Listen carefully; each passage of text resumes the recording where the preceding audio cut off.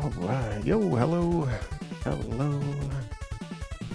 All right, yo, what's going on, everyone? Yeah, cheers. Great to see you. Yes, hope we're all having an awesome weekend. Yo, how we doing? Yo, what's up, Coach Crage and Wax Goats? Yo, good morning, Musashi. And Jack Bauer, what's up? Fat Def, cheers. Yo, Darby Kiss. Hello, Zeddy Crime. Yo, version 2. Hey, Brawl Sack. Good evening, Mon Goggle. Yo, Al Dorgan. Yo, thanks, version 2. Ozzy, what's up? Yo, Vinius, Cheesiest. Yo, Fat Def, thanks for the streak. What's up, Sherv? Yo, Minnie. Yeah, cheers, everyone. Silverbane, good evening. Yes, we're back at it with the classic 20-game NES Speedrun Marathon. Yes, yo, Sir Oron. Yo, Salute Ozzy. What's up, Tasty Wall Meats? Yo, Matt Portugal, thanks for that good luck. Brawl Sack, thanks for that good luck. What's up, Todd? That's right, yo, Year Old Dad. Yes, you got the Inception raid. Yo, Magi. What's up, Fenrir? Yeah, we're just hanging out with Ryu Hayabusa here. He keeps running out of time. Yo, Mega Man Zero. Yeah, we're gonna make it a good night for you here. Let's go. Yeah, let's go. So yeah, nice classic 20 gamer today, and we're gonna start a Resident Evil marathon. A Resident Evil Christmas marathon. We're gonna start that tomorrow, and it'll last a couple days. So we'll see how it goes. Yeah, we switched out Super Dodgeball here today, which is quite fitting. That was one of the original games on our marathon, so I figured it might fit a little better here.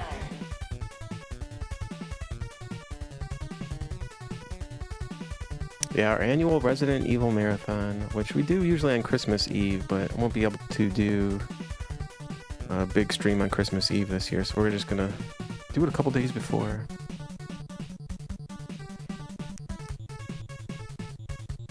Hopefully we can still stream on Christmas Eve, just not a big long one like we usually do. Yo, Ying Dog, thank you. Darby Kiss, thanks for that power. Yo, Rookie, thanks for the streak. Alright, yeah, let's get it going here. We're just hanging out in the streets with good old Ryu Hayabusa. How many games in the marathon? I don't know. I haven't fully committed to a list yet.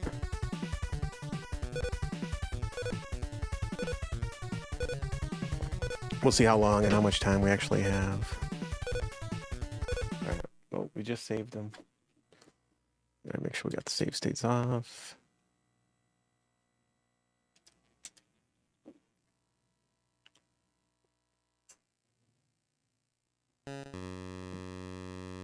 But yeah, we're definitely doing the classic Resident Evils. We're gonna do Survivor, Code Veronica, RE4, and I'm up in the air of whether I want to do Zero or not. So we'll see.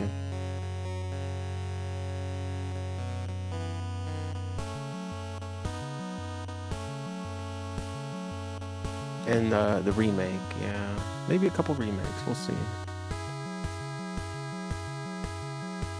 Yo, Golden Joe, thanks for the good luck. But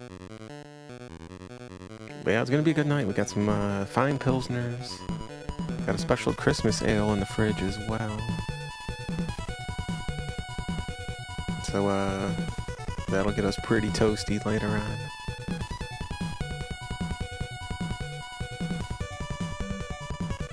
Will Wagner.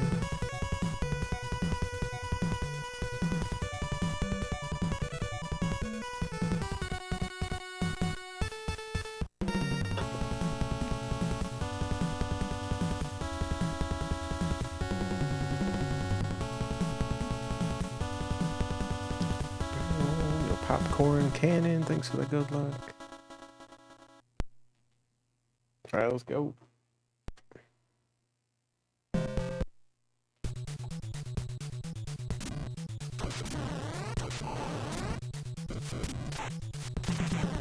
Go super low profile. Thanks for that good luck.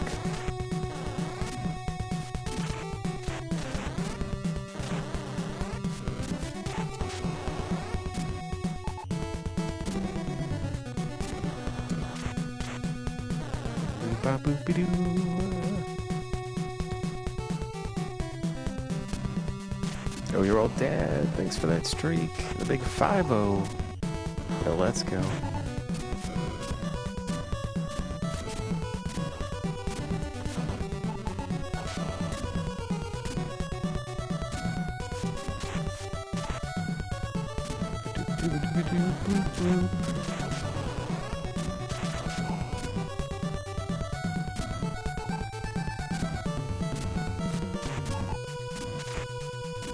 Whoa, that was pretty sweet. Yo, Catman X, thanks for the good luck.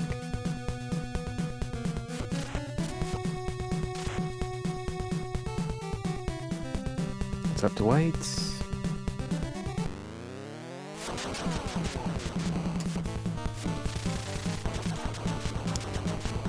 Yo, they're gonna get you, Ozzy.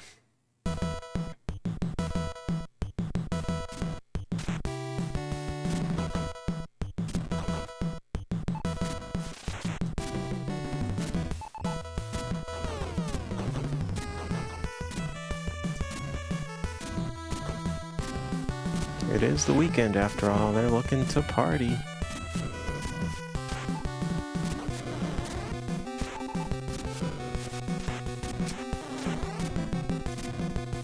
Go cheers, Wet Maverick. Whoa, whoops. Slipped on some baloney there.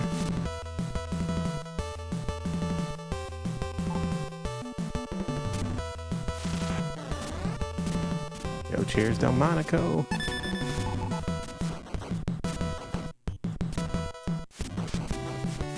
Holy baloney. Whoa. Bow, bow, bow. Yo, Delmonico, cheers, dude. Thanks for the 200 bits.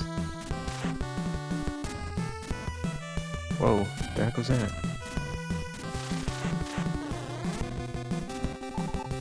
Alright, we gotta play it safe here. Yo, cheers, dude. Let's go.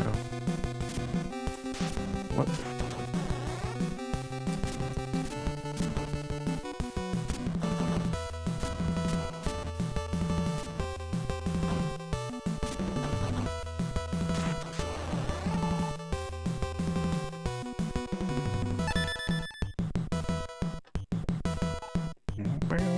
Yo, Elwoods.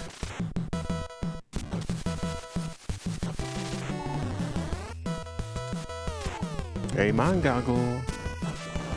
Thanks for the 410 bits.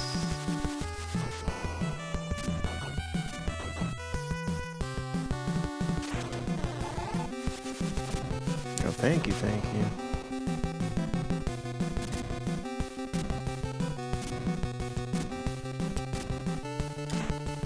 Oh, baloney. Yo, nice hearts there.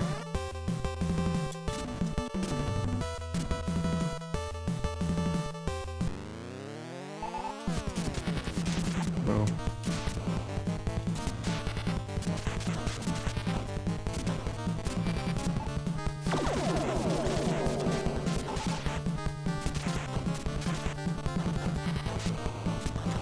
Oh, my balonies.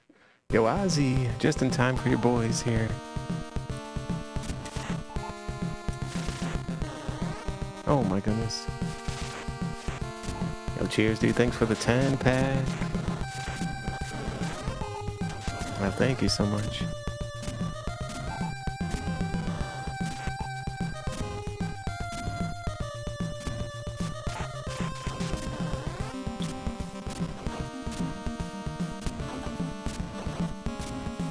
Go, let's go. Thank you, thank you.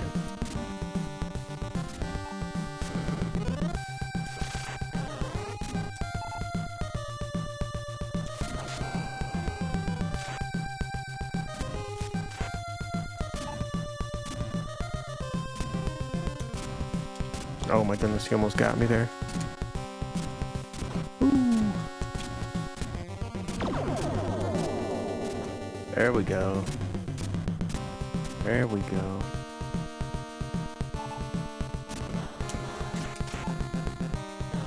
We really needed that ammo.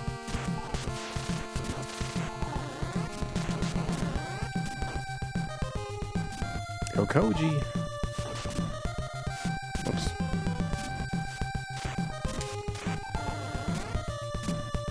Whoa, get up there.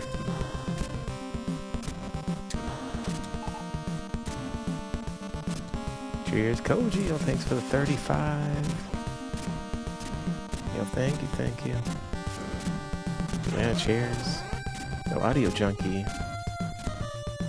Thanks for that good luck.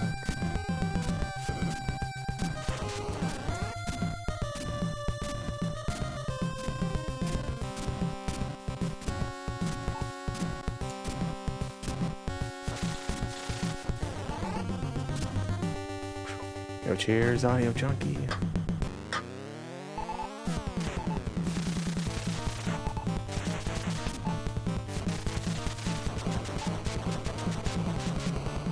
Yo, Cyric, what's up? Hey, that Richie bus. I really need some ammo here.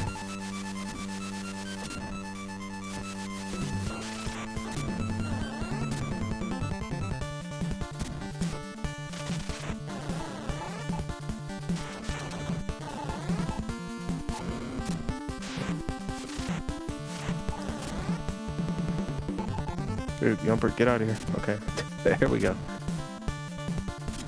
Oh, all right, cheers. Yo, Blood Frost.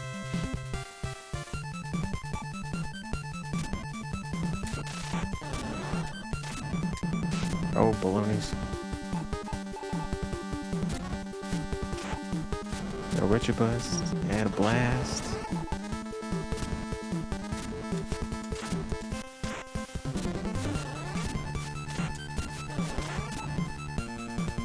Good.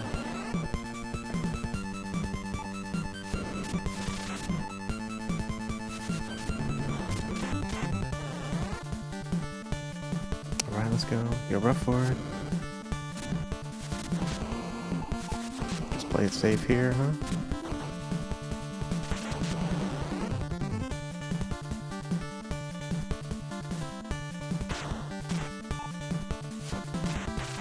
Do bleep blop bloop.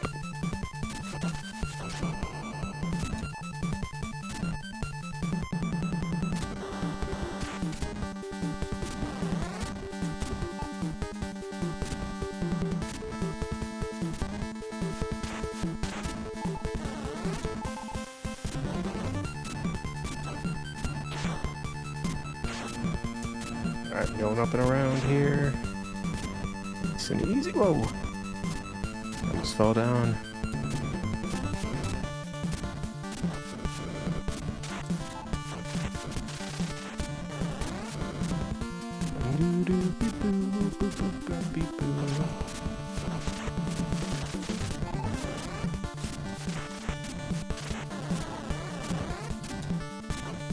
Alright, yo, let's go.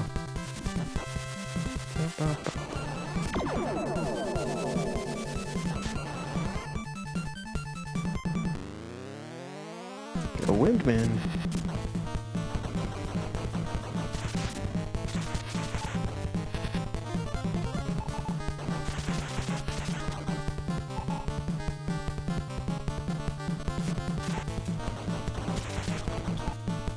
Oh, cheers, Windman. Thanks for the 55 months. Oh, thank you, thank you.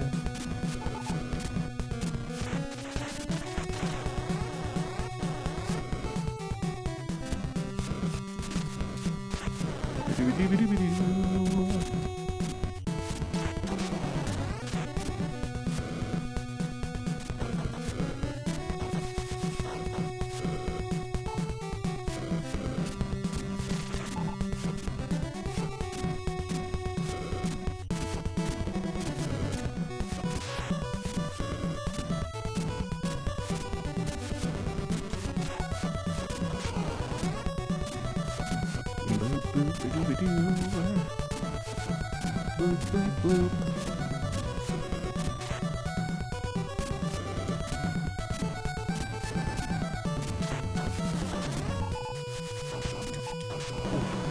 That was a good climb.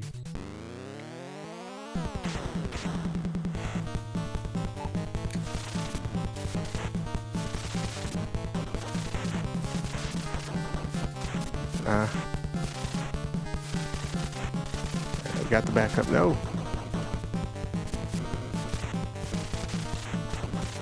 Wow, dude. One health left there. Firebug really tried to troll.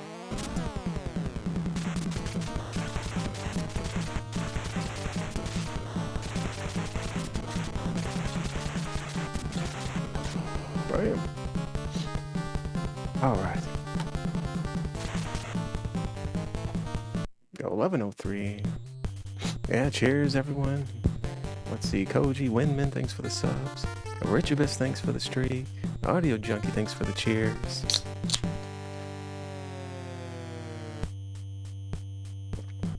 Yeah, that was a good run. Good way to start there, huh?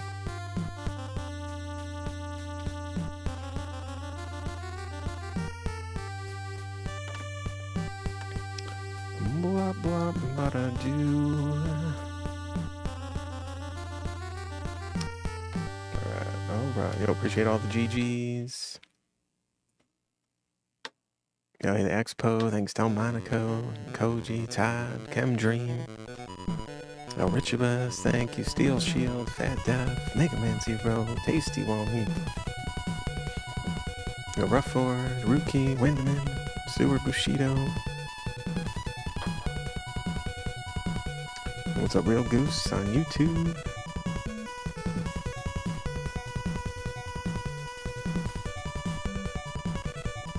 Alright, we got some Blaster Master up next.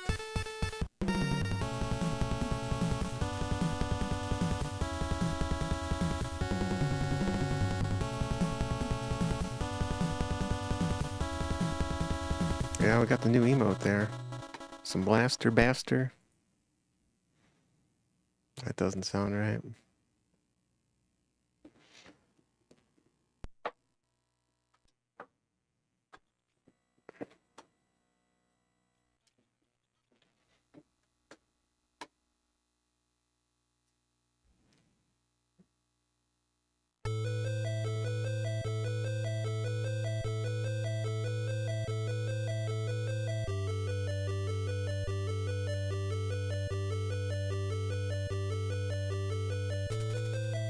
Love this intro. Yo, Gold, thanks for that good luck.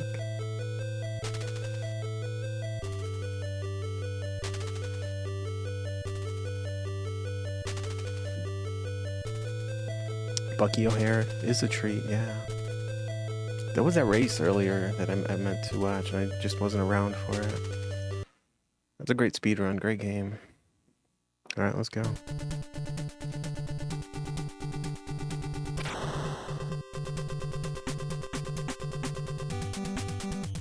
Great music, yeah.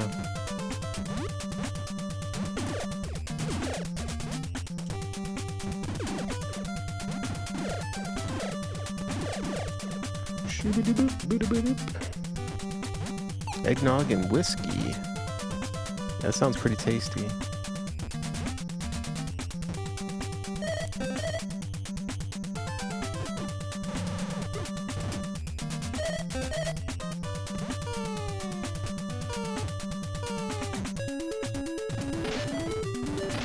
What?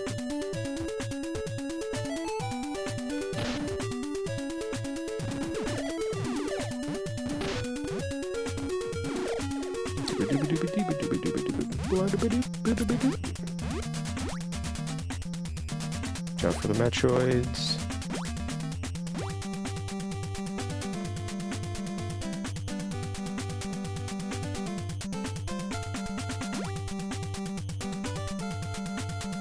Whoa, get in there.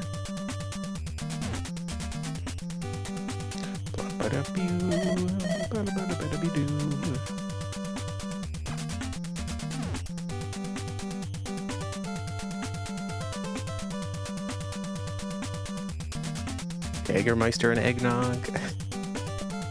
That's a good name for it.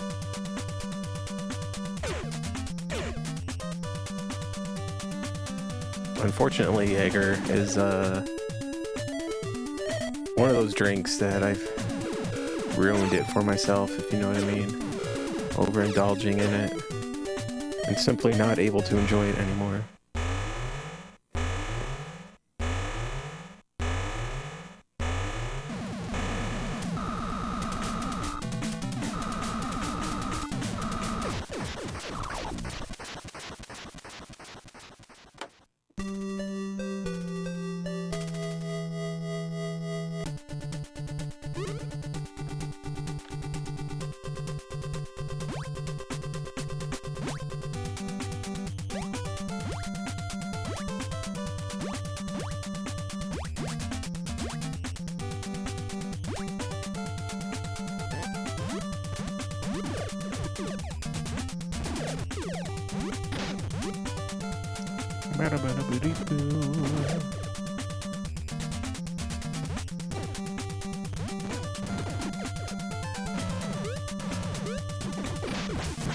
Whoa.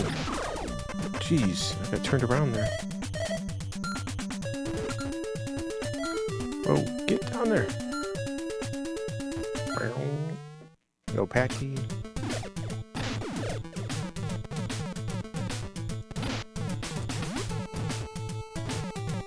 Still enjoy a Jaeger Bomb or Bull Blaster? Wait, what is a Bull Blaster?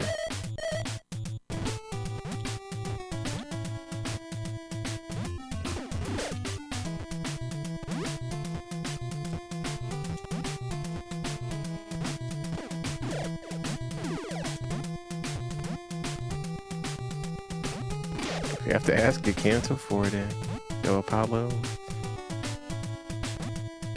Sounds good though, I'm intrigued. I gotta be careful with my health here. Alright, good drops. There we go.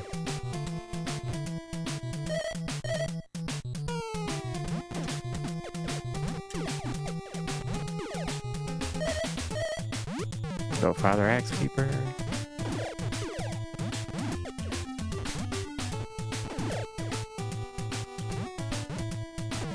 Whoa.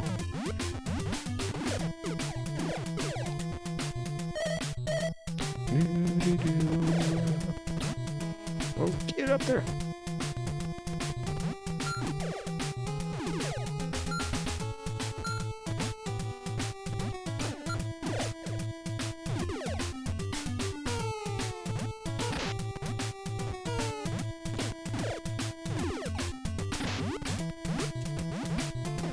Oh.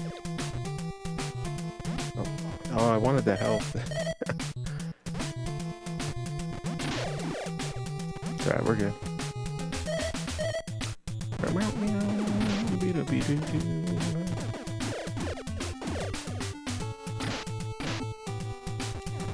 Oh my goodness, dude, I'm taking a beating here.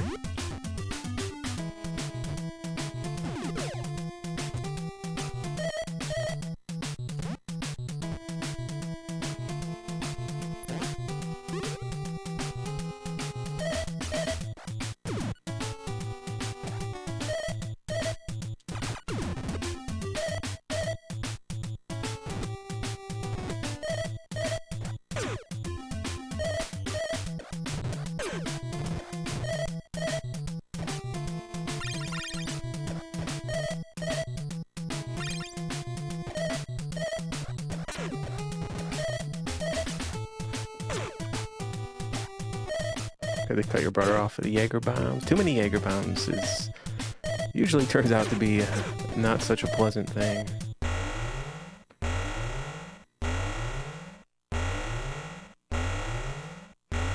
It's definitely something you gotta be careful with.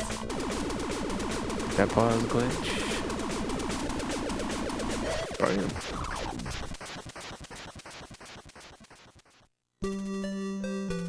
Go Cadillac Steve.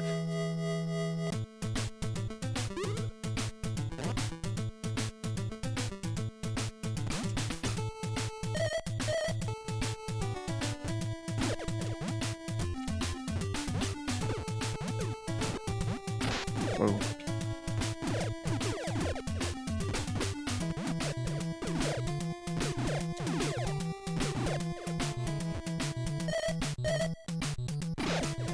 What?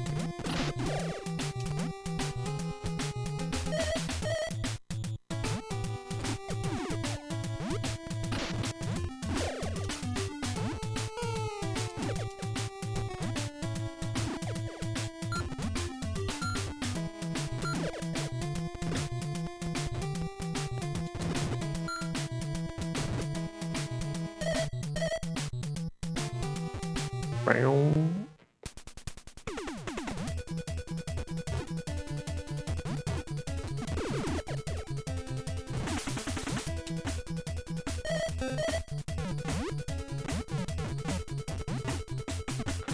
Doop, boo doo doo doop. Bleep bleep, blop blop.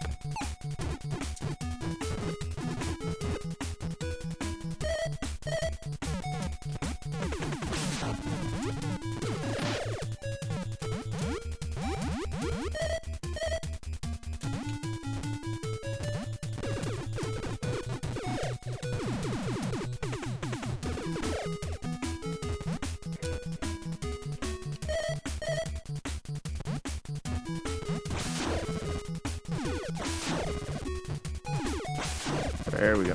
All right.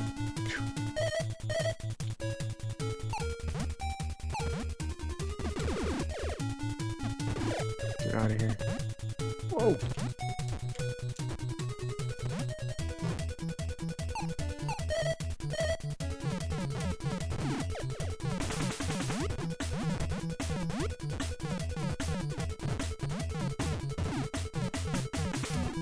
I got a friend called Mickey because he drank Mickey's. Still don't know his real name. Yo, Mickey's was good. Some good old-fashioned malt liquor. I used to drink it in those little hand grenades, those little green bottles.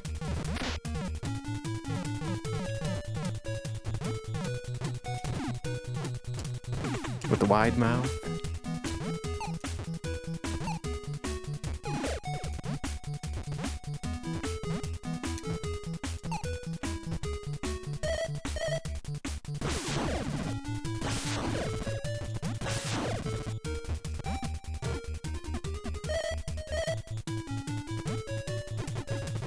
Yeah, with the little puzzles.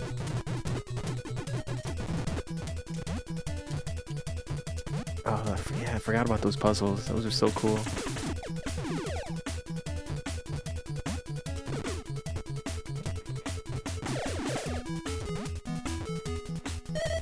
Do do do do.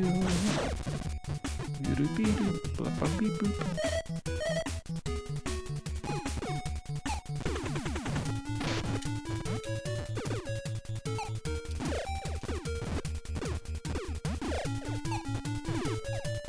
Oh.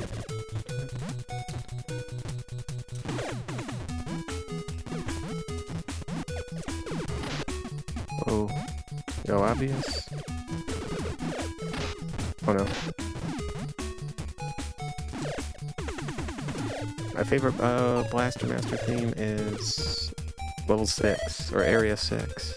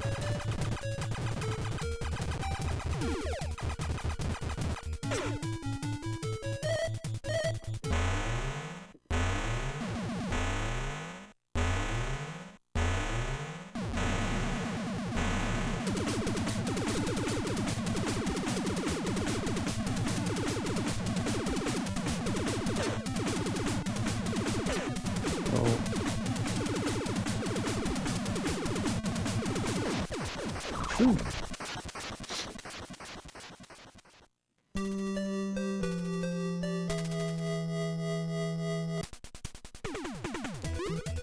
Alright, we're gonna take a nice game over here. No still. Woo, woo, woo, woo, woo. Boop.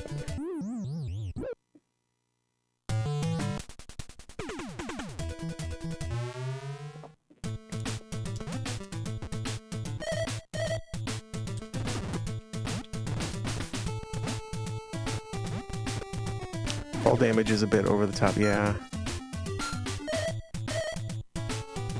It's like 2 tiles or anything more than 1 tile or something ridiculous. You take a bit of fall damage.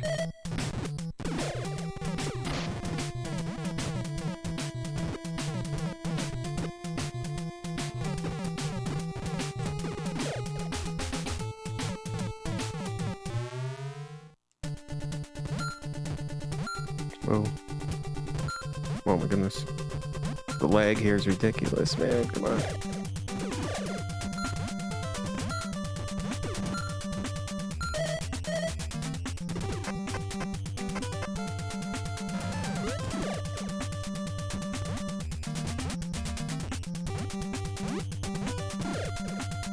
Oh.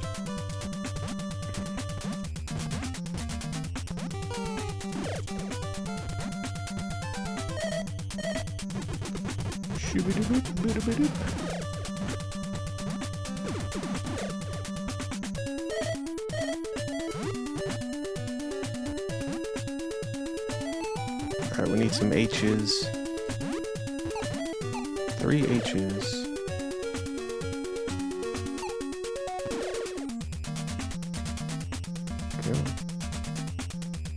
Oh, thanks, Packy. Oh, man.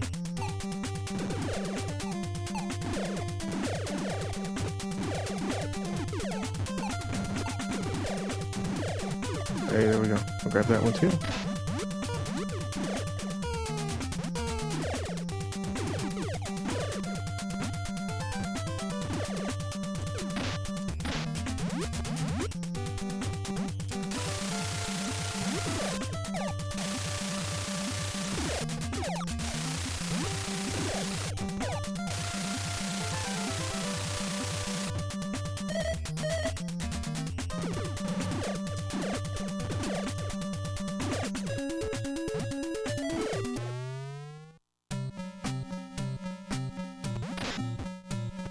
Oh, wait. Oh, can't get up there. Whoops. Oh, Golden Joe.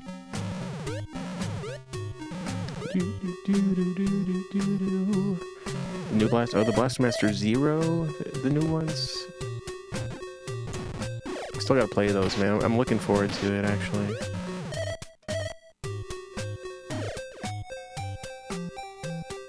Boop, beep, boop, boop, beep, boop, boop, beep. Wow.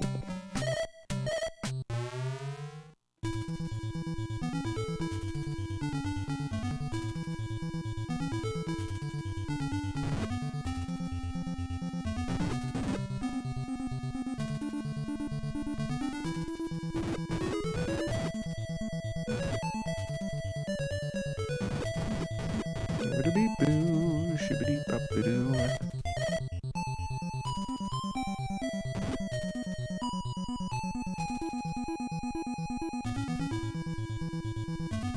How does that glitch work? Yeah, so basically you're like scrolling the screen where like all the tiles like get notched over a tile. And even though you don't visually see it, it still happens, and it pushes over that block to where you can just go through it, I guess. And that's one of the barriers that you would get in level 4. So essentially, doing that skip, you're able to skip all of level 4. But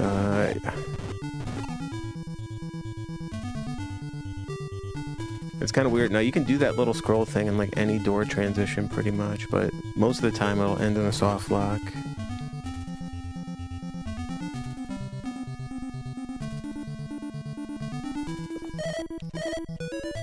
But basically, all you have to do is, when you're walking into the door, press the opposite direction, like right before you walk into it.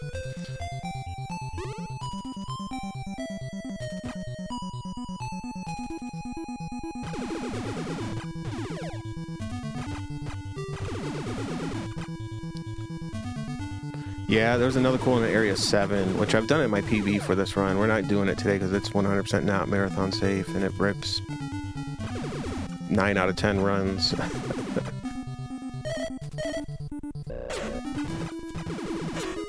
But I did get it in my PB. It's a pretty cool, it's a pretty cool glitch.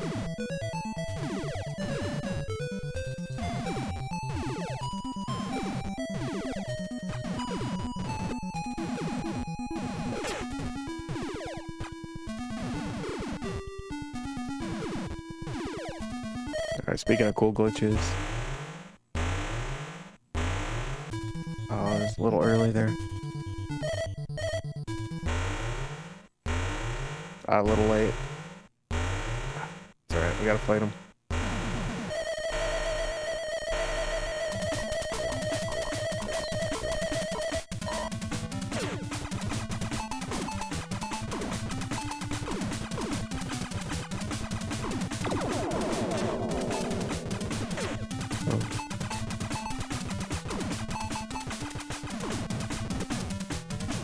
Whoa. Oh, we're going to Yohabji. I could have taken a death and tried to get this trick again. Let's go.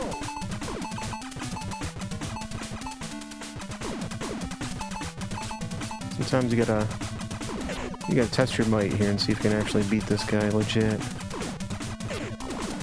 This is not an easy fight.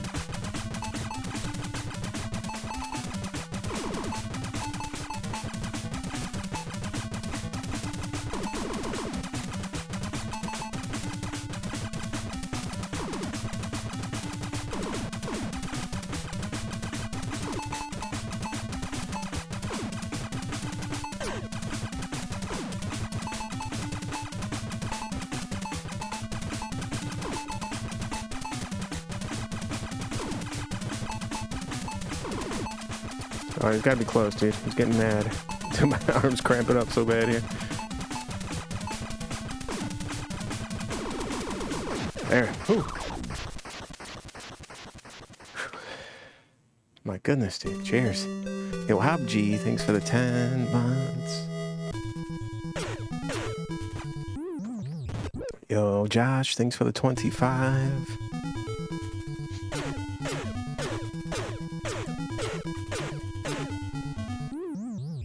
Yeah, that glitch there, so we're gonna take another game over here, just to prevent all that backtracking.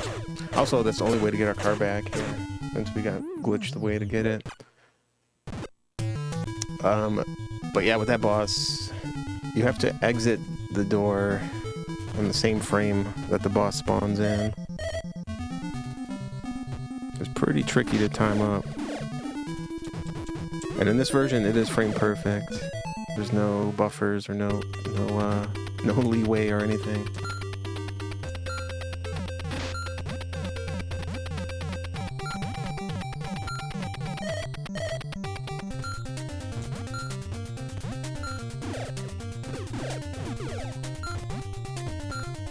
Yo, Tyler, thank you. Yeah, this is my favorite song here.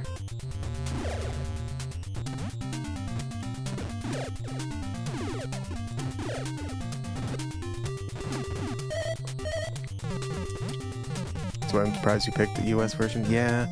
Well, the idea was here too. What if I want to run this marathon on, original cartridges?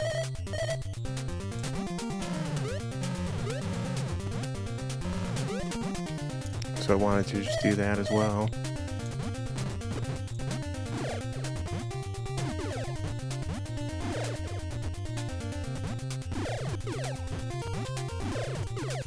But I have run both, and yeah, the Japanese version is, I don't want to say the better speedrun, but it's more definitely speedrun friendly and marathon friendly.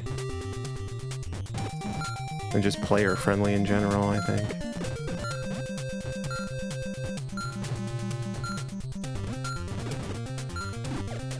Whoa.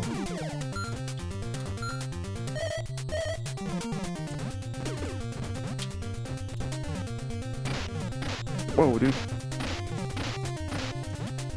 Oh my goodness, these damn worms. Ooh, Yo, Kitkin. What's up, Dookie Faruki?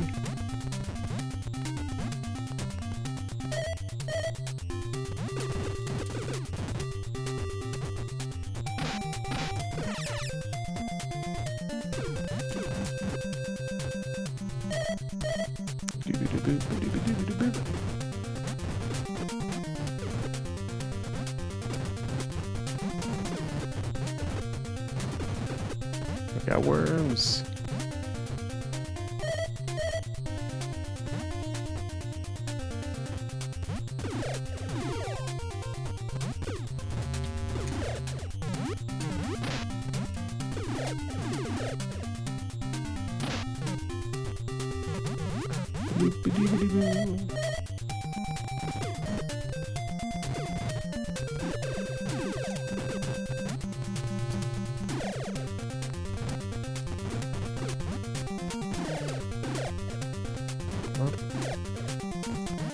Oh my god, get up there, dude.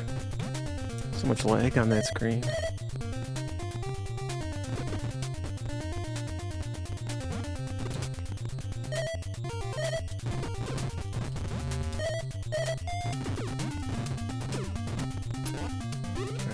That should make sure we park the car in the right spot. Go Country Boatist on YouTube.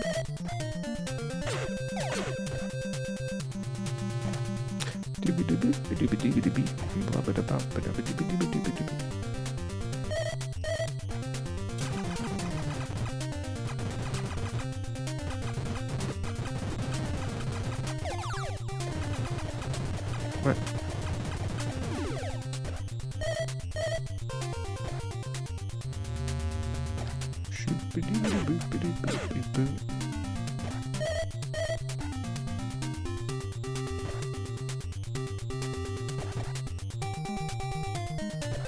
Oh.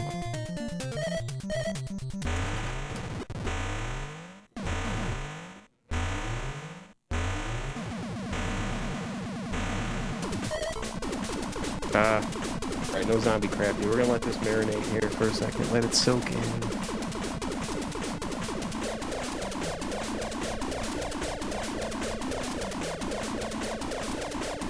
Alright, that should be good.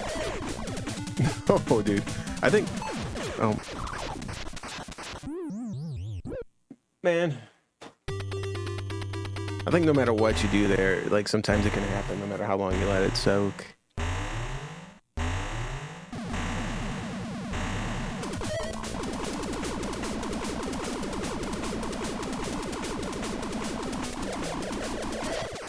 There we go. Jeez. Go, Ivan.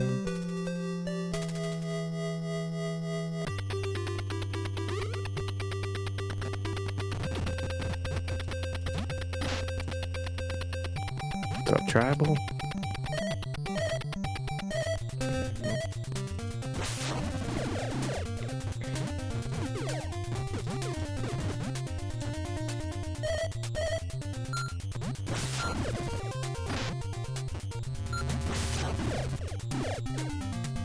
Has to do with the sprites on screen. That could be... There's got to be some reason for it, because lately it's been, like, pretty consistent for me. I don't know why.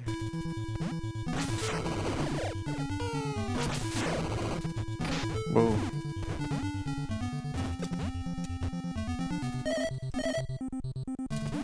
Shoo-ba-doo-ba-doo-ba-doo. Oh.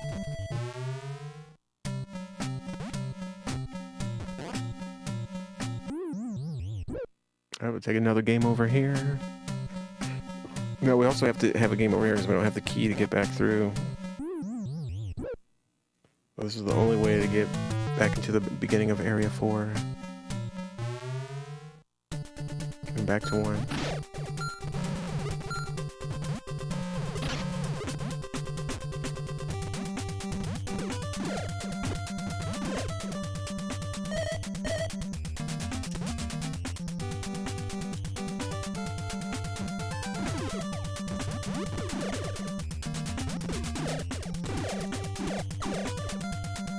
That's why Besley, what's up?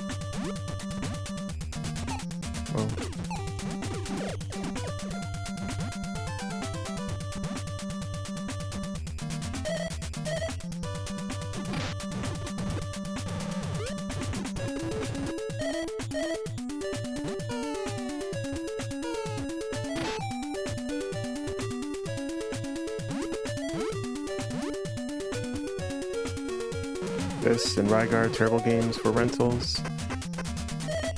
Yeah, at least Rygar you get unlimited continues.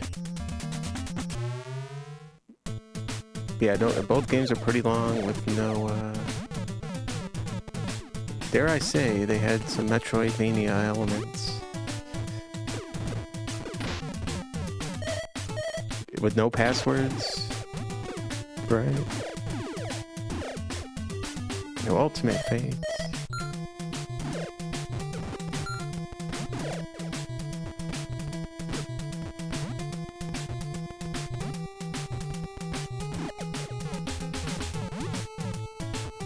Banned word? No, it's not banned.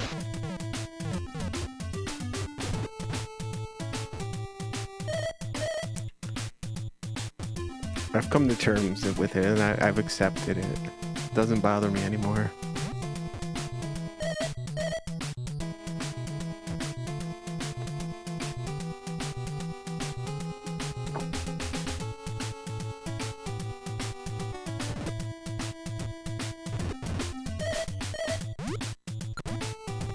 Yeah, I love that emote.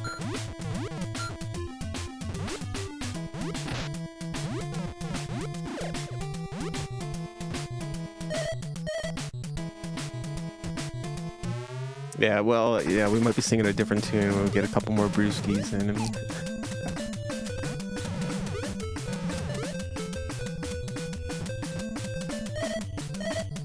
Alright, let's jam, dude.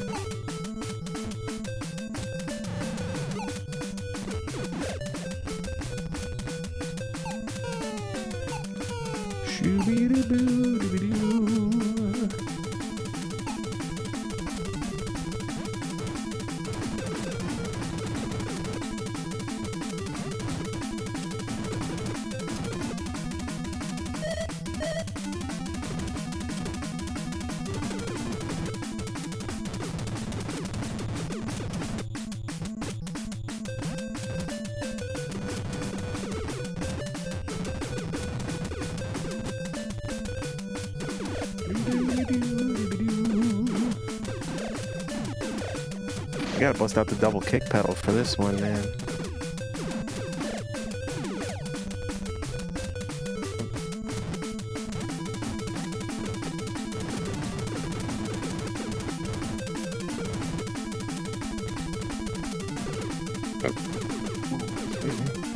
Oh, Barman, what's up, Van Rodriguez? Yo, Mikey.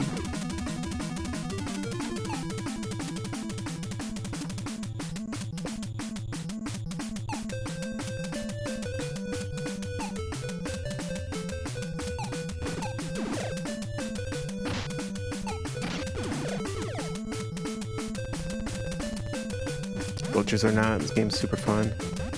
Yeah, to watch, being played, to played, being watched.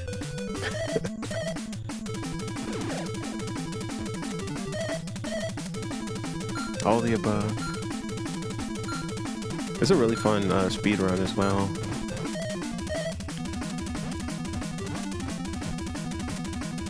Any version that you run.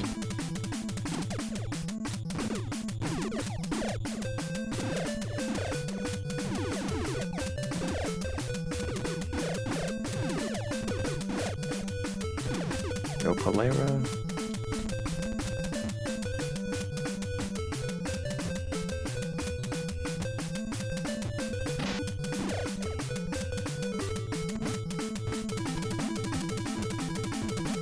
Oh, get up there.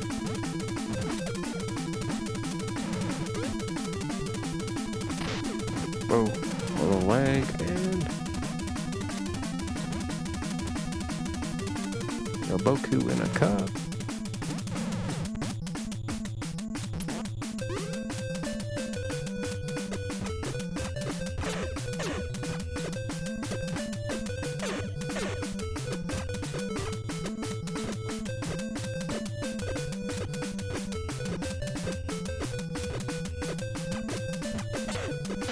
Oh, with the sploosh, dude.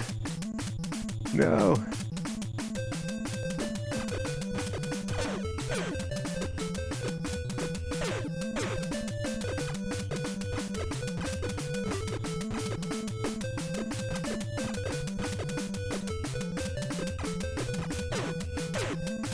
There we go.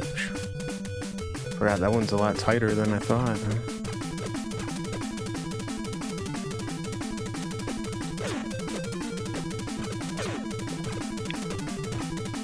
Alright, let's say what's up to Fred.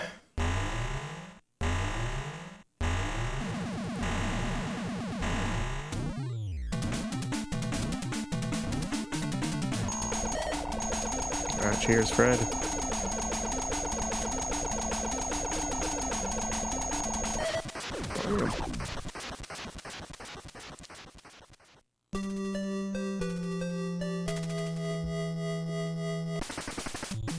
Oh, we gotta take another swoosh. Ever think about running this glitchless? Yes. Yeah.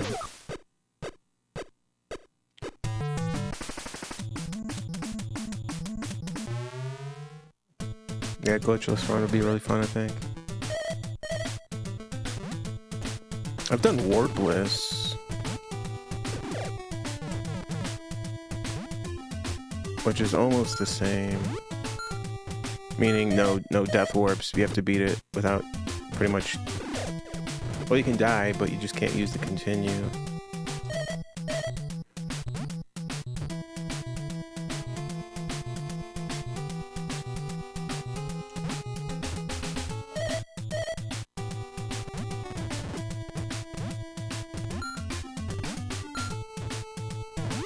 So which means it's not entirely glitchless, because you can still glitch the bosses with the pause glitch. But you still have to do level 4 or area 4, because you can't die or game over to get out of area 5.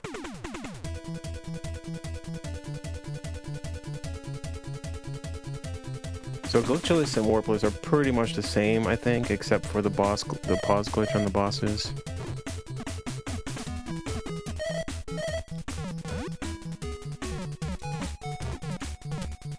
And maybe, like, this door thing, I think. Maybe a couple other little things. Nice, got the lucky H.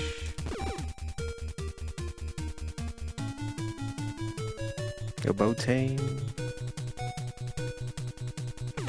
And Bon Rodriguez. I'm jamming out. Hit that snooze there.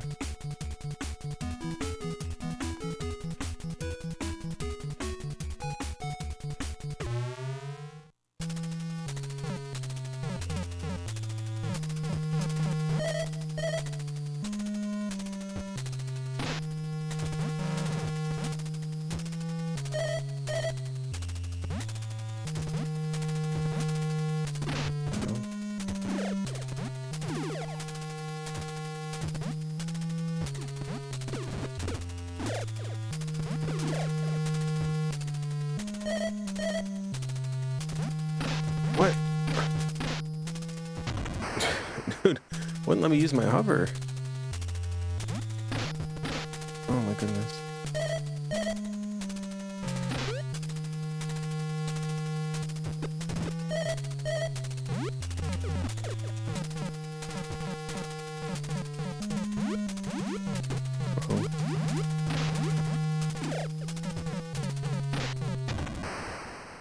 Oh, baloney.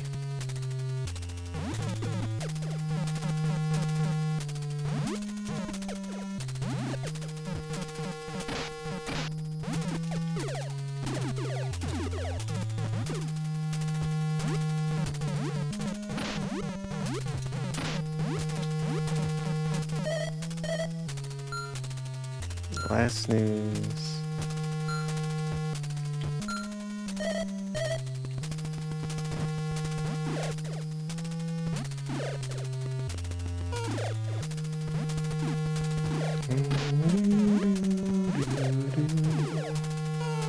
Last snooze, last life.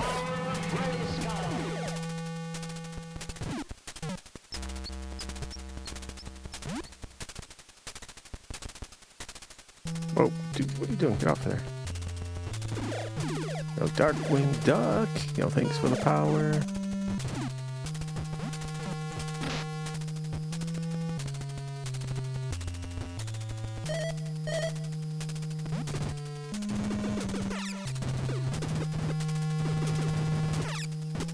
Oh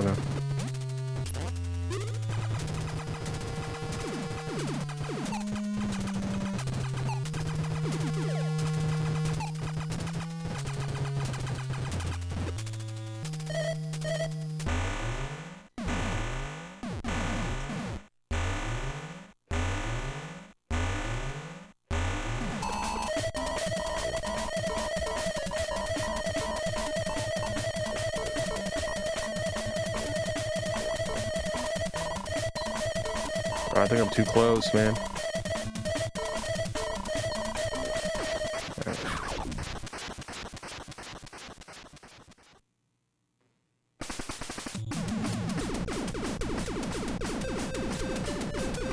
Get that corner cheese.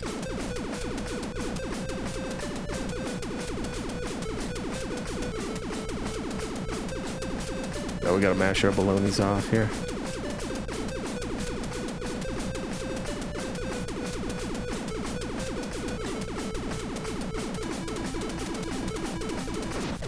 Ooh. All right, cheers. No, 38-26. Not too bad with like missing that big glitch and whatnot. All right, cheers. Yeah, we got some Castlevania up next. Yo, very thanks for all the GGs.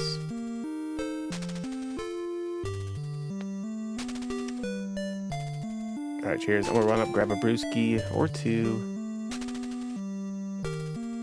We'll run this ad now. Yo, give me just a minute. I'll be right back.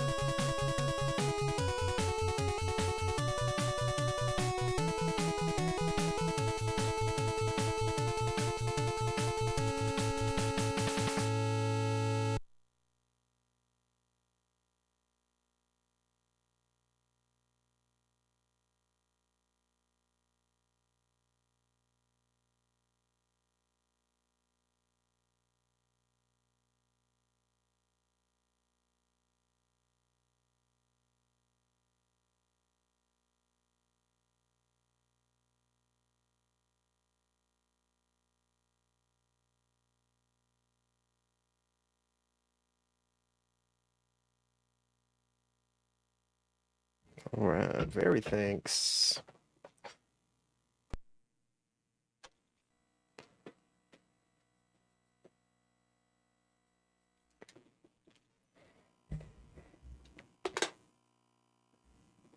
All right, cheers, everyone. Fresh brewskis. All right, let's go.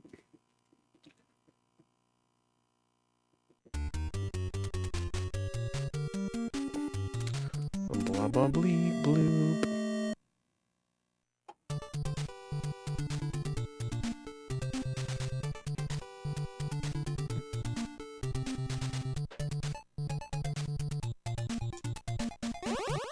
Go lemon, cheers.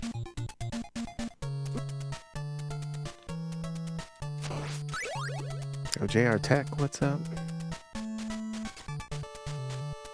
Boop bop beady, boop bop boo doo. Oh, whoops.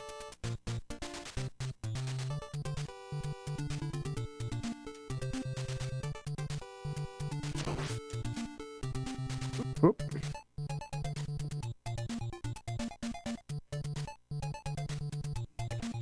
Alright. Do-do-do-do.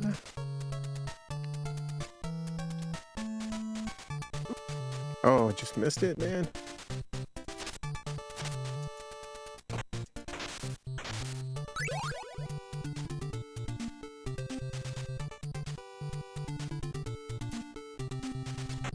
Beep, beep, beep, beep. Bleep, bada, ba, doop.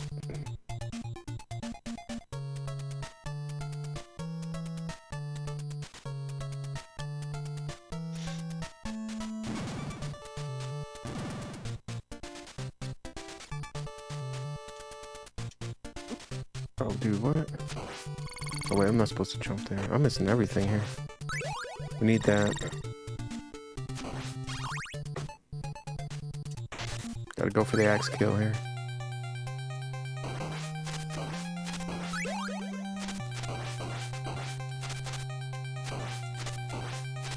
There we go. Bada-bida-bida-boo.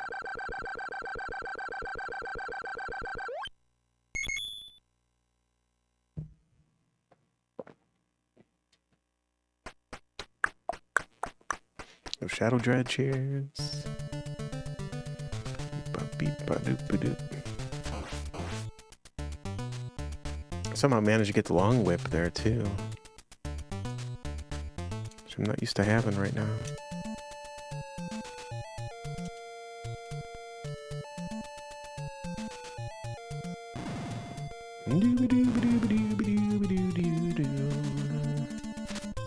Oh, whoops.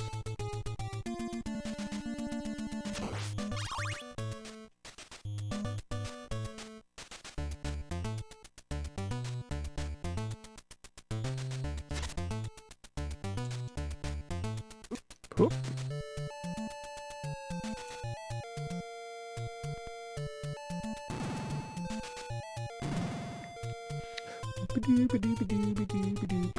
Alright, we gotta be careful on these crushers now. No! Just as I say that, dude. Get crushed. Wanted the holy water, man.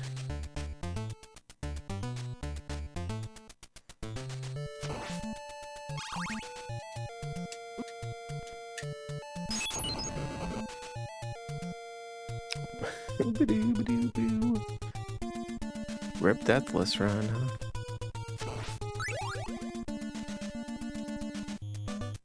It's alright, that's probably one of the quicker deaths you can have. Let's get safety hearts, yeah.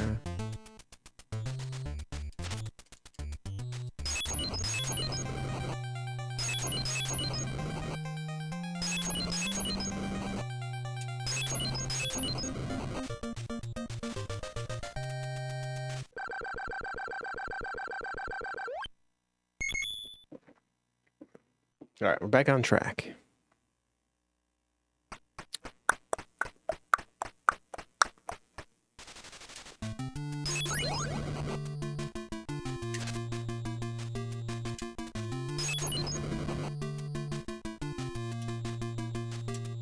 Oh, whoops.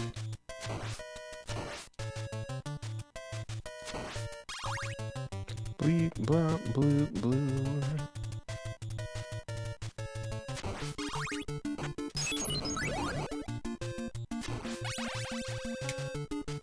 What?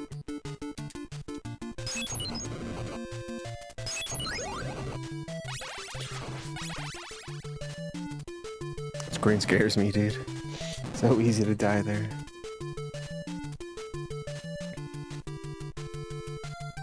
Blah, blah, blah.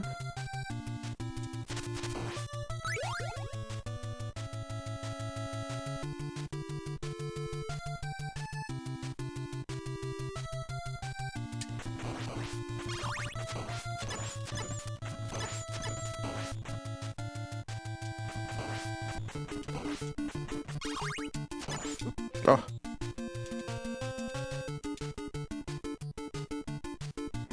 Nice and easy.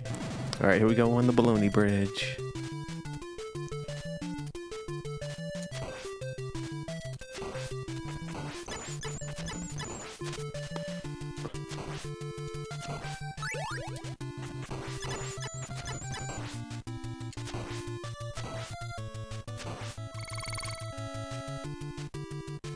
Doo doo doo. Whoop. Get that sweet, sweet, tasty wall meats.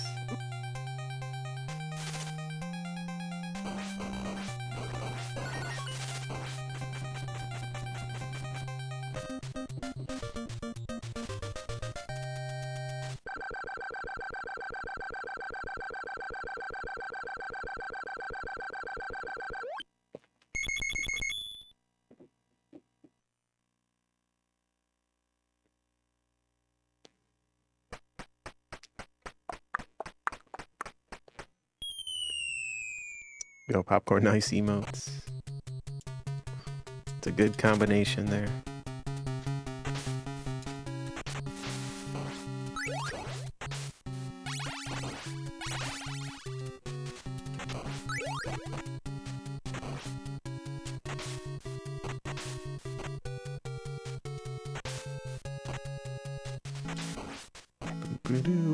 Blah blah beep. Ba ba doo.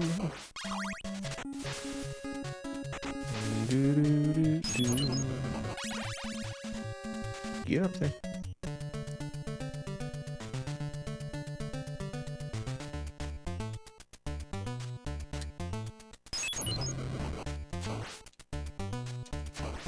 Alright, we gotta watch for that troll axe drop here.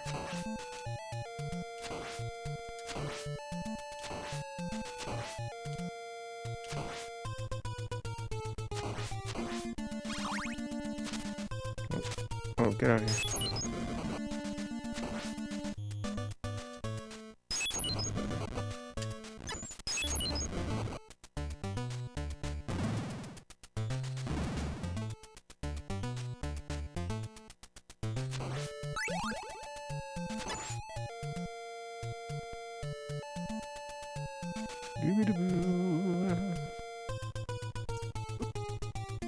Couch is feeling real comfy. Yo, take a nice little nap on the couch.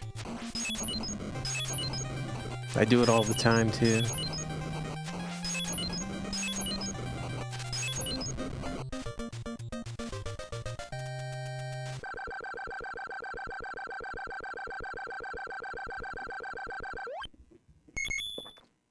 Although sometimes it turns out to be more than a nap.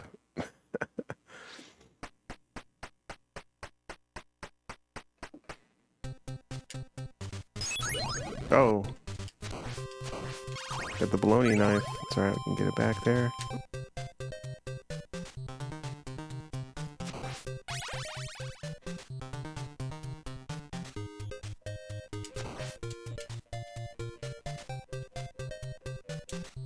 Oh, come on.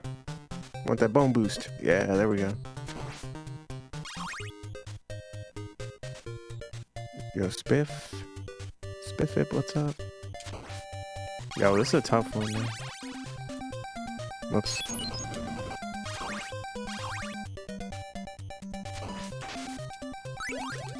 Alright, that sweet, sweet, tasty wall meats.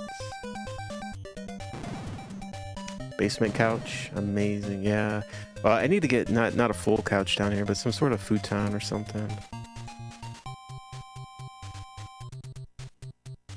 Or a nice, like, recliner or something.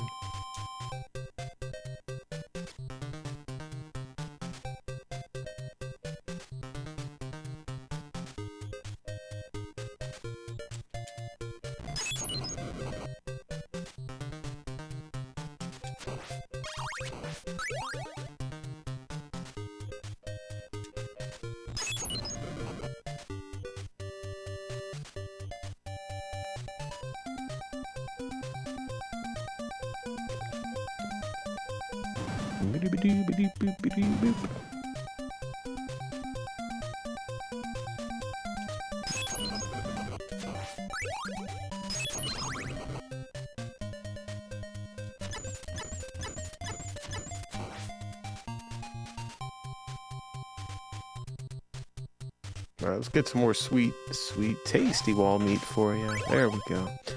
Some good old Castlevania pork chops.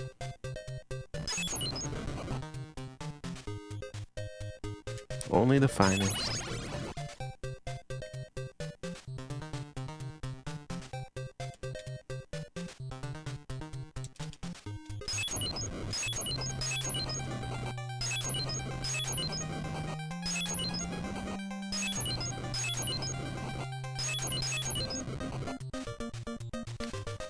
Yo, Fenton, what's up?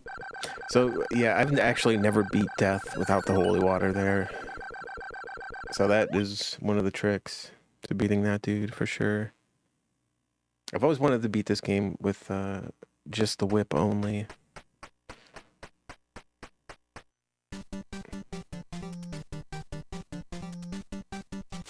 Whoops.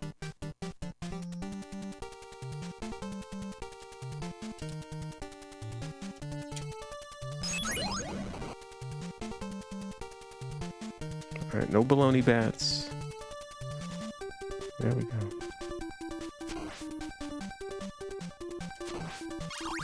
Oh, cheers, fam. What's up, coin spinner?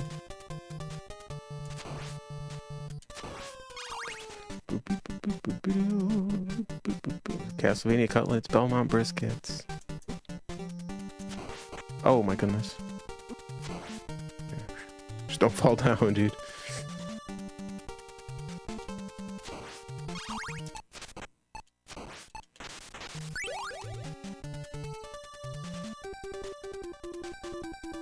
What? Oh no. What? Oh, that flea man was like stuck mid-air, dude. And he fell straight down. That was pretty funny. No bad Colonel, cheers. I thought he was gonna jump over and like hit me off the stairs or something.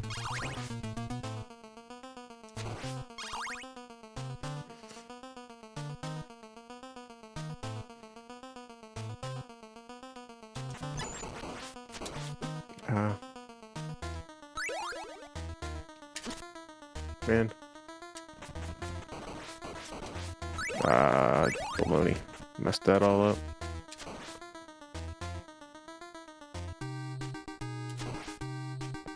Oh, golfer Tony.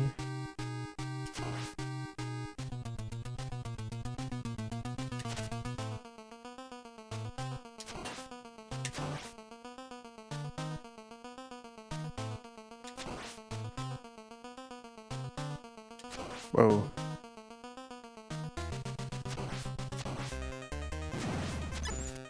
Oh no.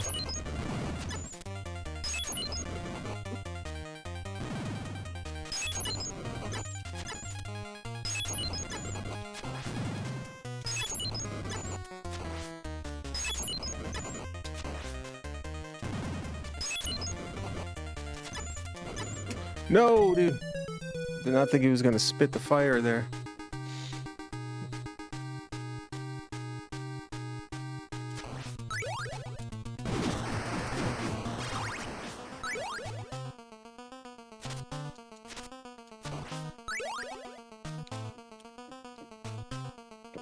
Yo, just a game nerd. Cheers, thanks for the raid. Yo, welcome in, everyone. How we doing?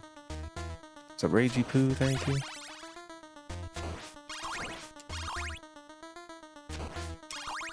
Yo, Richard Gozenya. Yo, cheers, just a game nerd.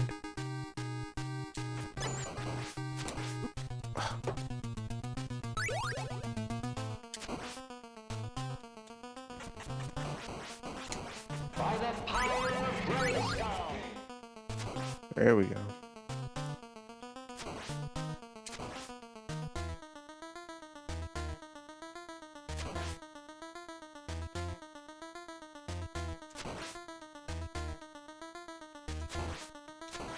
Oh.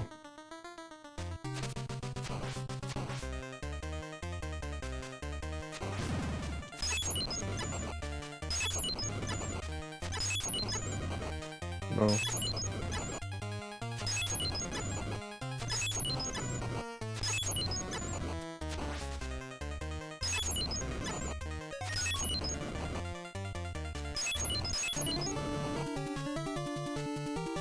All right, 1540. Not too bad. We only have time to save on that game if we just don't die to Dracula. But cheers.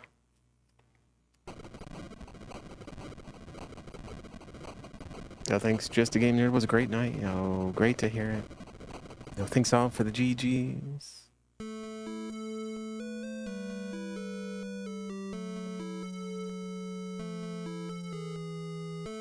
Yo, thank you, Zerk, Koji, Dragoon Zero, Kitkin, Zeddy Bad Colonel, Yo Hob, You're All Dead, Coin Spinner, Mbon Rodriguez, Del Monaco. Excuse me. Version 2, Boku Inika, Popcorn Cannon, Budweiser, Superjack, Steel Shield. We weren't scared at all. Richard Gozenya, Mikey, thanks Twitchy Cat Pants, Layman, Fen, Obu-chan, Mega Man Zero, Yo Golden Joe.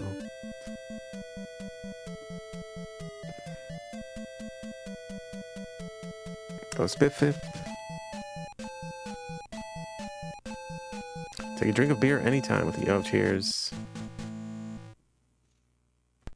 We're drinking some brewskis tonight.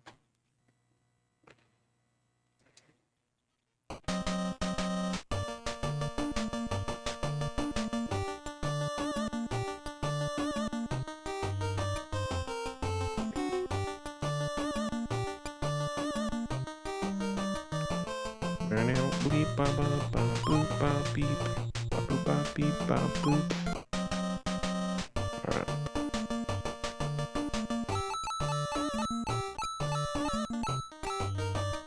Gotta play as my homie Chip. Let's get him.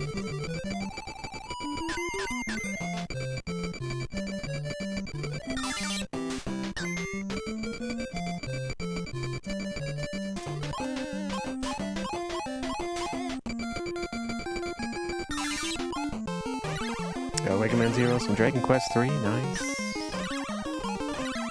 Some double Dragon Quest 3.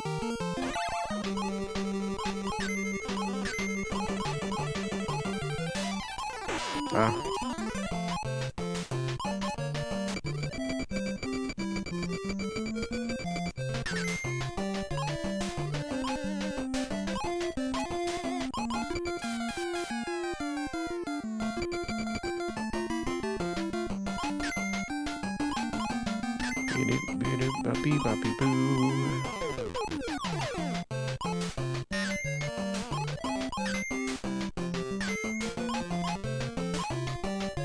Go J-Dog.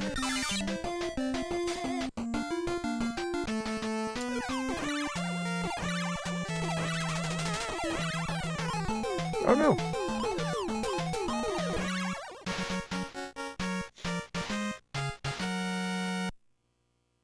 This makes you want to play DuckTales. Yeah, we're playing that later.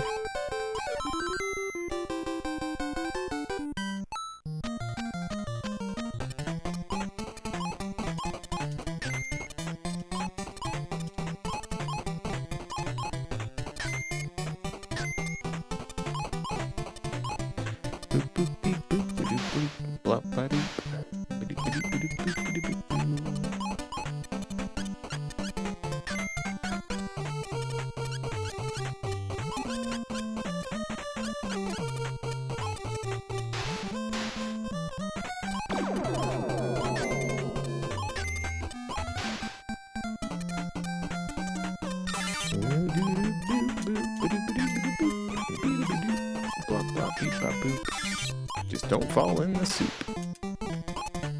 Now Richard goes in, yeah.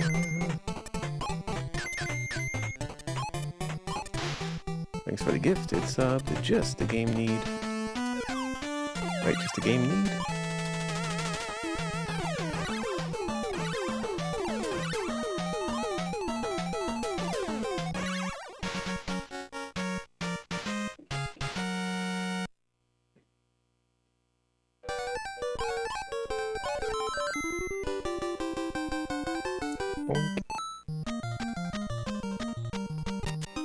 Go, cheers, Richard. Thank you, thank you. Oops, the wrong way there.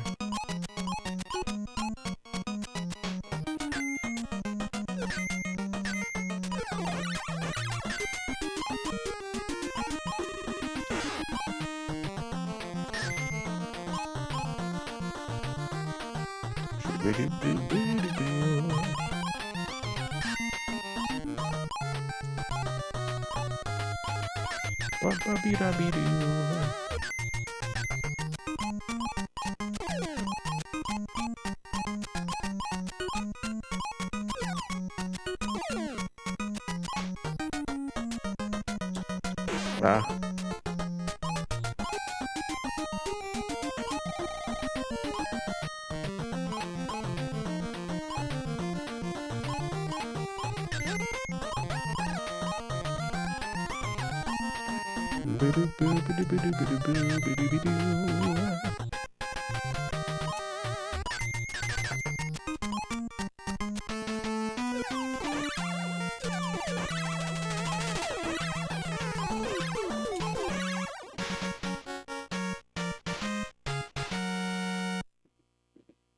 That was a good robot.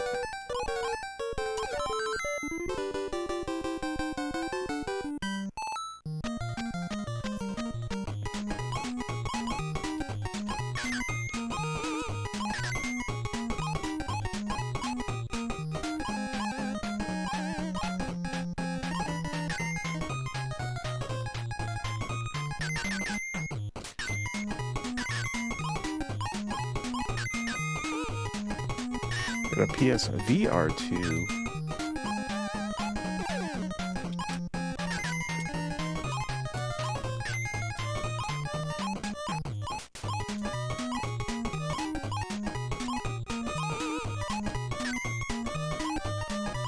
Was it pretty incredible? Wait, how was the VR, man? Honestly, I did VR maybe like at one of those virtual, I forget what it was, Oculus or something, and it was really cool, man, but it made me feel kind of uneasy at the same time. Yo, kiddo's doing great. Oops. Yeah, right before I was wanted to stream earlier, and then right before I was getting ready to stream, he started going crazy, man, and he was just hungry. He had a dirty diaper. You know, the usual. But he was going berserk, dude.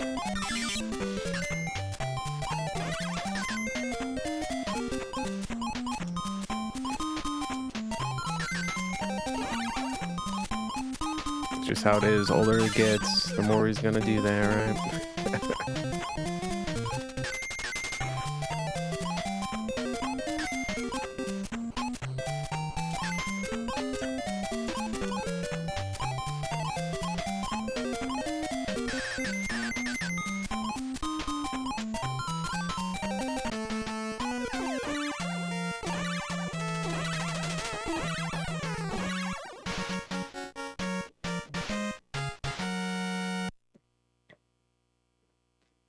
And dude, he turns into like a rabid animal, and as soon as he gets that bottle, he's just like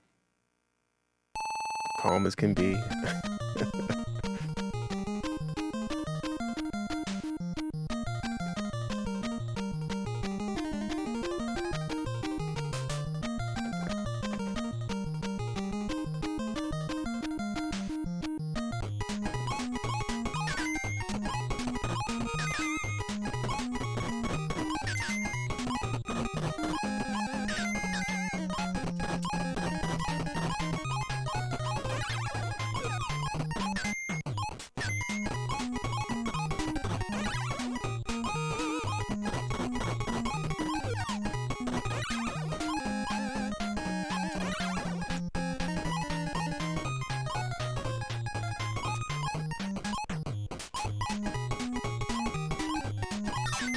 Ever played Reality without having it strapped to your head? No, I don't think I have.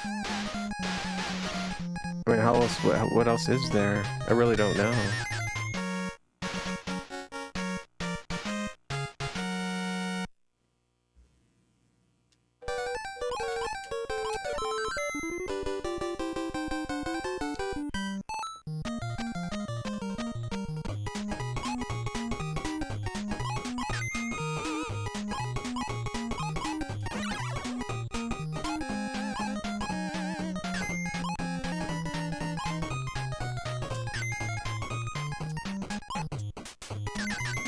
Oh, what?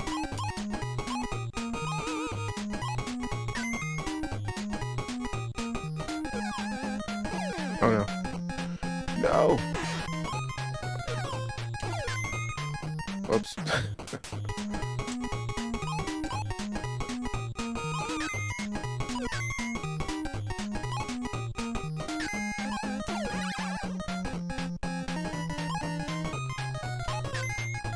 Yo, what? Get in there. Yeah, this fan blows. This fan blows. I mean, this level blows. I really blew that joke.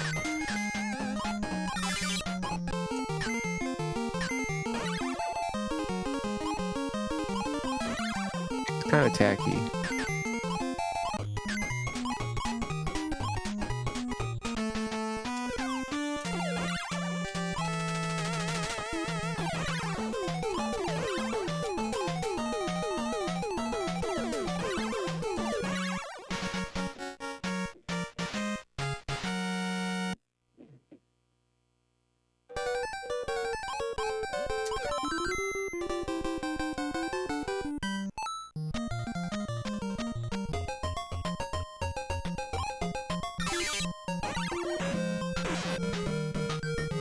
Yeah, I gotta get those dad jokes going.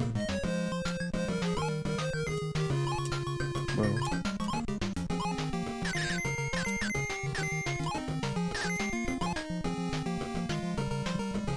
Ba-ba-be-doo.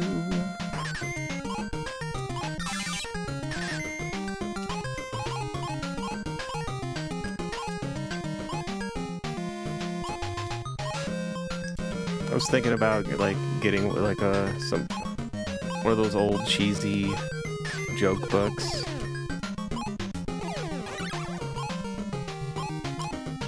You know, 101 jokes or whatever it is, and just pulling some material from there. Maybe have it a redemption here for some baloney bucks.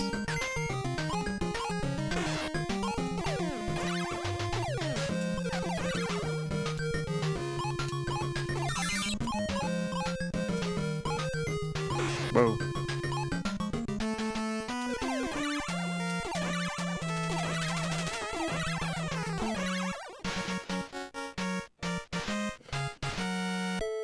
Alright.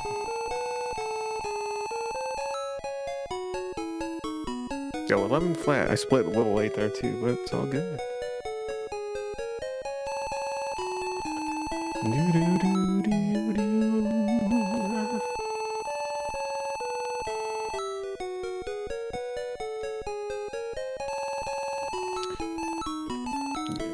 Yes, sirree, there's no stopping the Rescue Rangers.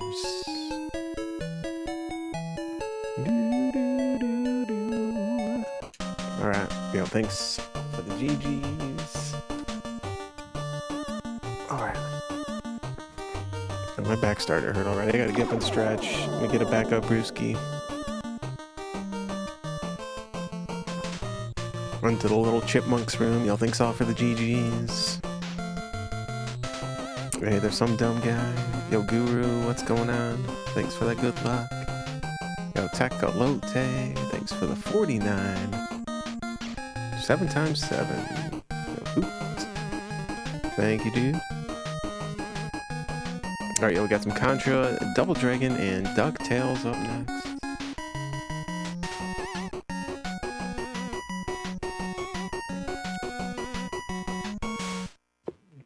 Alright, cheers. You'll give me just a minute. I'll be right back.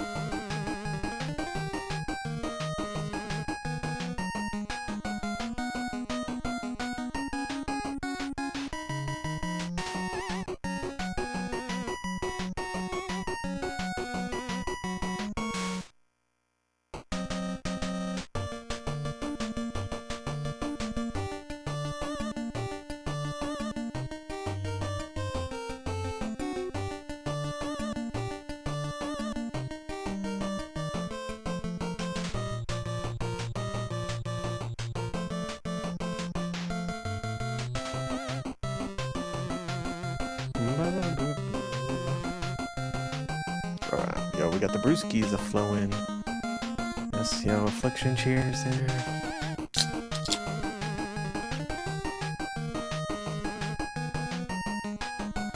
All right.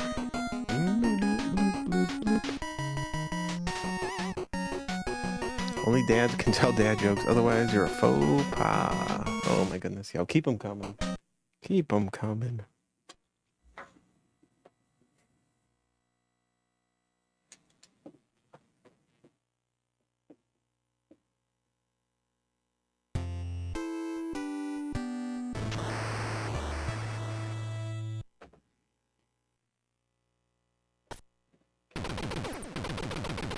All right.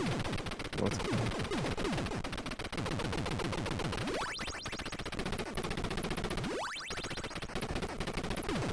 What do I do for work when I'm not streaming? Yeah, this is it. We might need to get a nice side hustle for some extra moolah, but alright, let's go. Yeah, this is it, man. La Batman.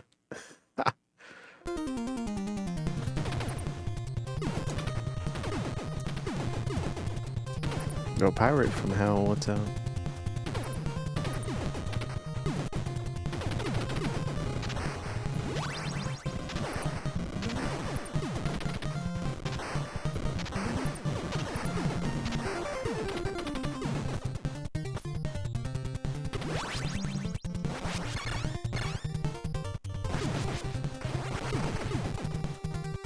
Teach speedrunning classes at your local college.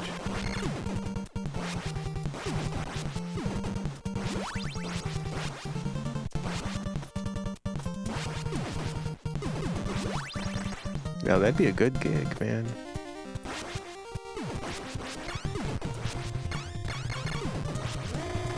Oh, just play it safe here.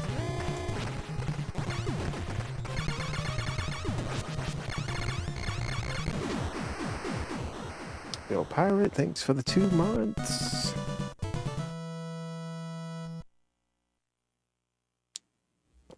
Let's go. Yeah, thank you, thank you.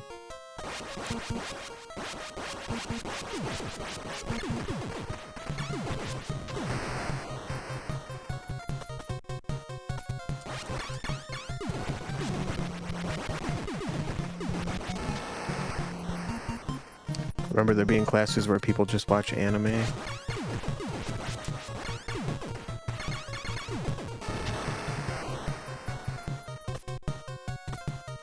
What was that class when I was in high school, right?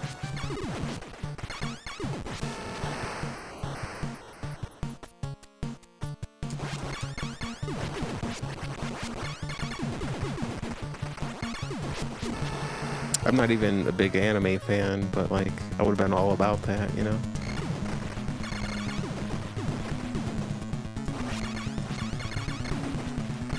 Oh. No, dude! He should have been dead there. I was 1 pixel too far to the left. Well, probably a couple pixels, actually. Yo, cheers, Pirate. Thanks again. What's up, Nemo?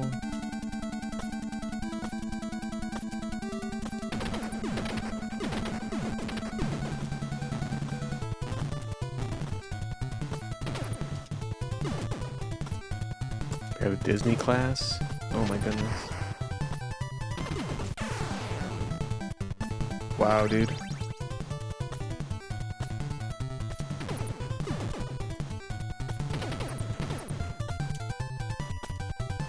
Alright, we gotta focus here.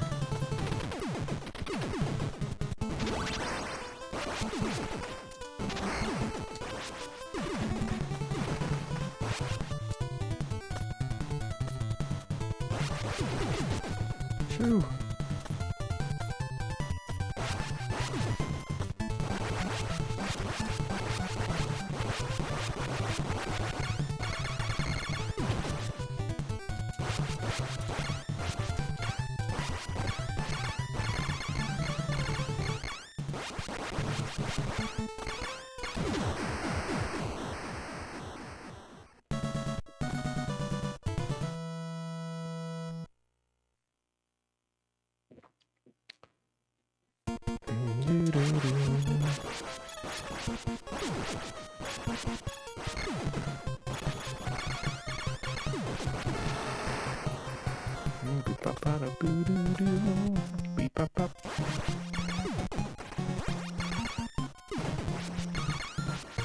Do the spread without the rapid fire. It shoots so slow here.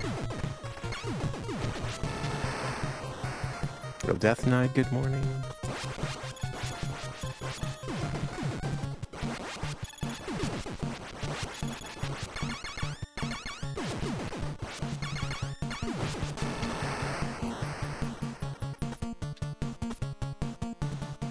What's up, Quick with Game?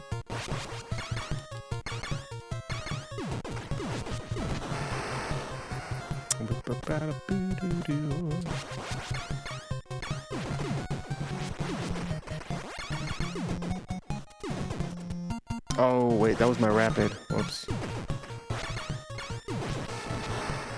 I shot him too early. Didn't give him enough time to spawn the actual power up on screen.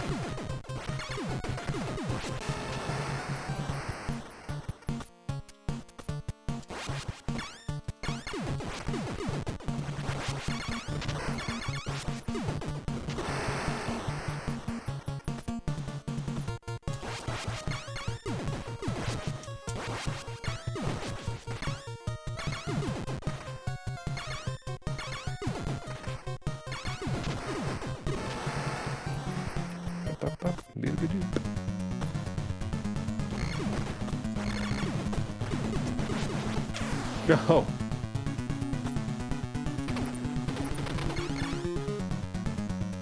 No, I can't even blame the bubbles there.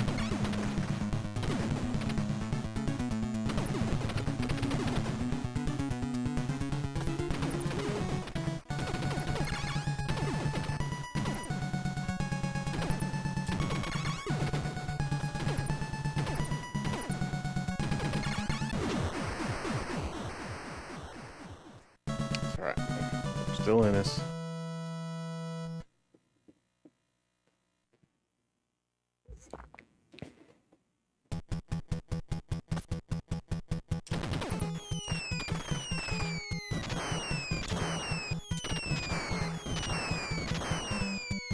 What?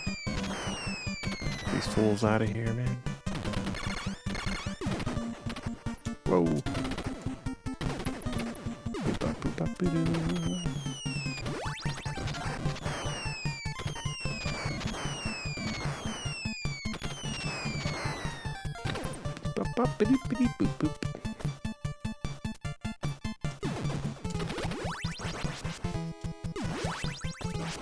Alright.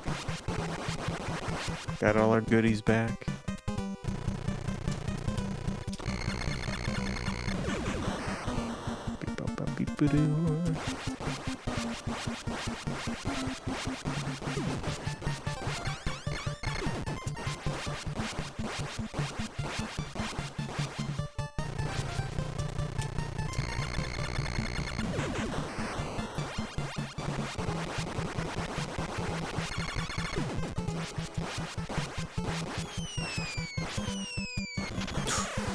I knew as soon as I jumped, I was like, that's too early.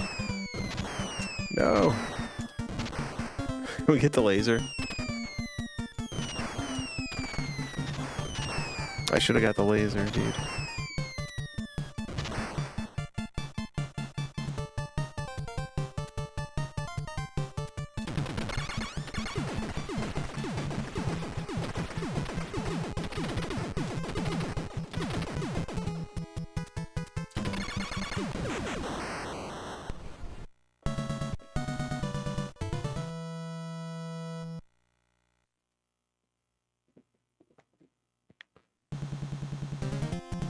Wabba-doo-doo, shoo-da-doo-doo.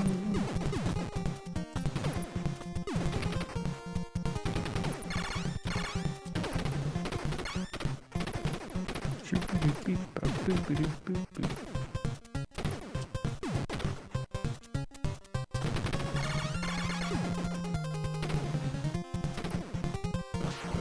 Whoa. Oh.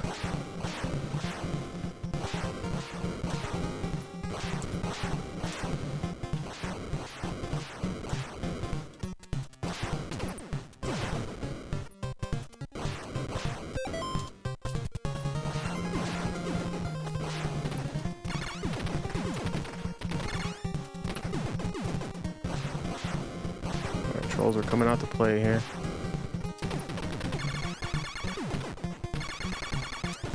Oh, whoops. Yeah, that was my fault. One shot off. Yep. I missed the last shot by jumping too early there.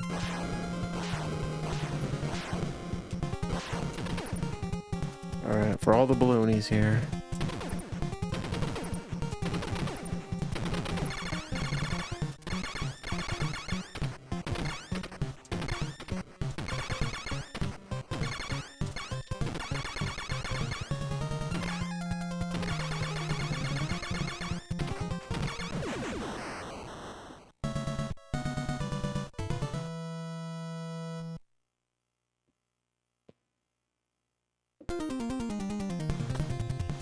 Still can get the 1cc. Although an extra life would be pretty nice right now.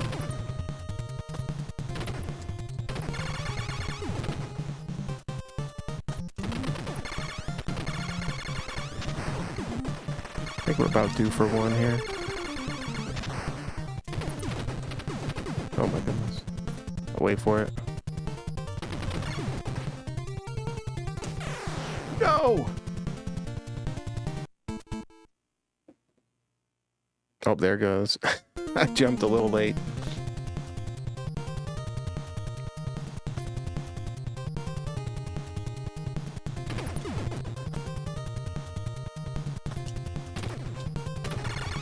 Ouch!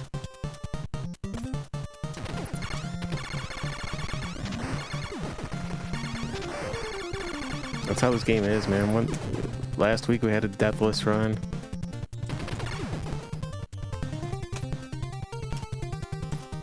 Today we have a game over. Yo, Messar, what's up? Yo, cheers, thank you, thank you.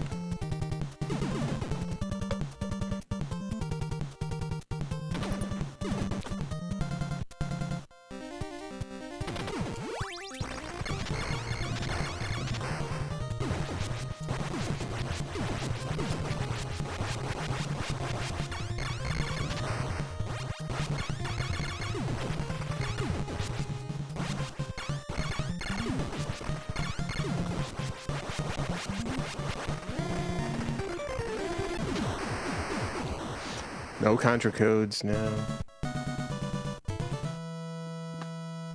Codes. Where we're going, we don't need codes.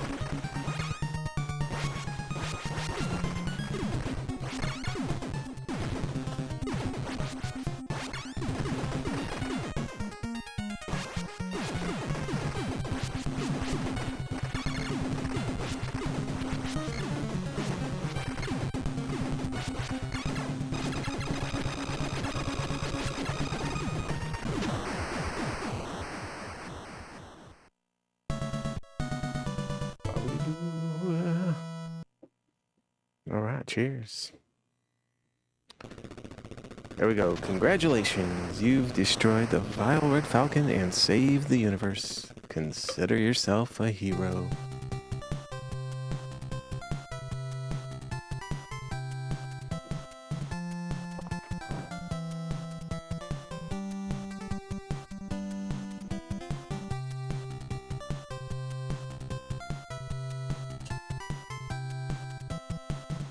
Alright, yo, thanks all for the GGs. Thanks Nemo, Super Chock, Some Dumb Guy, Popcorn Cannon, Budweiser, Kid, Kin, Dookie, Faruki, Coin Spinner, Mr. J, Sauron, Expo, Golden Joe, Father X Keeper, yo, Noob G Scooter, Obu Chan,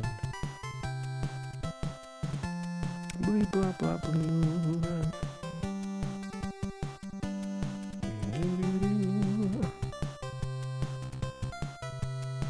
Alright. Yeah, we got some Double Dragon up next. Hopefully all that practice lately has paid off today. We'll see. Go try the force.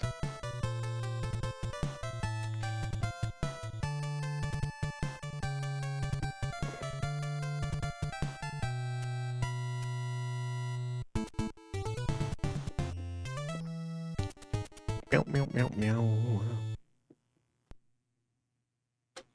All right, let's go.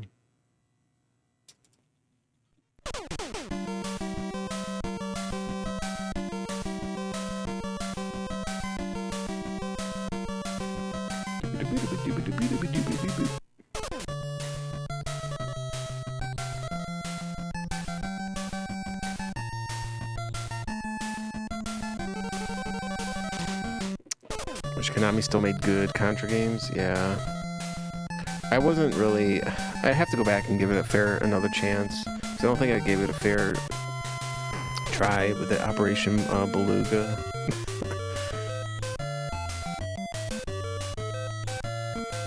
I just could not get into it, man.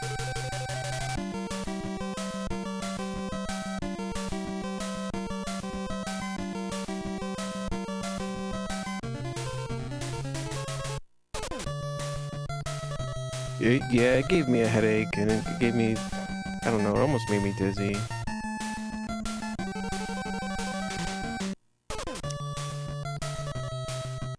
It was 2D, but yeah, I mean, it had all this stuff going on in the background, and there was just too much, and a lot of layers and textures were confusing to me. It's like, is that a background, or is this something you can interact with or not? And also, I think I came to the realization it's the widescreen for me. Like, run and gun 2D platformers, I can much better, like, I think I work much better on, you know, classic 4x3 format. When it's all spread out, dude, there's just too much going on. And everything's so zoomed out, and I just couldn't, I don't know, it's just one of my personal takes on it, why I can't get into them. A lot of it is the widescreen for me.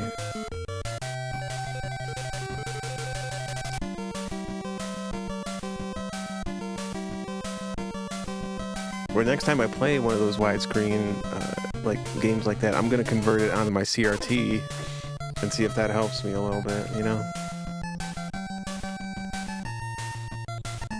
3D models in a 2D plane, yeah. There's too many D's, man.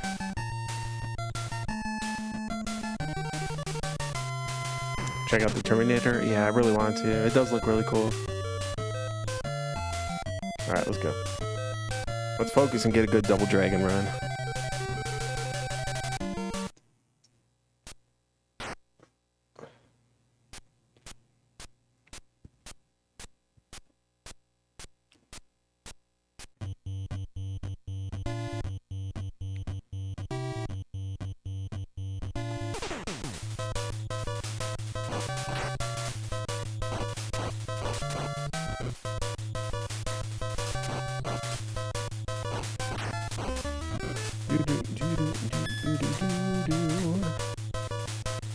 Go Mega Man X.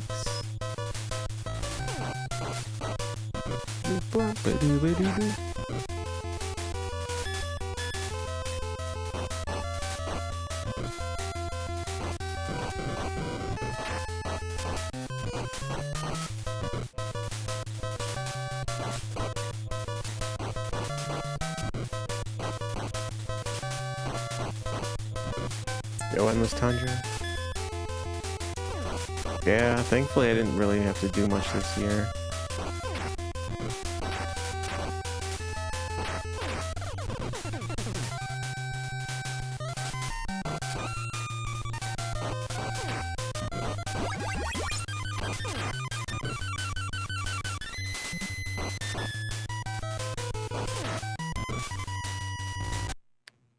Everyone gets baby pictures, yeah.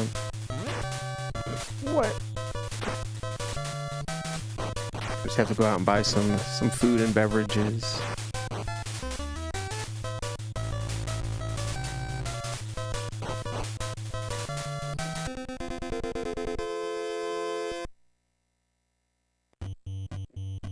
Also, remember, I almost went over and hit the splits.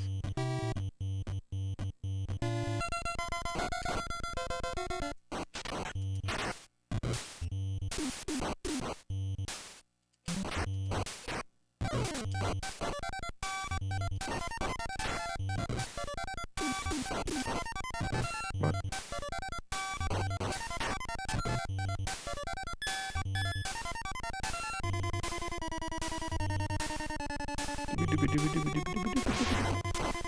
There we go. Don't get smacked by the bat. Bam!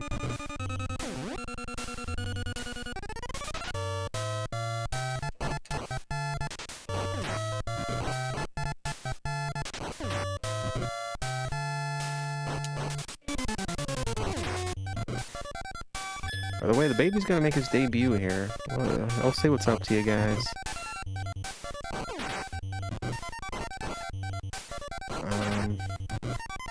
Maybe around Christmas.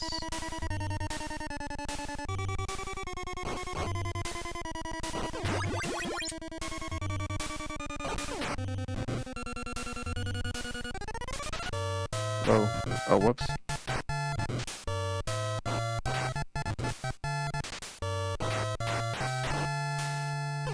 Jeez.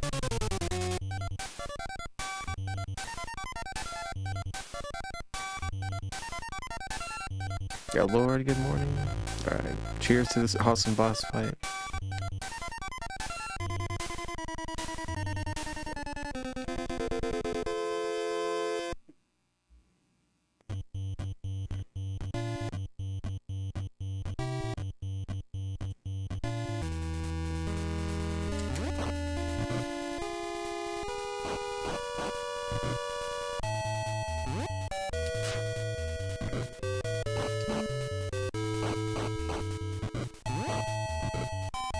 Oh, with that jump kick, dude.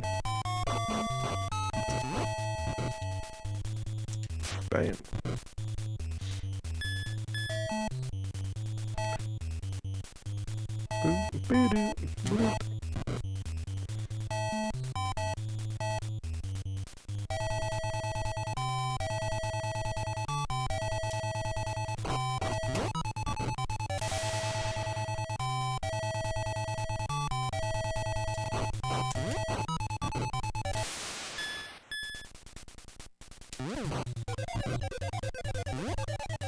Whoa.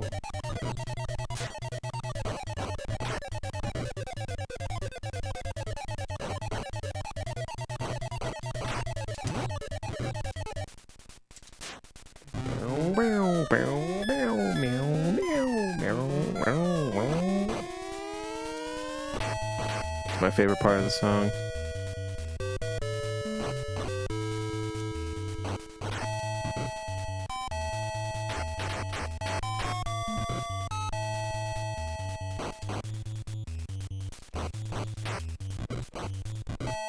Yo, Real Flag, what's up?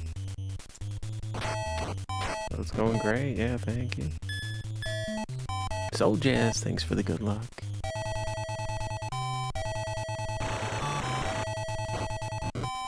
Boop, boop, boop, boop.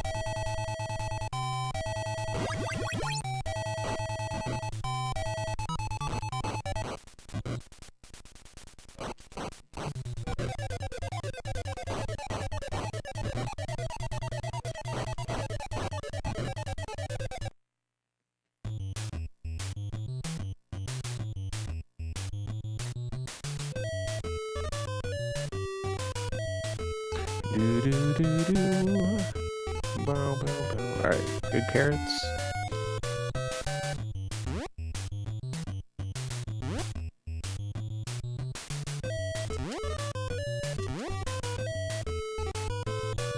Sensui Shinobu, thanks for the streak.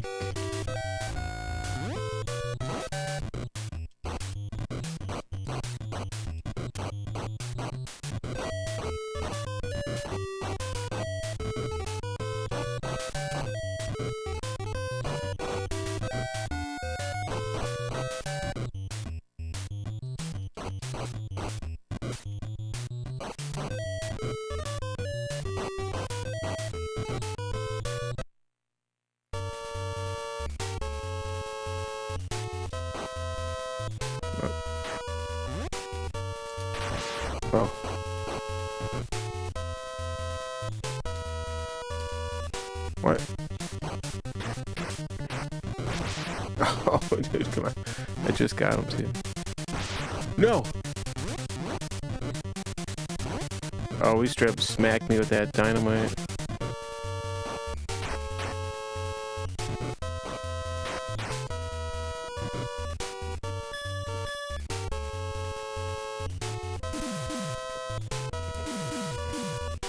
Oh, no. Okay. Baloney balls. Almost got me. Right, we gotta play it safe here.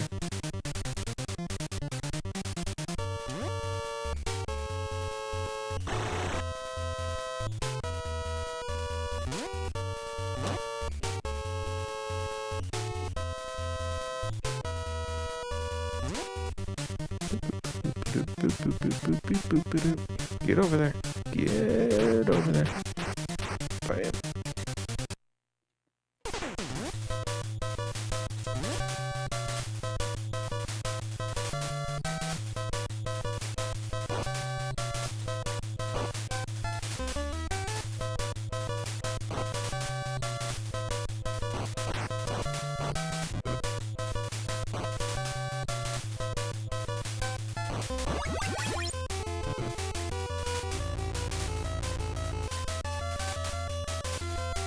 Yo, Renata, thanks for the good luck.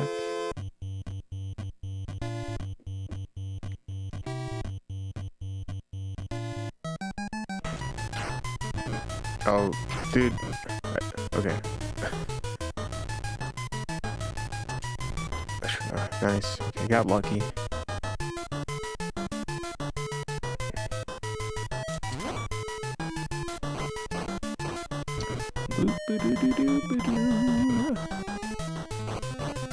Grab him.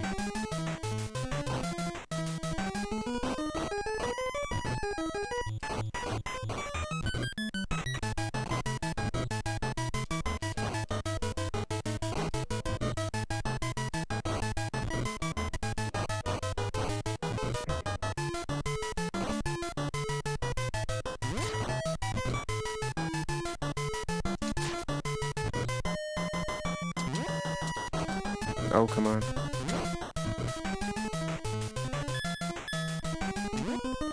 Yo, cheers, a Bobo.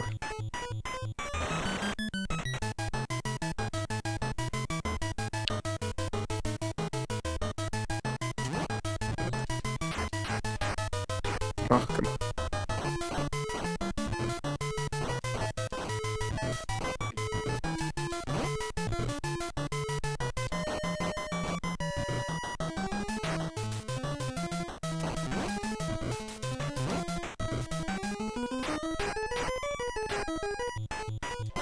Grab him. There we go.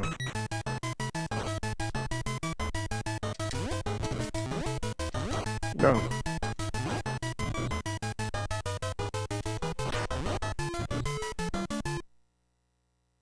Such baloney, dude. These guys have been giving me some problems lately.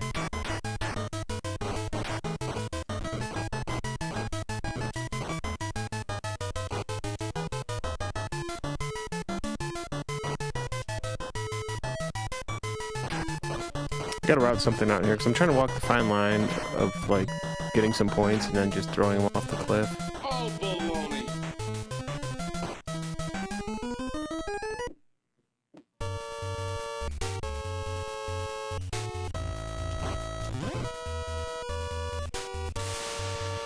But I wonder if I get some points somewhere else, I wouldn't have to worry about that and just throw them off. Oh, dude, he almost knocked me off.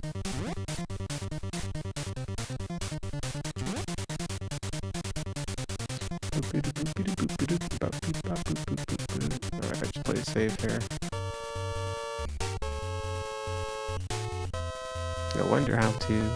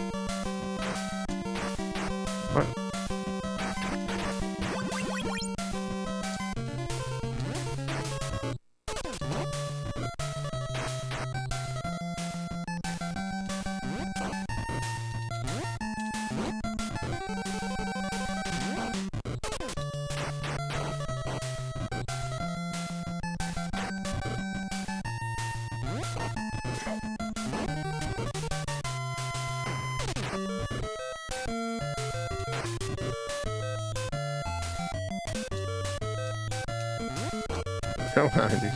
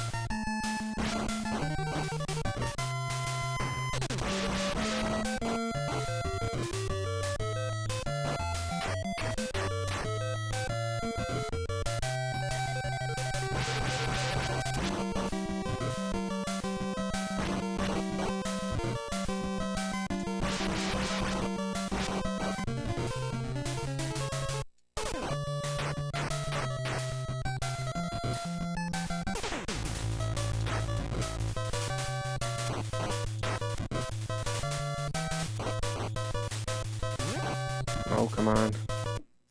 Got an extra guy. That's all right.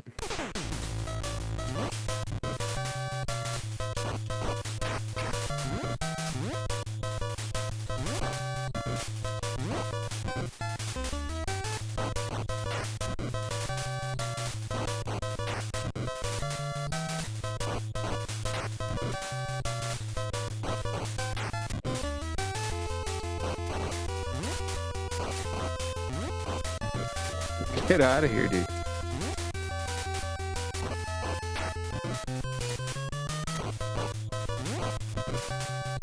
Why are you uppercutting the wrong way?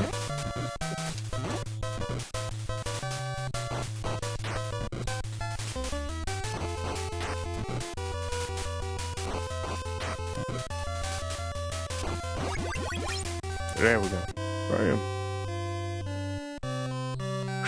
Alright, 1507.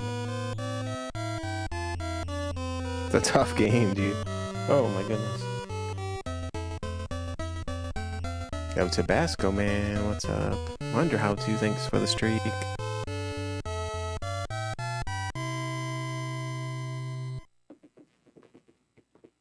There you go.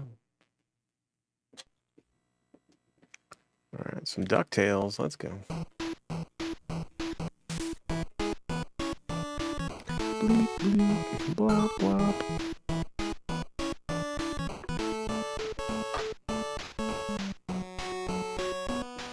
Thanks all for the GGs. Cheers.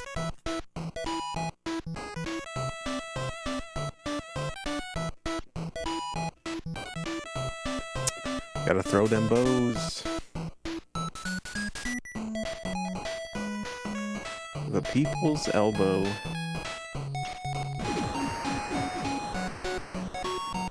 Oh, blue baloney.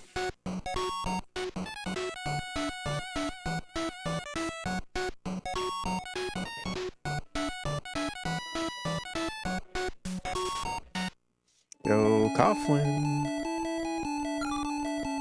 Yo, cheers, everyone. Welcome, man. Yo, how's it going, dude? Thank you so much.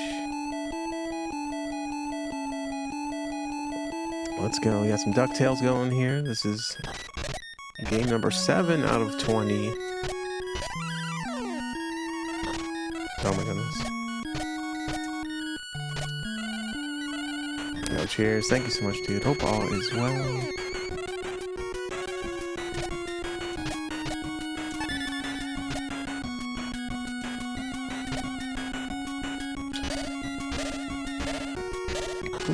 Wait, what?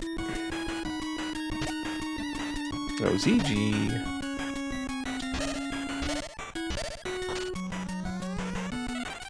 that safety ice cream cone. Hey, what's up, ZG? Thanks for the bits. Cheers, dude. Thank you, thank you.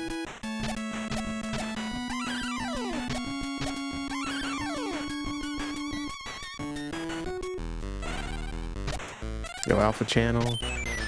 Just one game at a time. Well, one of these days we should do that, the shuffler. 20 games shuffle and just changes randomly.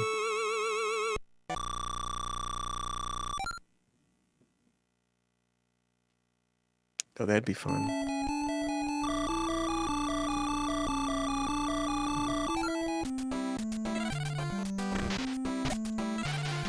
That would be interesting, yeah.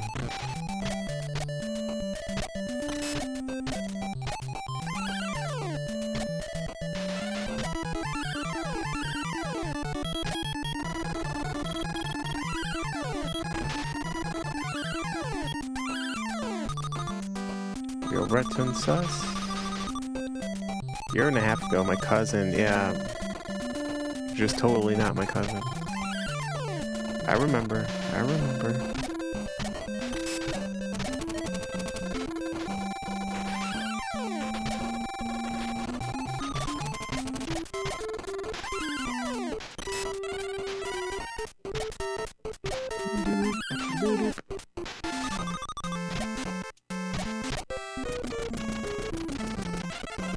They're nonconformist. You just did a game shuffler stream? Oh, wow. That's wild. I was feeling the shuffler vibe for some reason.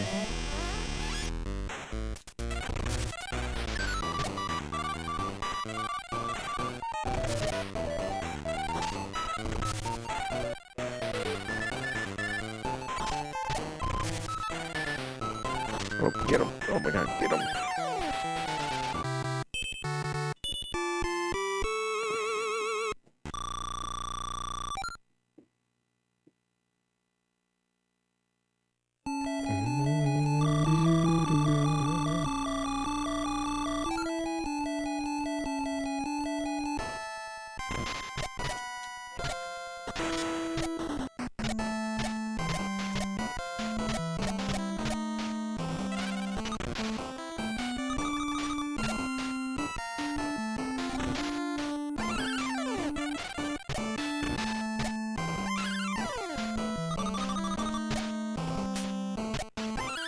Never forget one cousin. Yeah, no. It was not my cousin. That was not me. It was someone pretending to be my cousin and also pretending to be me at the same time, I think.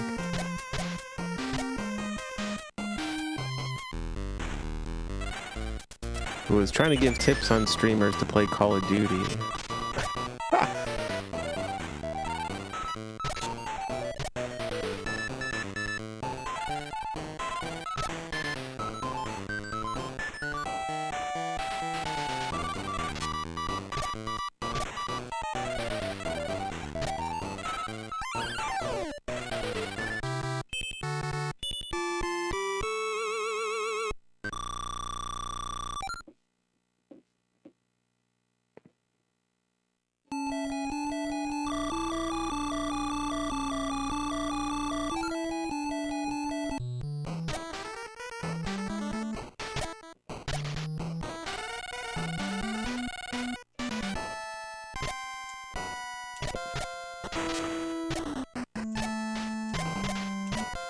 Oh wait, where am I going? I gotta get the key, dude. Almost went through the stage again. Forgot where the heck to go. Email campaigning, yeah, that's not something we do here.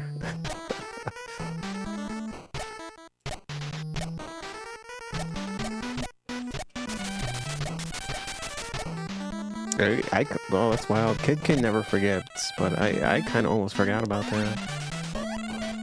Oh wait, what am I doing, dude? Where'd he go? Oh, he doesn't respawn? Or do you have to give a certain amount of time? Dude, that's wild. I don't think I've ever done that there. I kind of chickened out. I was like, wait, where's the guy? No, I jumped and then he wasn't there. And then he was there. And I jumped and he wasn't there. Just gotta go for it, man. I don't know why I second-guessed myself there.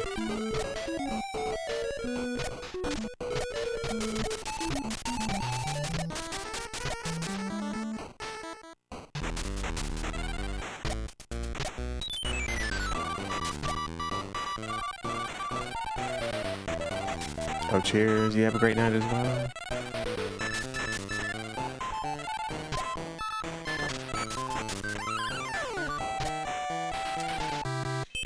McDouble, Big Mac, McFlurry bots.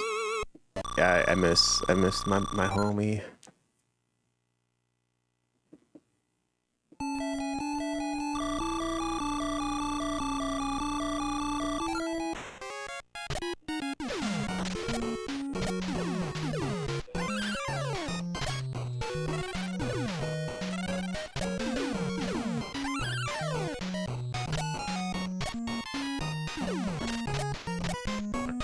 I think he stopped coming here because we actually liked him. That's usually what happens with trolls. If you just ignore them or like what they do, that's not why they're doing it. They're doing it because they want you to not like it, right?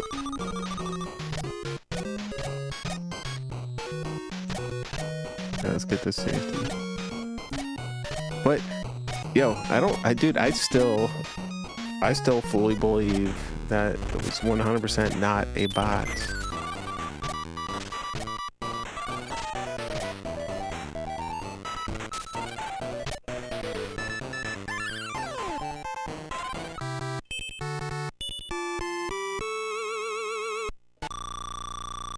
McRace Call 416. That'd be a good one. One message per stream. Yeah, exactly. Completely harmless.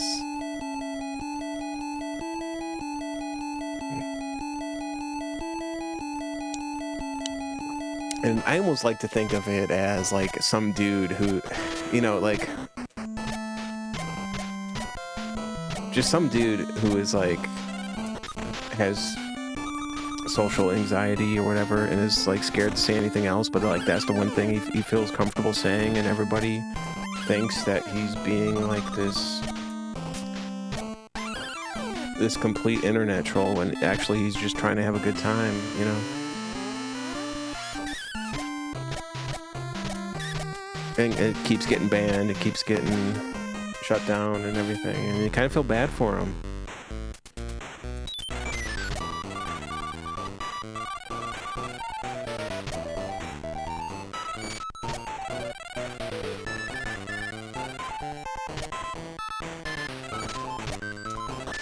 Whoa. Oh no.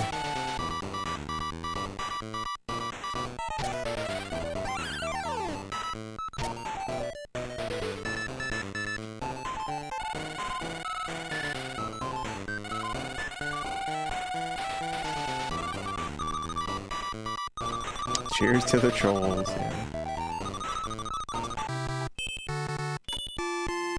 Trolling, I mean, is sort of an art form if you do it right and completely harmless.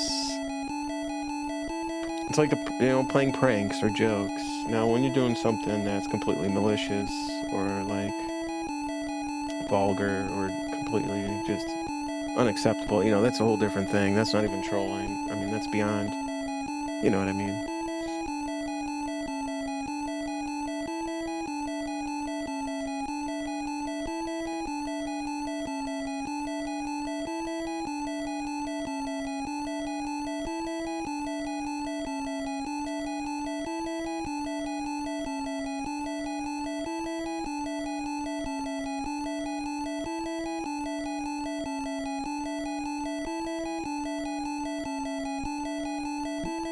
I really am the richest duck in the world. Alright, there we go.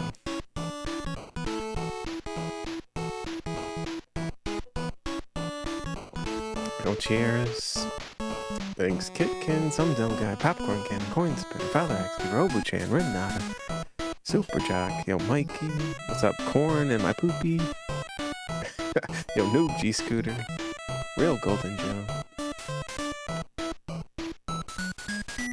This game is about ducks and their tails.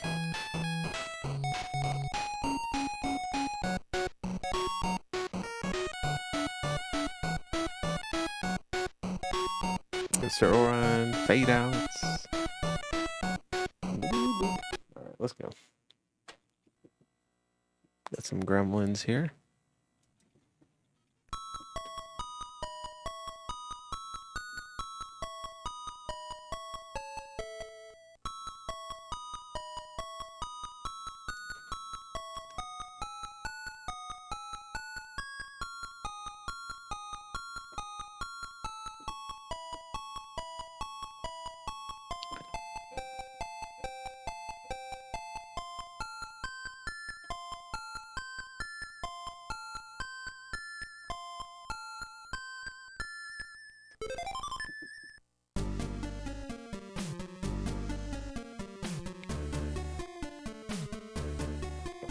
What's up, Yade? Some Gremlins won. Yo, good morning.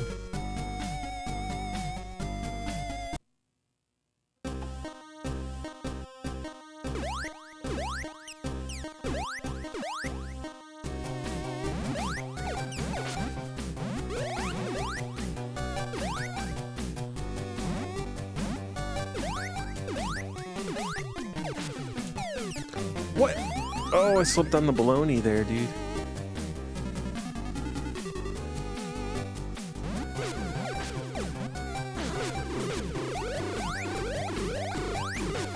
Do the marathon strats here, get the extra crystal balls so we can get the heart. I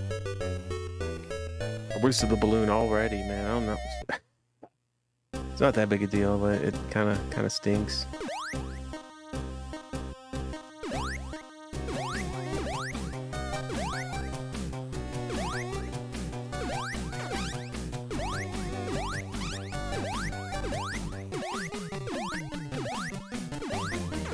What?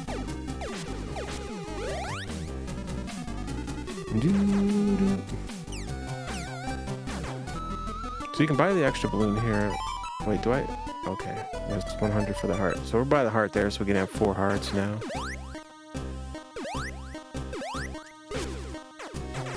It's a good marathon strat there to go up there, but if when we start grinding this for PVs, like, we simply just cannot go in there. What? Yo, puppy man. It really does, yeah. Because Sunsoft, that's why. What's up, Qbert? Favorite retro game? These are 20 of my favorite retro games. It's hard to pick, man.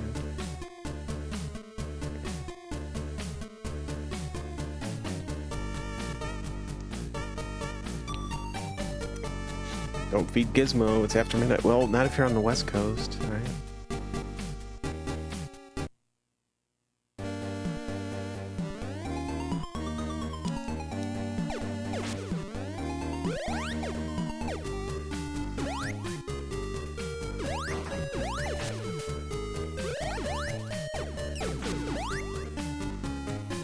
So Father Axe Keeper can feed Gizmo, but I can't.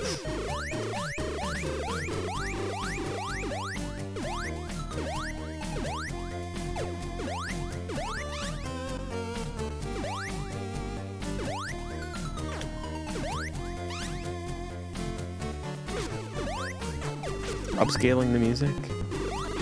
No, dude, I'm capturing this from an original NES. Completely composite signal. It's getting upscaled, I guess, through a retro tink, but it's really not doing much for the audio.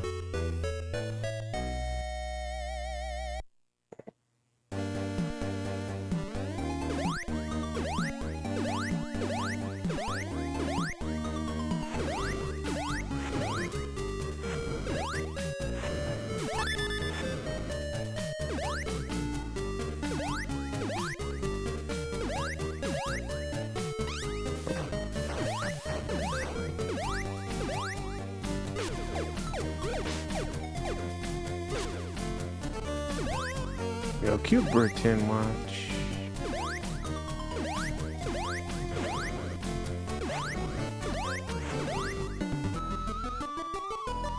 No!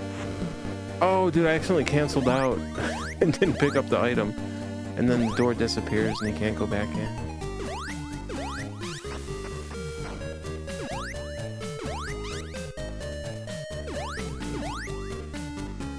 Whoops.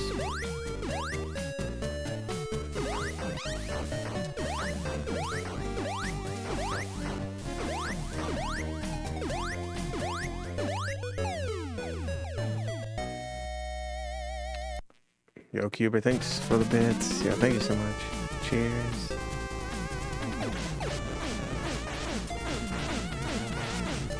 Yo, John's Gaming Room. Sunsoft Batman. Also, Blaster Master was another game we played earlier.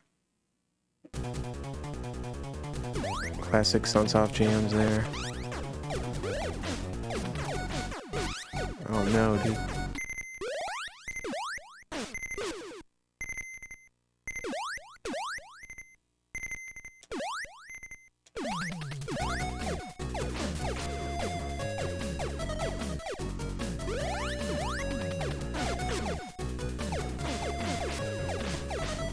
Alright, we gotta go up here and buy the power up. There we go.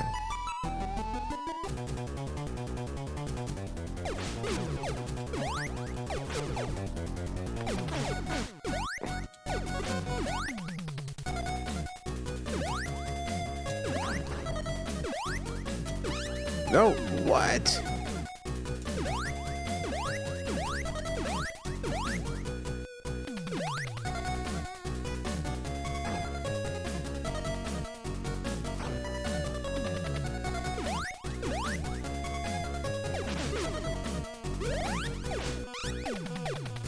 Oh, dude, get out of here.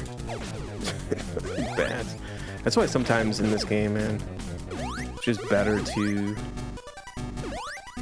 like just not stop, just go, man, because if you stop and try to deal with these enemies, sometimes their patterns are just so unpredictable. You just get hit 2 times in a row for like nothing.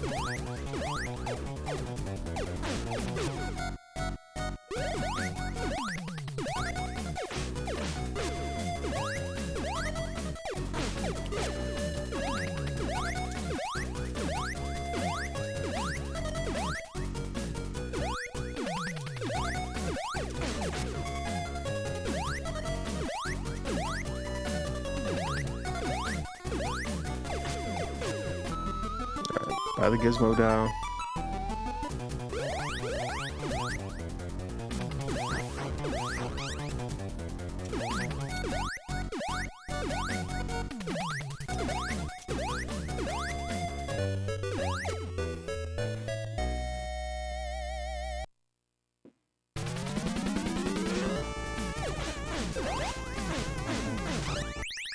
Yep, that's right.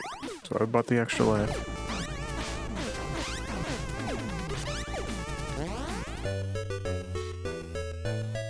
Yo, JB, thanks for that good luck.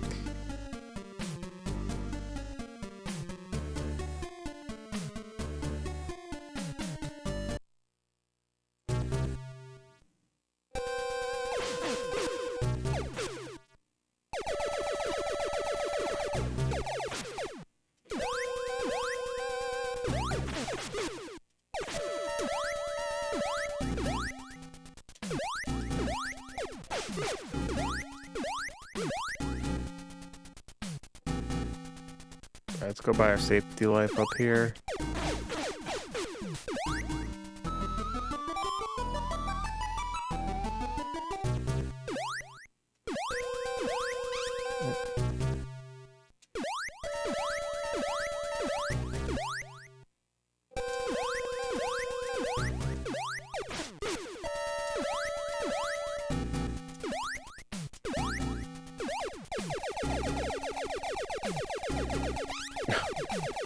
Get out of here, dude. Yikes.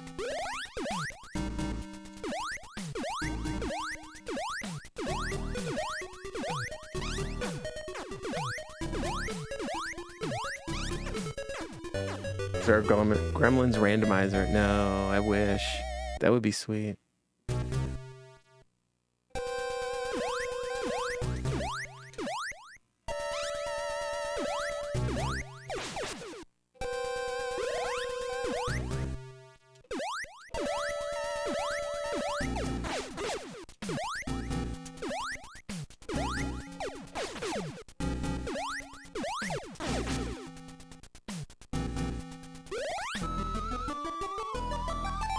What, randomized? I guess, yeah, well, just the level layout, different levels, which would be more of a...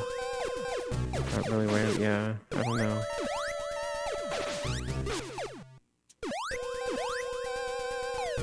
What could you randomize?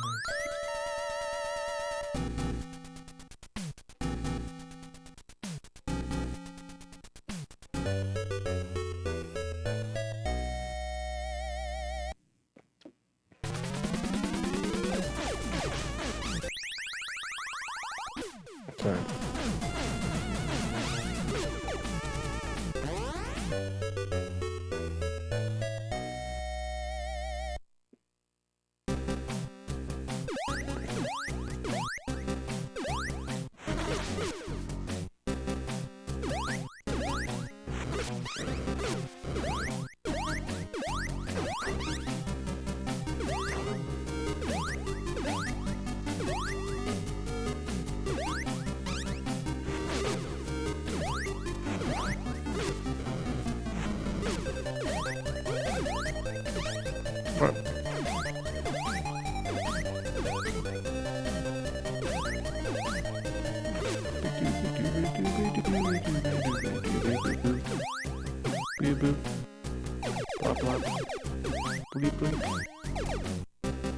Alright, yeah, let's do it. Safety, extra gizmo dow.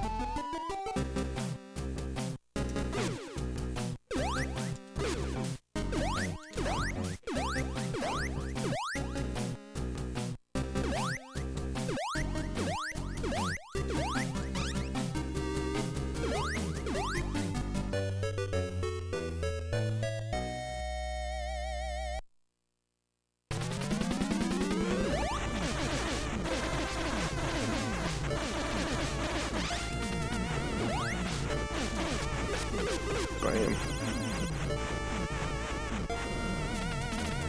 Alright. Yo, heads up, if you are sensitive to bright flashing lights, if you are indeed a gremlin yourself, close your eyes or look away. It gets pretty intense. The bright lights will be a flashing. This is your photosensitivity warning. That means stare directly into the TV 2 inches away. I can't do it.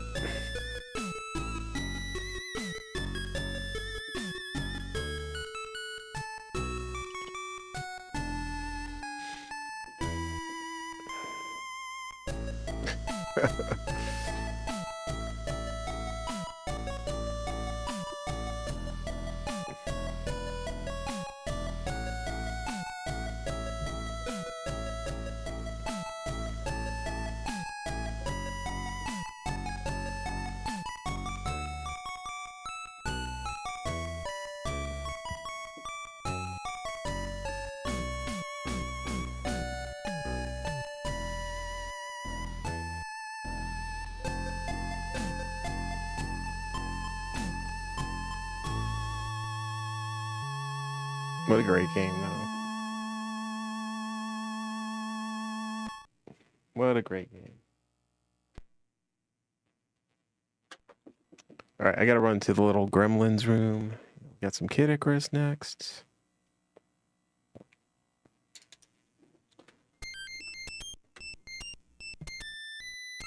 Let's grab a brewski. I'll get a minute or two. I'll be right back.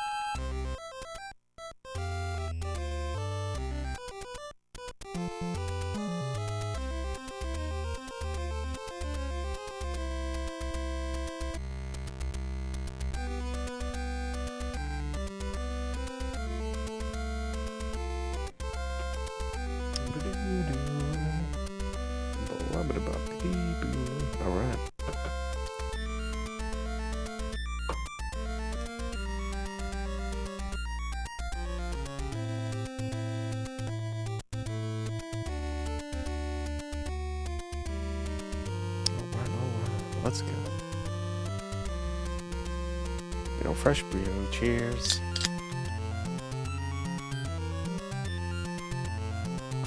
Brewskis are tasting extra good today. Alright, let's go. We got some time to save on this game if we can get it. So, if we get a decent run, we can be back in the green. Let's go.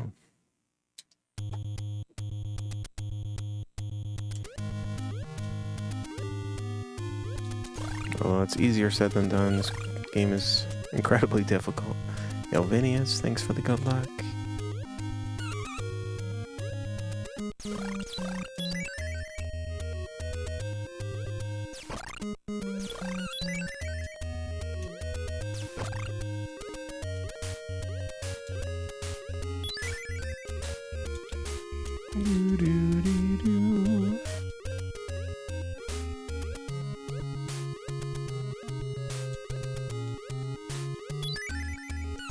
What?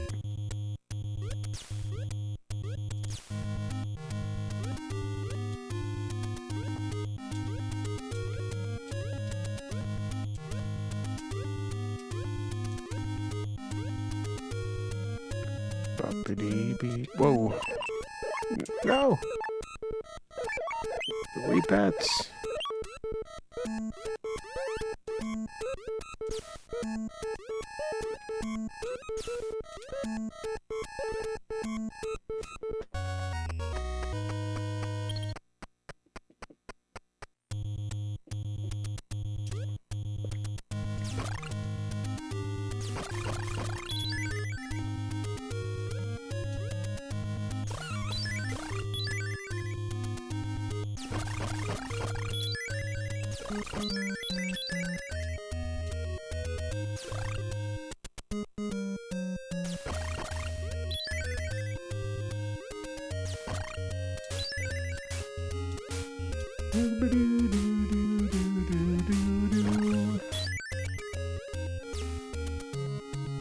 Oh no.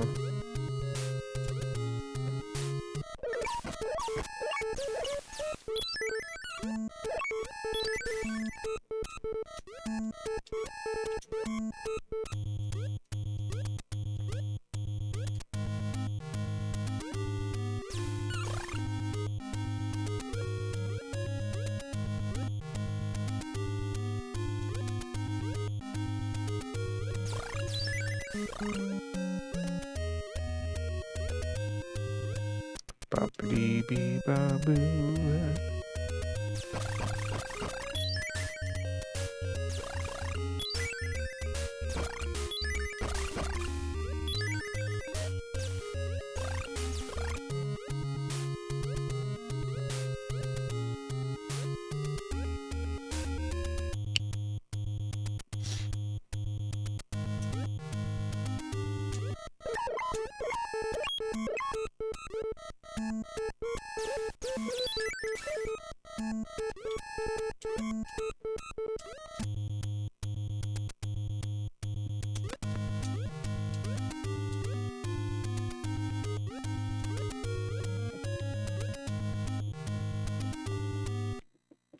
Alright, glad you came, Pit. Here, take this.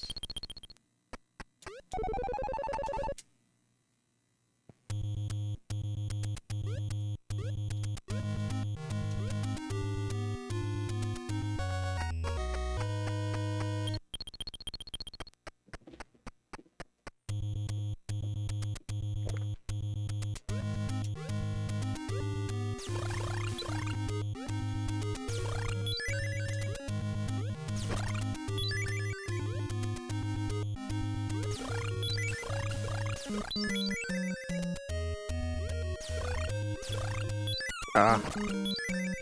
Not want to take that hit.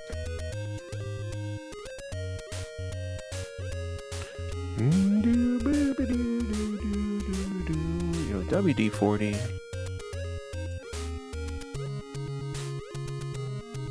Thanks for the Gluck.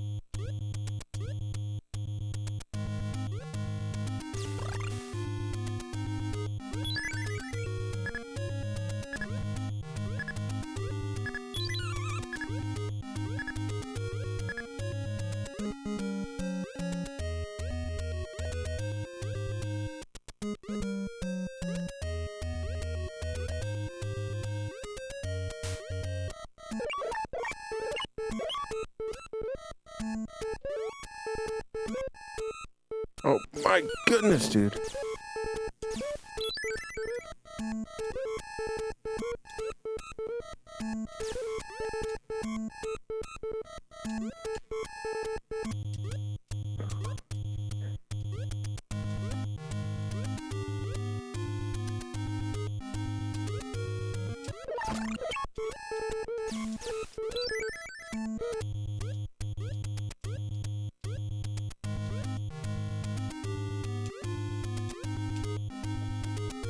Yikes, dude.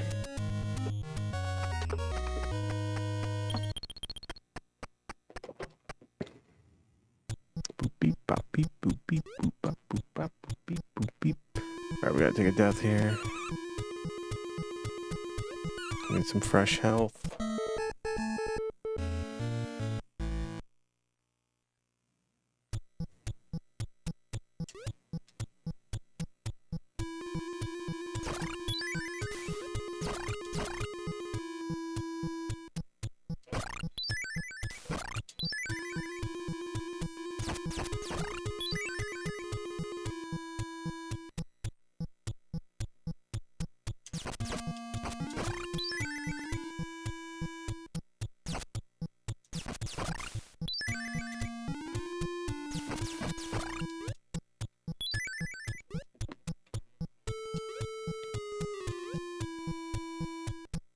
Do, do, do, do.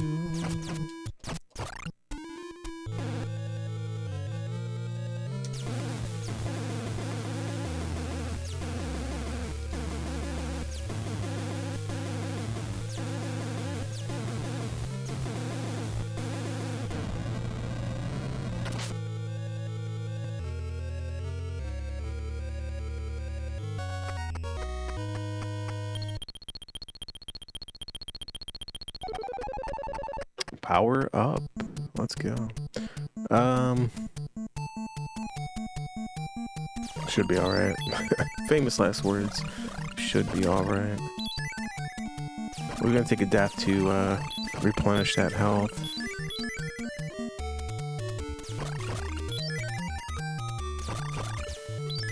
But there is a chalice on this stage.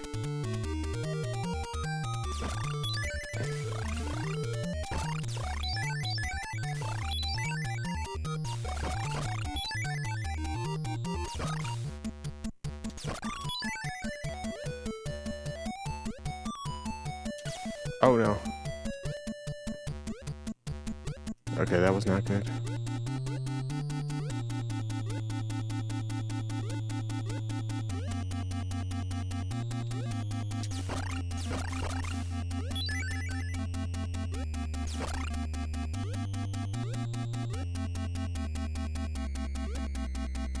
Boop beep boop beep boop beep boop beep boop beep boop beep boop beep. Whoa.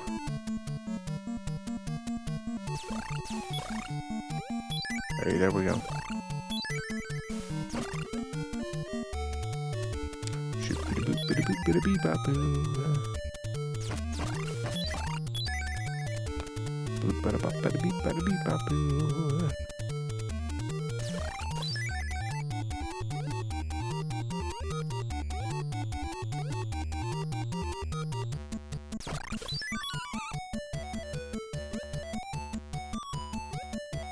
Doobie doobie doo. Oh no. Come on, man.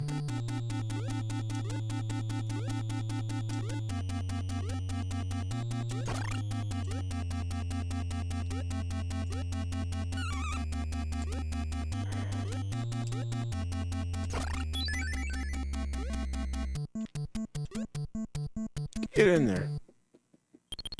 Alright, glad you came, Pit. Here. Take this. Looking like little Nemo over here. Oh, what? Get in there. Okay, sure.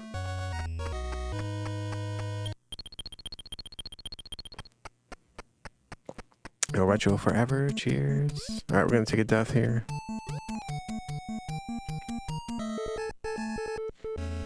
I'm finished.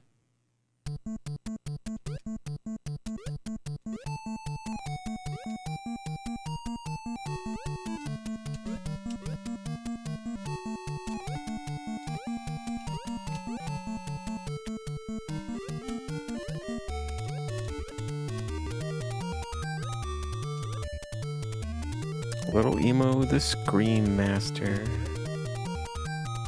I love it.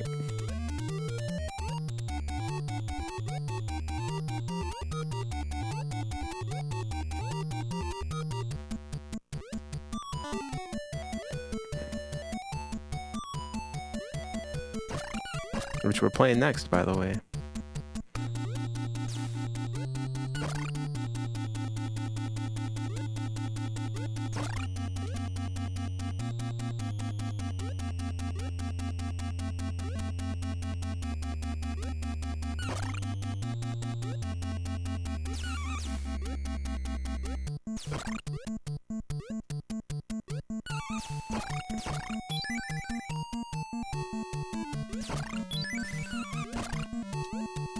My goodness, dude, I'm getting wrecked here.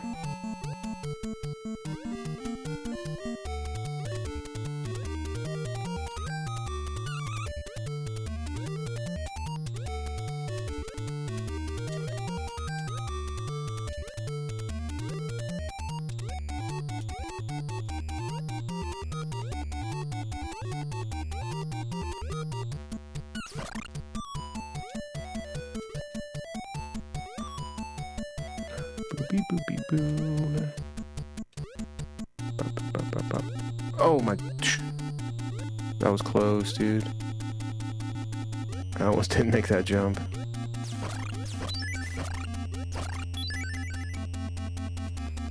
Jump there. Yeah, the game gets you, huh, Cyric?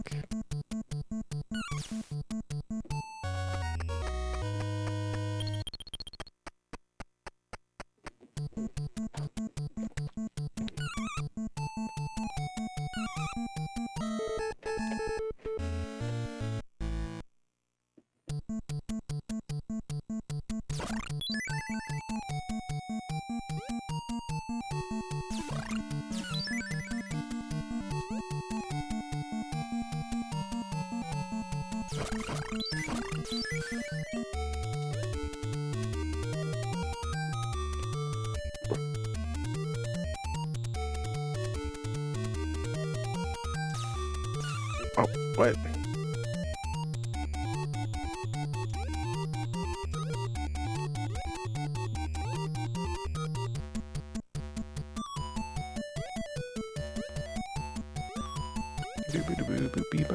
Boo.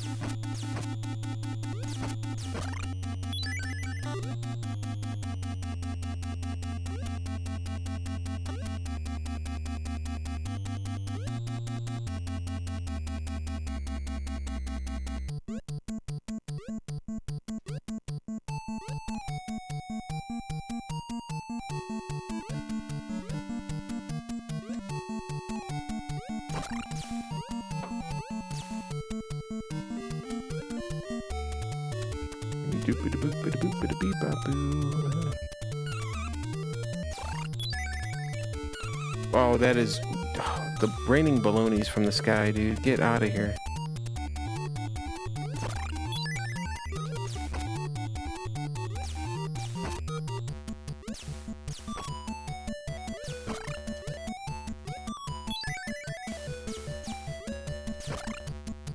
Man.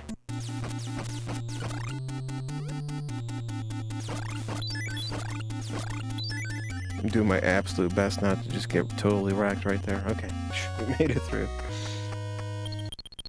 That last section can get really hectic there.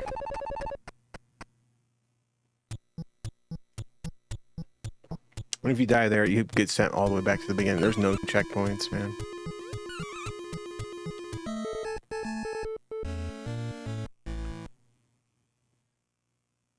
Alright, we take a death there, we replenish that health.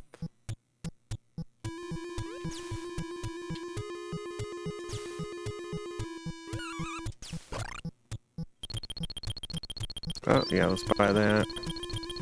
Yeah, we got a lot of hearts here.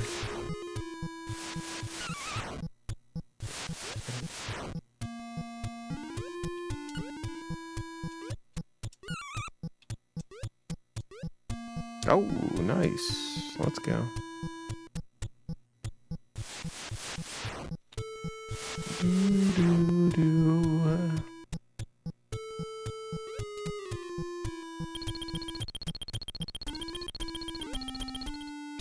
I should have bought that. Don't need it, but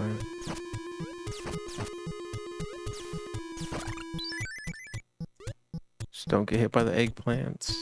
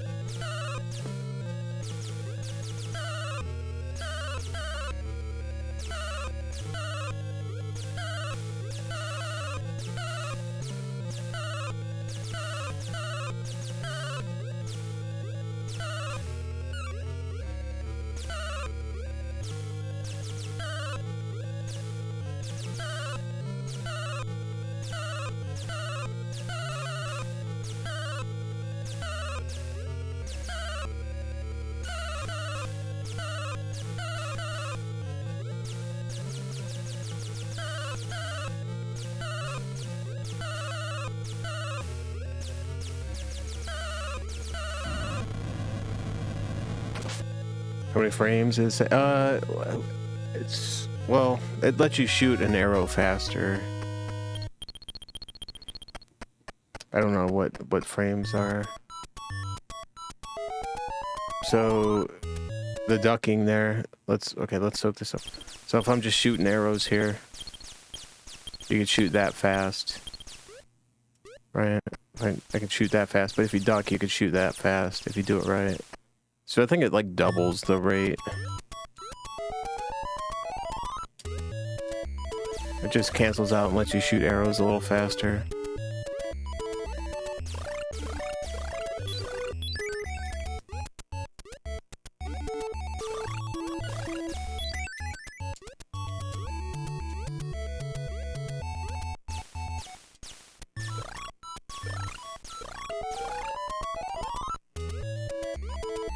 Carius, what's up?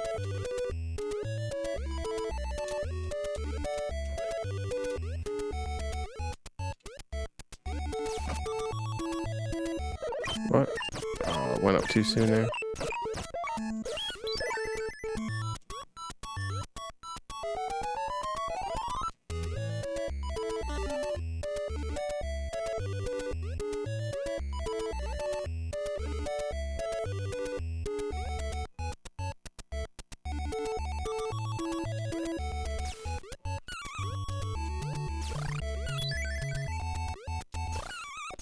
Oh no, dude, I'm taking way too much damage here. No!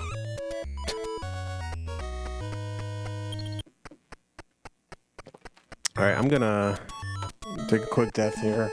I want to be at least 2 full blocks of health here. Okay.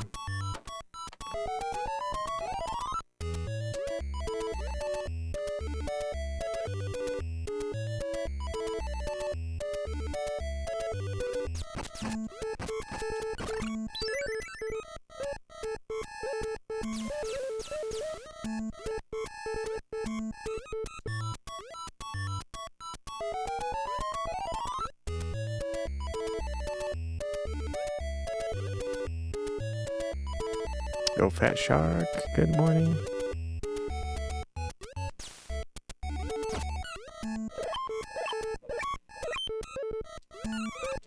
And oh my god, the leg.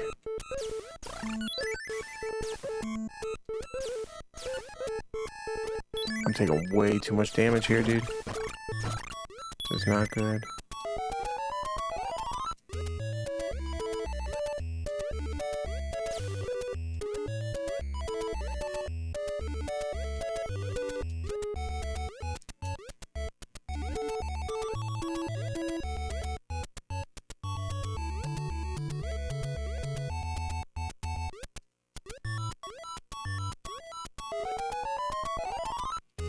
Love speedrunning Skyworld.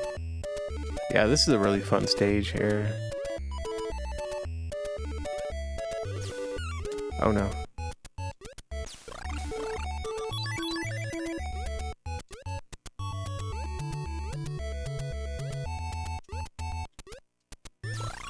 Get in there, dude. Woo. Soak it up, baby.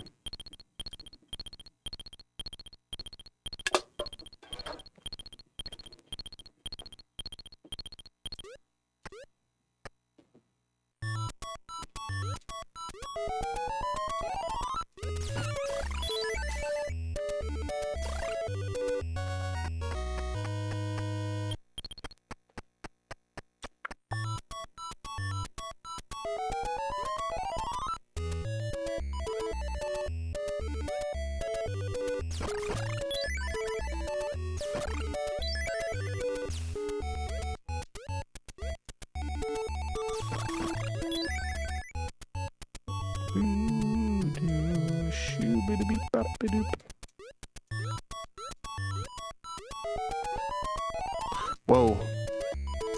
My goodness. Just don't die. That's the #1 strat right now.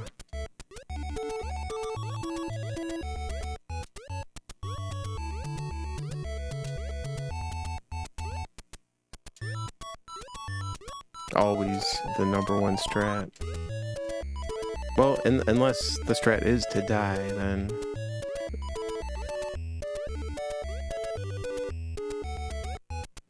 Which, that's really never the case in this particular game.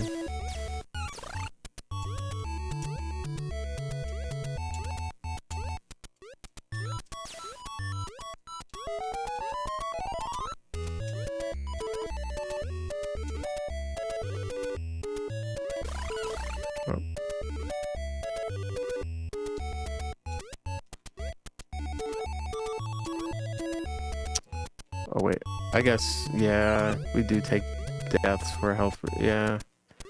Ideally though, if you're good enough, you don't have to, right?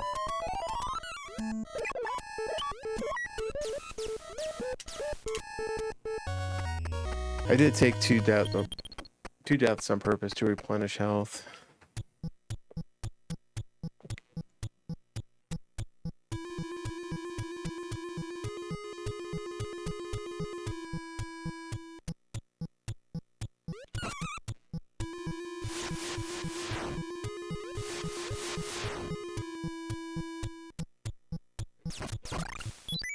Scripted death. Yo, sheepdog.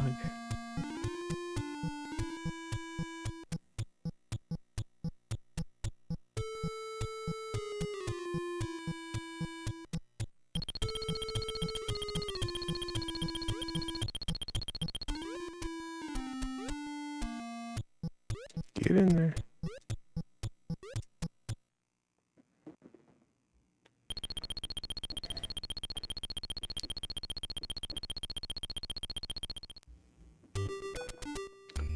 Doop-a-doo. Bloop, bleep, blop, blop.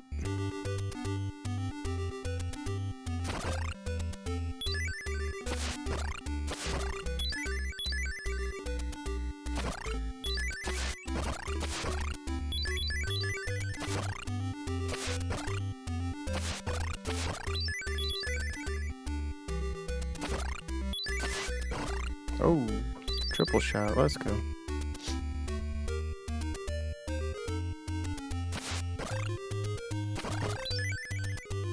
Oh, yeah, I missed the heart.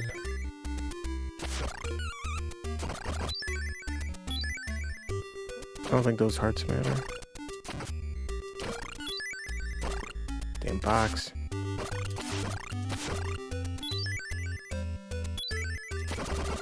Oh!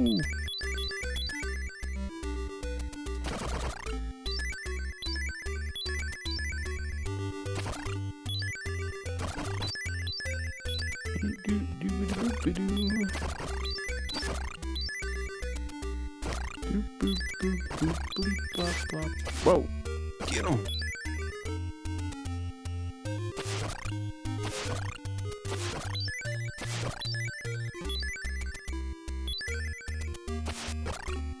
Alright, I felt like that was pretty good.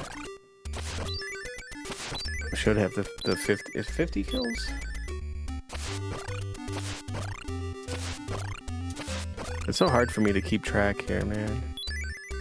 Alright, we got it. We got it.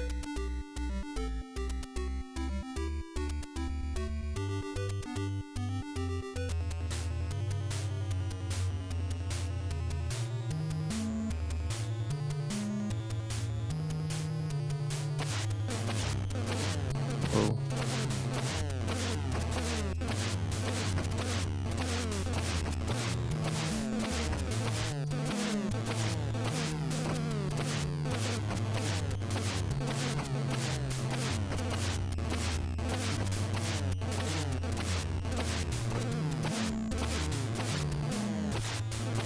Oh. Get the snake out of here.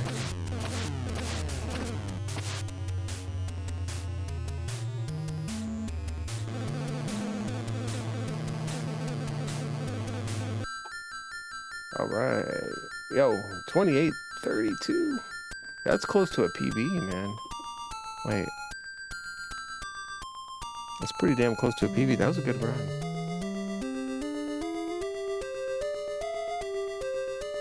I don't think it's quite a PB. I gotta check here. Thank you, Pit.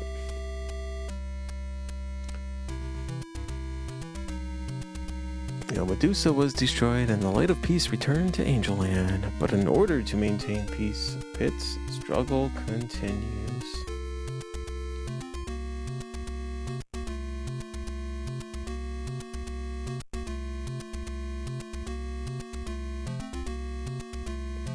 Wait.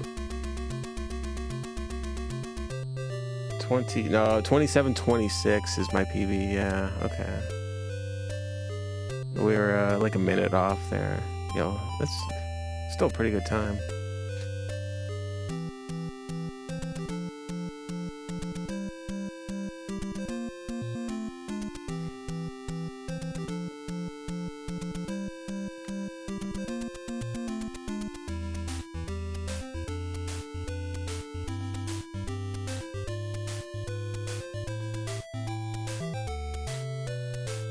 That's a gold split. That's a PB in this marathon, at least, huh? Yeah, thanks all for the GGs.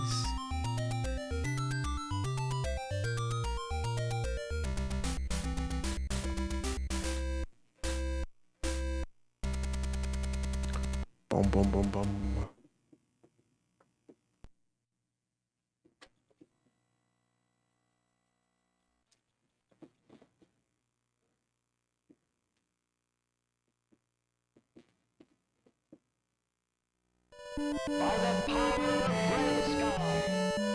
Oh, green numbers, thank you.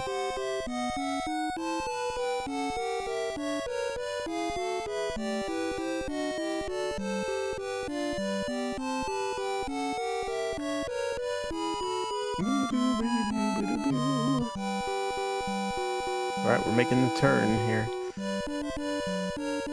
No Beyond Dean.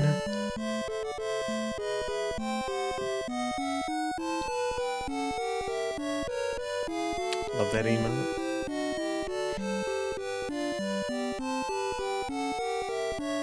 Used to watch the movie as a kid.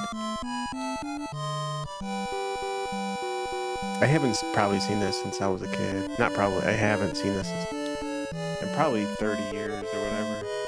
I have to find a VHS copy of this. We'll just have to.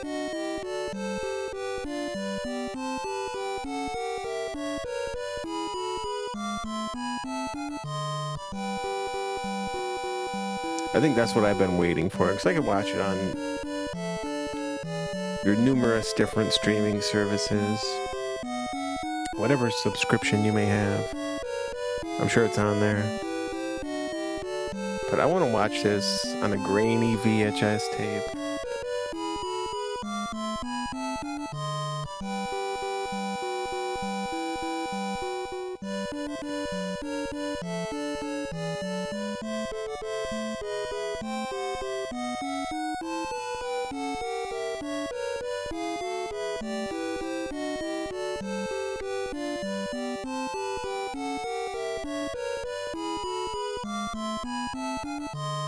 Preferably with my kid when he gets a little older. That would be ideal.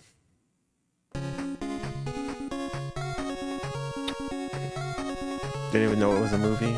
Yeah, well, it's a video game based on the movie, based on a comic strip from like the early 1900s.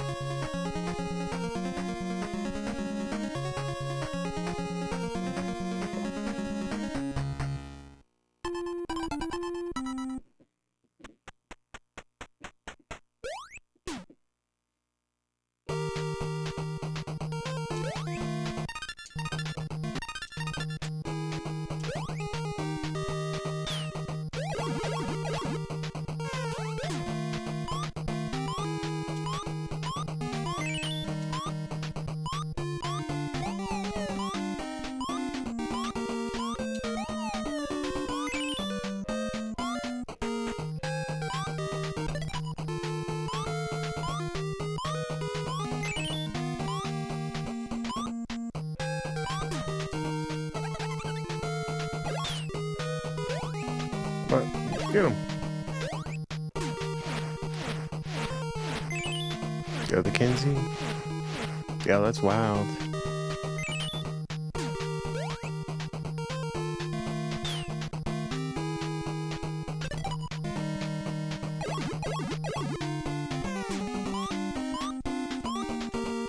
Do do do do do do do blah bleep blue.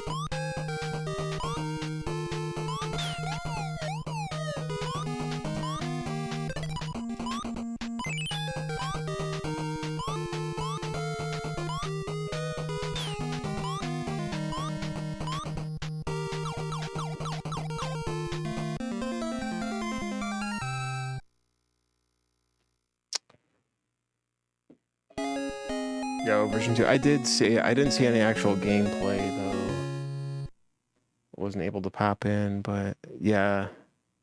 I know that it exists and I kinda wanna play it. Yo, Ravenous, thanks for that streak.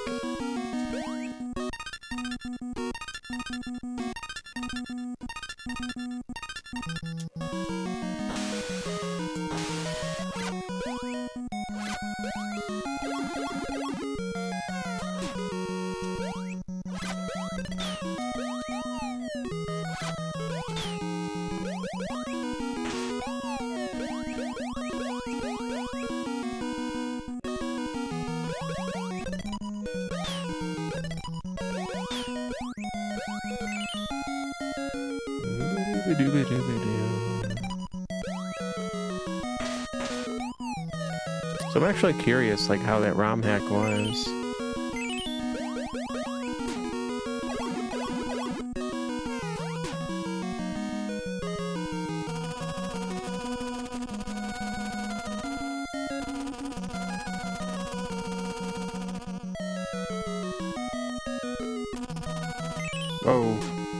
almost hit that spike.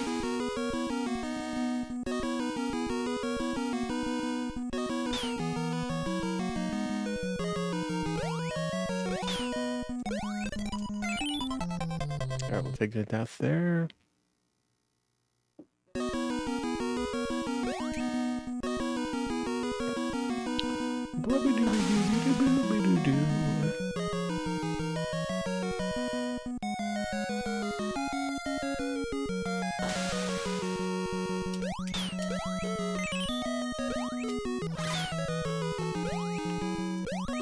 Nice, got the skip.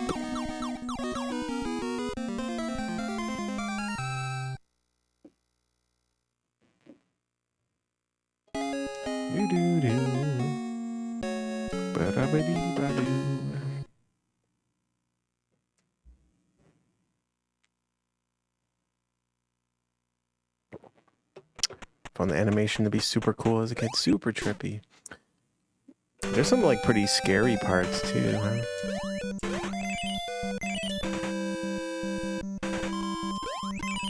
Like the Nightmare King, I think especially, is pretty spooky. At least from what I remember. Yo, Assemble, what's up?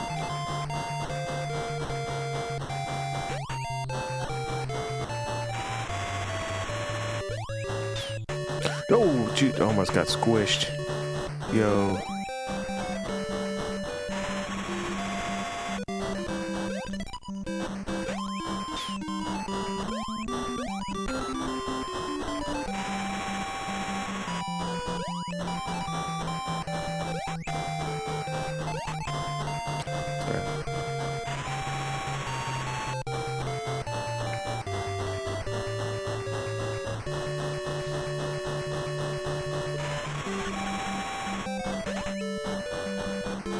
Yo, you just missed Kid Icarus. Yeah, bummer, dude.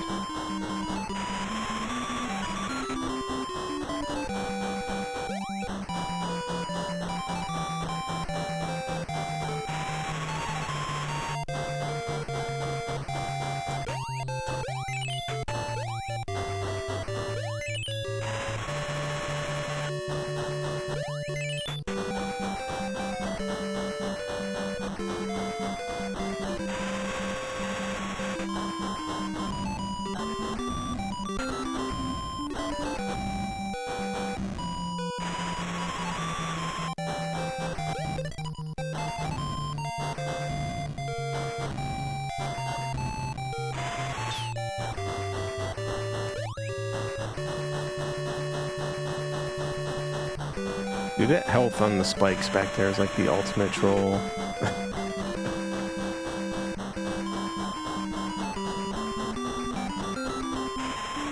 But dude, it's not as bad as the pizza and Ninja Turtles, but it's gotta be up there. There's a couple of trolls in this game, man.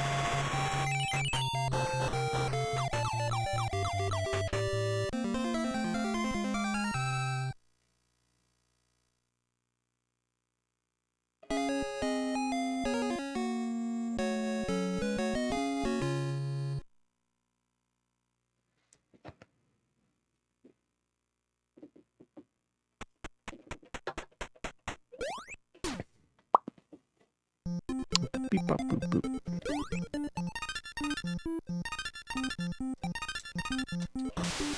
Oh, rental box? Well, it's set up where you can't actually miss any keys. Those keys in the middle of the stage, I guess are optional. So the ones at the beginning, whoa, you have to get across the platforms. And then there's the ones at the end, which you get eventually. And that's enough keys. You don't need the ones in the middle.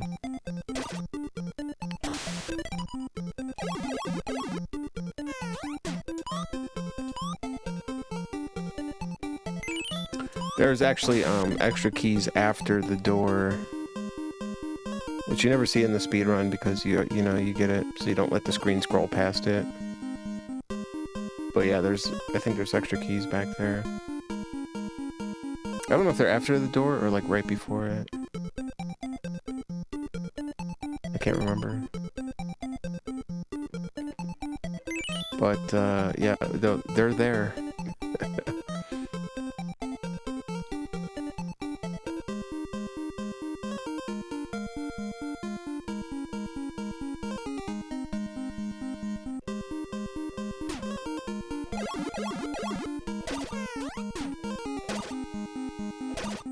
What? Yo, Cyric, I see you over there. Unmutes all 3 platforms. Yo, I've never experienced that. I've had 2 at the same time, but never 3. I wonder how it syncs up.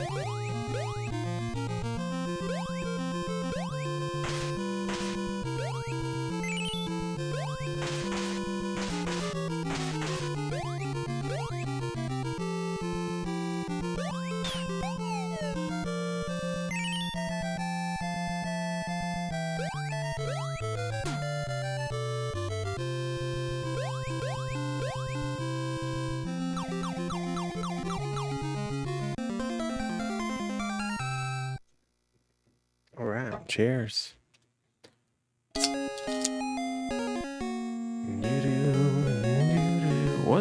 What does it take to get you to just sleep?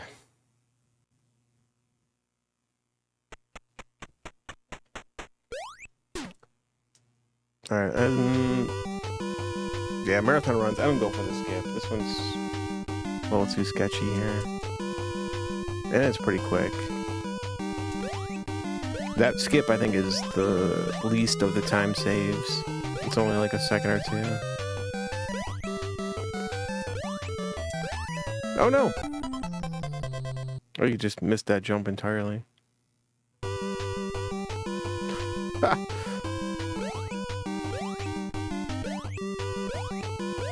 You gotta get the cloud skip, though. Oh, dude, I almost missed that.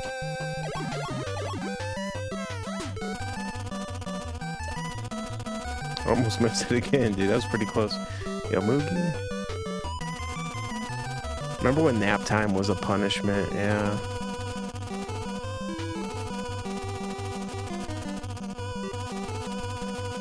Now that's like a reward. Why don't you go take a nap? Like, okay, yeah, that sounds amazing.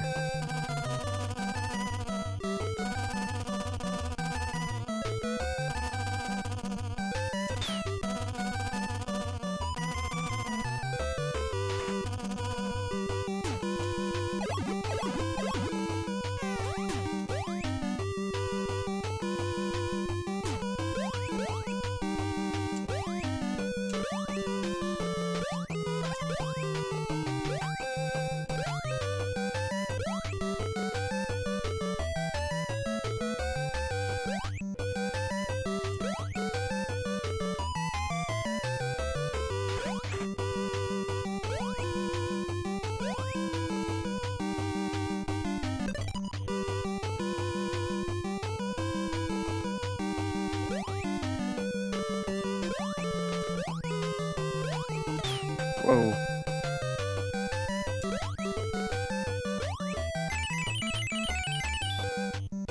Eight-year-old resist naps. You're like, someday you're gonna beg for one. Yeah, it comes full circle, man. It really does.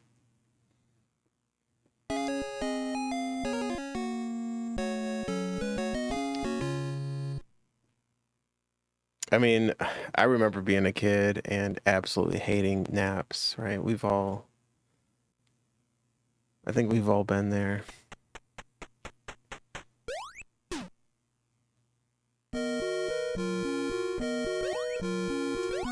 And not only naps, I think just like going to bed in general was always like...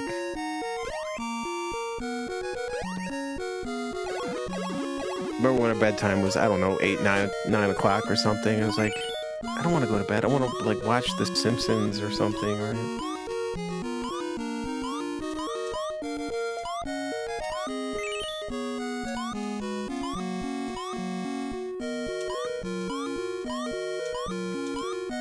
That's when all the good shows came on, right when bedtime was.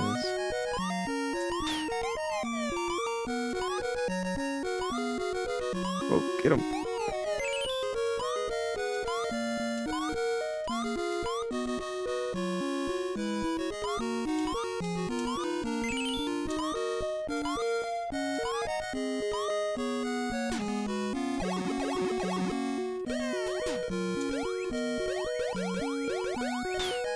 Whoa.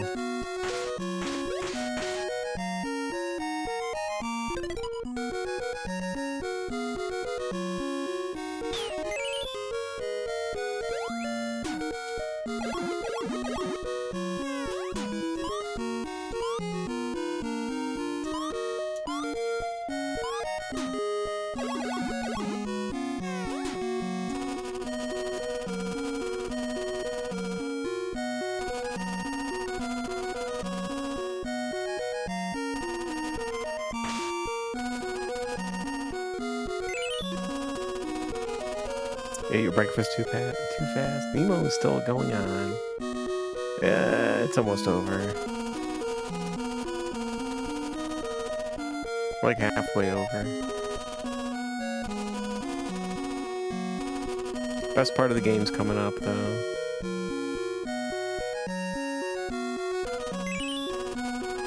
Oh, get up there.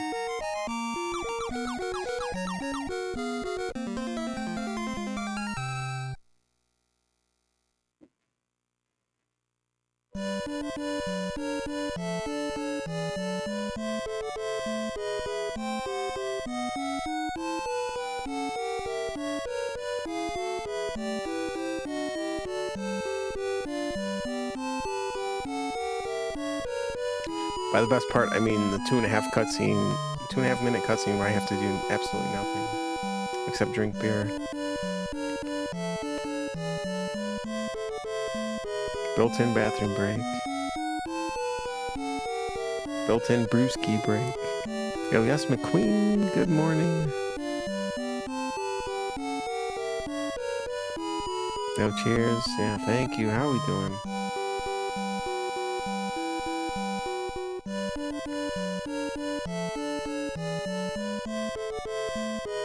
What's up, eccentric supervisor?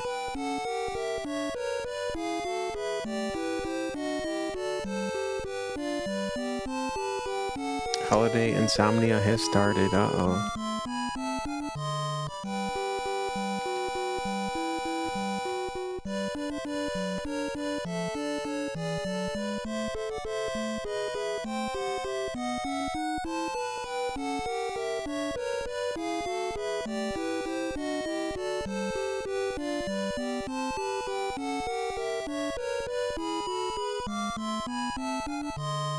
Bleep, bleep, blop, blop, bloop, bloop, bleep, bleep.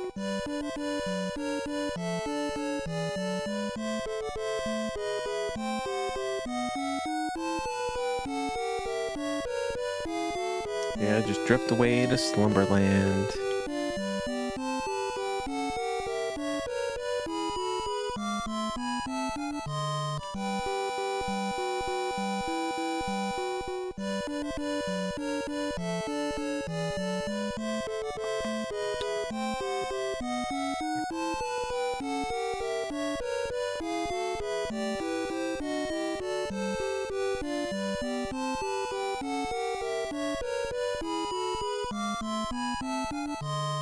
Beep, beep, bop, bop, bloop, bloop, bleep, bleep.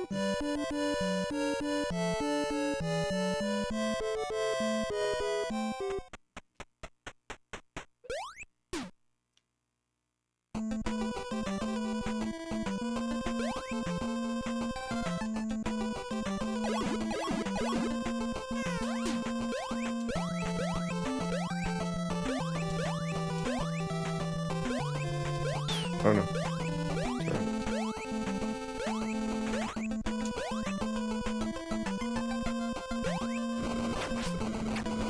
Whoa. Almost died there.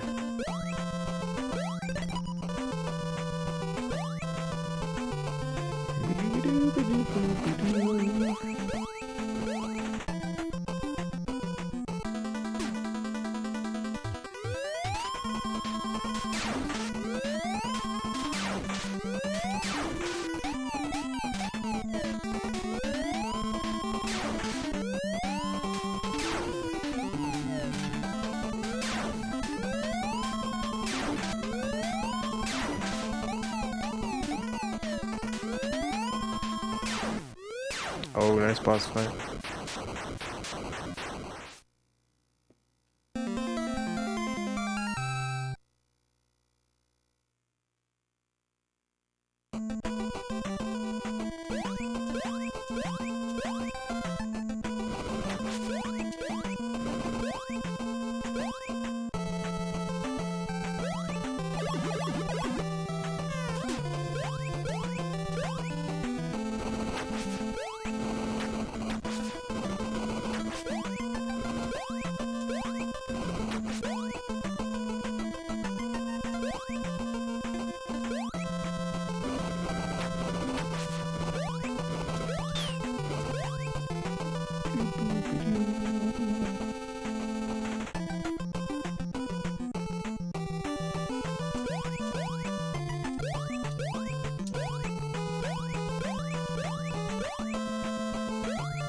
Yeah, what spikes?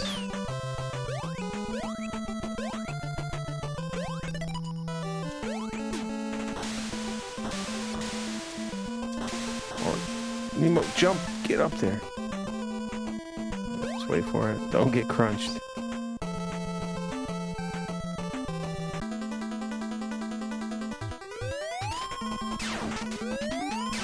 Oh.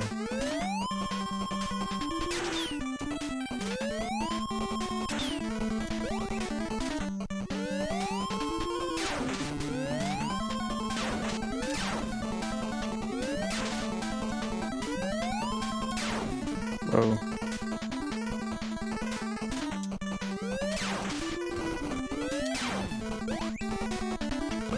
Oh no, dude. What pattern was that?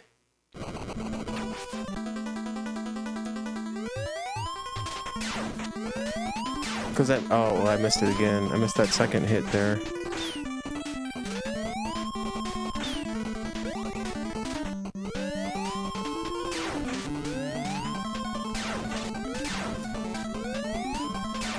Alright, so yeah, I was gonna do this. Oh, wait, what?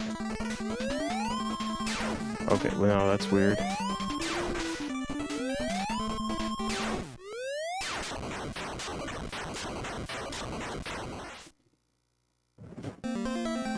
Alright, well, yeah, a little bit of RNG there. Sometimes this pattern is predictable based on how much your damage you do, I think. Oh, jeez. And maybe your positioning or something. I'm not quite sure. But if you're consistent, he is consistent.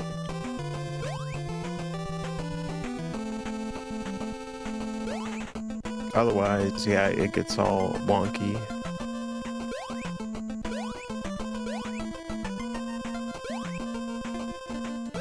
What?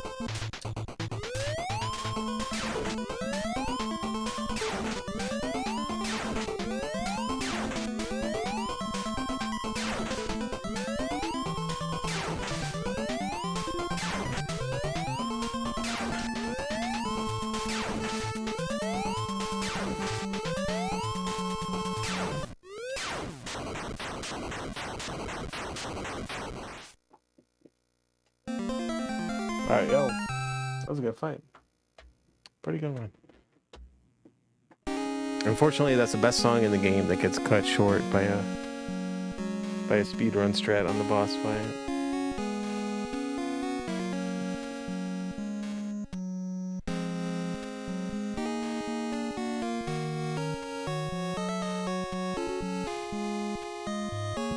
Alright, cheers. Let's go. Yo, we got some green going here. We got Marble Madness, Mega Man 2, Metroid, Mike Tyson's Punch-Out. Up next. A couple of easy games.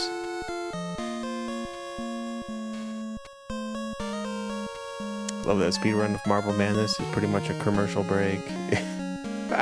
Yeah, pretty much, dude.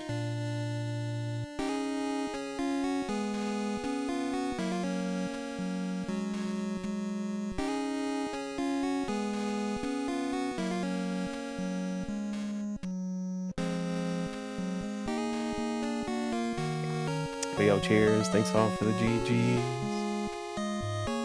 Yo, I gotta say, these brewskis are tasting extra good, man. I gotta pace myself here, but... Do I really? I probably should.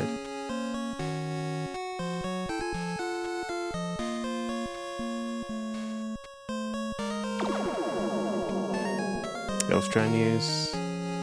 I agree. It's probably the best soundtrack in video game history. If not, dude. If not, what is, right? It's in contention.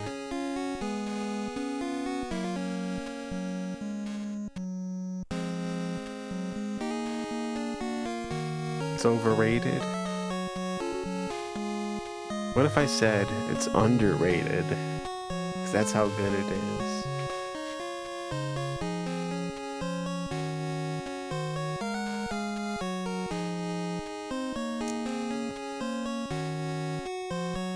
Yo, Blizzard of Baron.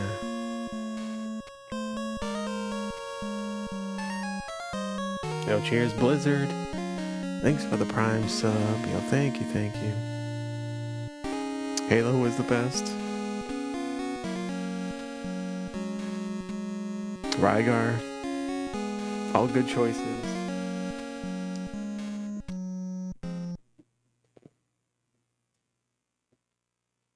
Nemo, rise and shine. It's a beautiful day. I would say Tony Hawk's Pro Skater is probably up there. Although that's not fair because that's more of a compilation than a video game soundtrack, right?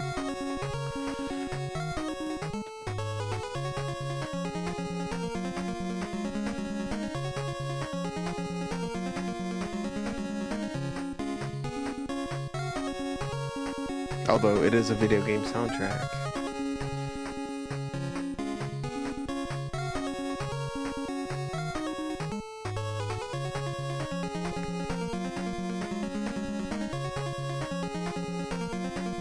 Alright, let's go.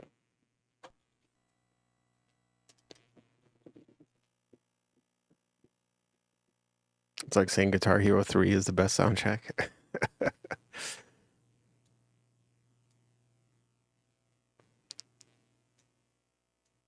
Baloney, let's go.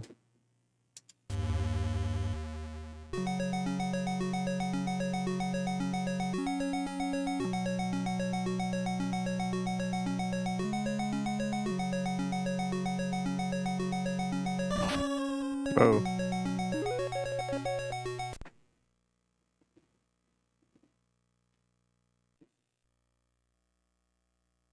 Vice City had a great soundtrack, yeah.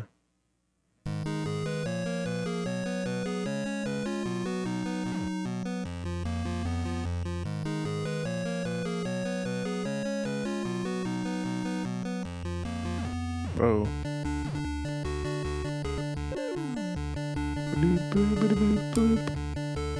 No!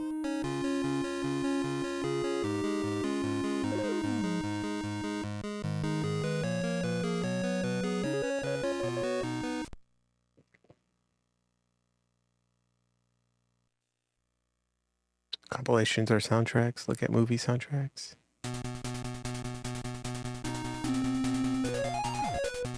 I mean, yeah, it's like a compilation is a collection of songs, right? A soundtrack is a collection of songs.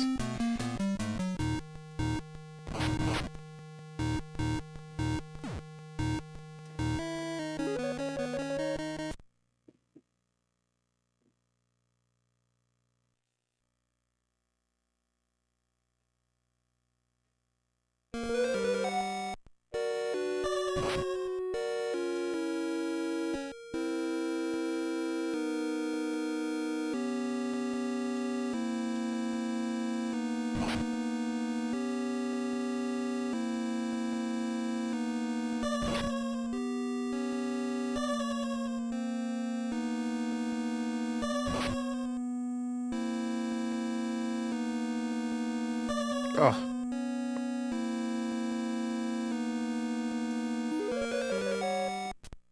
Streets of Rage to, yeah. I mean, you gotta put that up there. Everything you know is wrong. Honestly, I'd say Sonic 2, or really any Sonic game. Although I would probably say Sonic 2 is my favorite. It's got to be up there as well.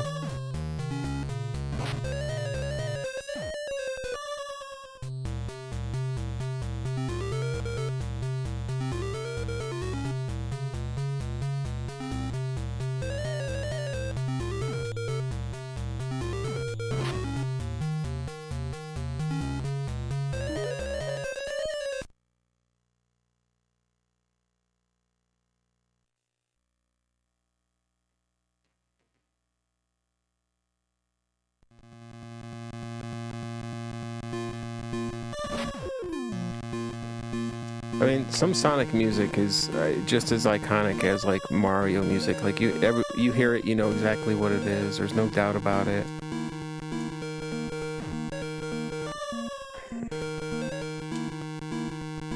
It's just that iconic, right?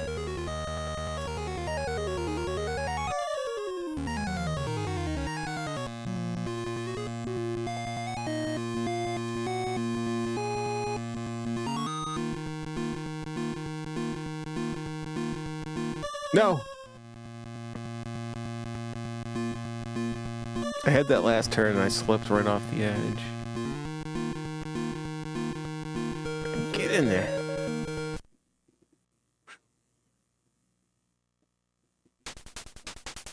Died 12 times.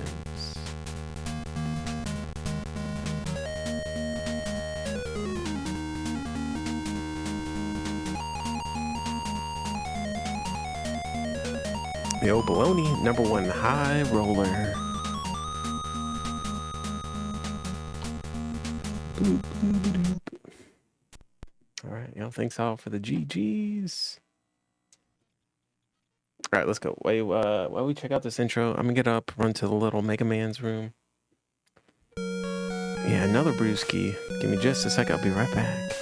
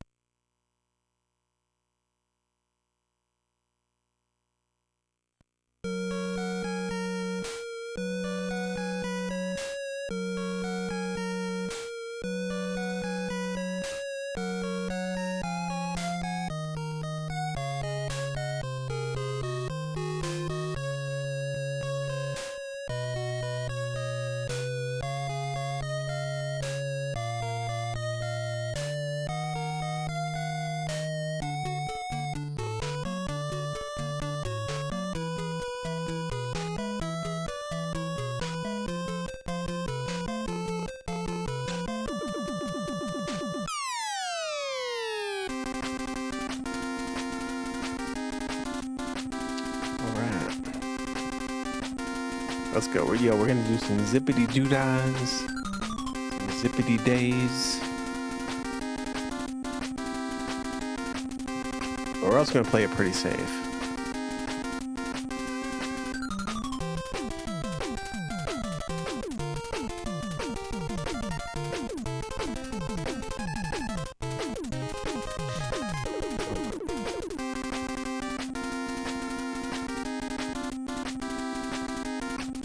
This game gets me pumped up.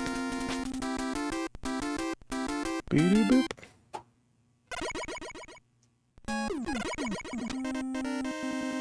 Some cheats? I guess, if you call them cheats, I mean, they are what they are. Holy baloney, Anuki.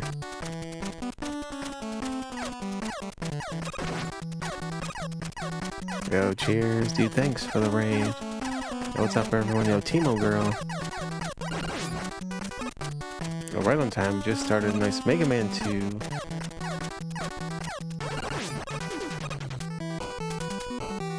Yo, Timo Girl. What's up, Ryu? Yo, to Vex, thanks for the good luck.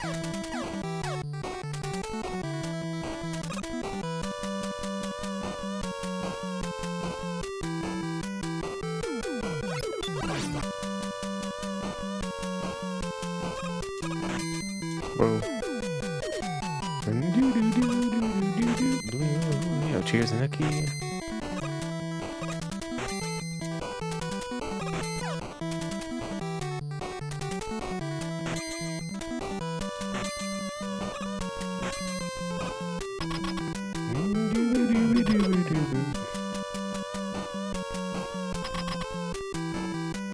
Yes, the brewskis are a-flowing.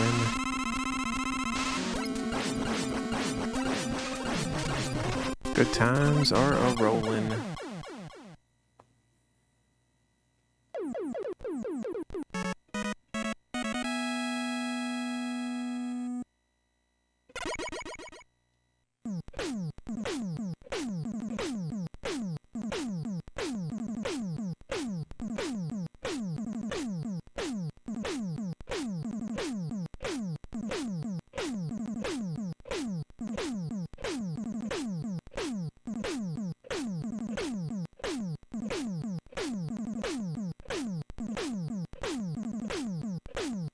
Oh, Sour, that's right.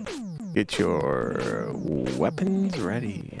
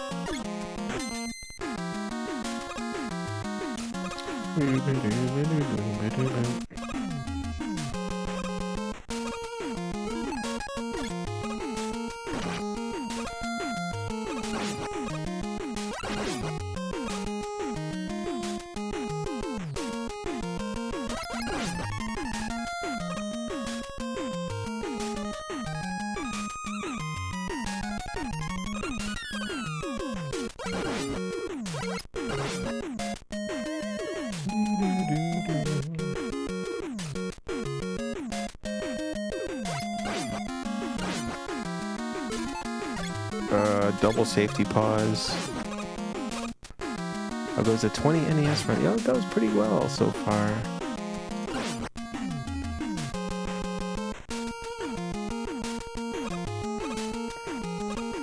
I mean, so far. We got some tough games coming up. So, yo, anything can happen. Either way, it's still a blast. Whoops. Oh, my timing all got thrown off there. Noted! Oh my goodness, almost died.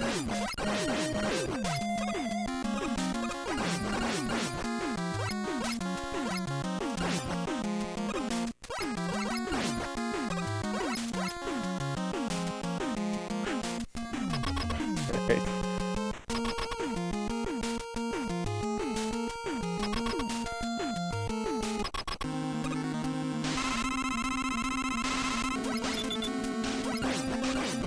Sometimes I try to think of like the hardest games on this list, and it's like, well, Double Dragon's up there.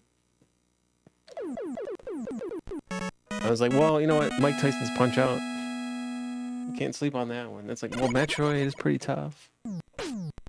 Ninja Gaiden is pretty difficult.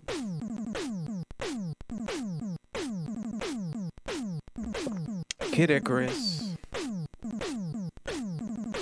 I mean, dude, it's like, by the time you're done naming these games that are hard, it's like you got through the whole damn list, pretty much.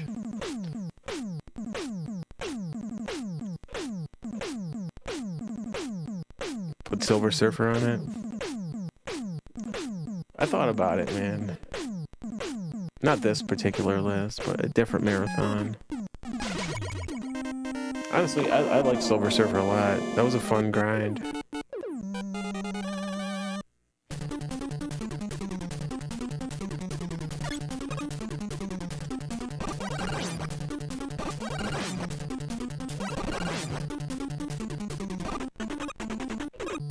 RC Pro-Am.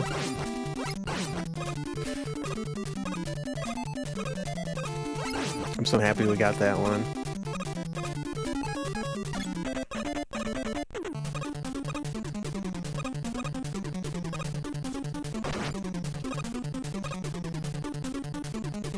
Go Big Pharma.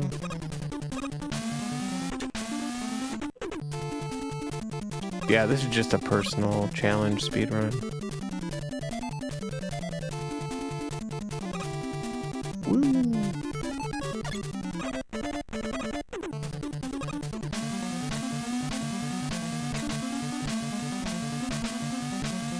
What's up, Rooster?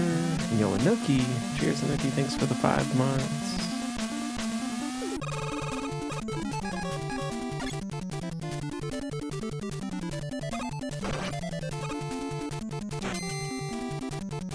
Yeah, thank you, Anuki. Cheers, dude. And yo, what's up, Rooster? It did cost me a controller. Silver Surfer, yeah, we absolutely thrashed through a controller and with that game.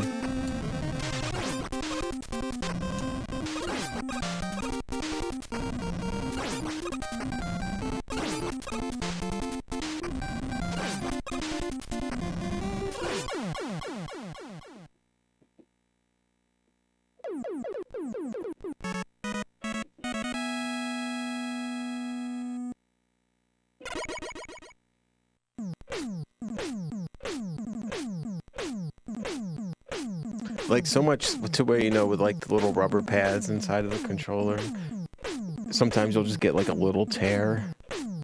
At the end of that grind, there was no tear, just the whole thing was completely removed. There was a tear around the whole circle of the membrane.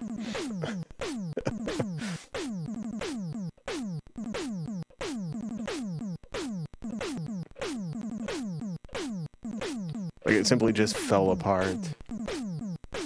Mashed right through the damn thing.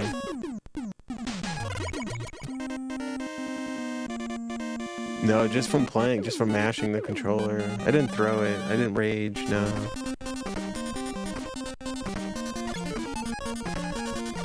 Alright, let's get the safety one up here.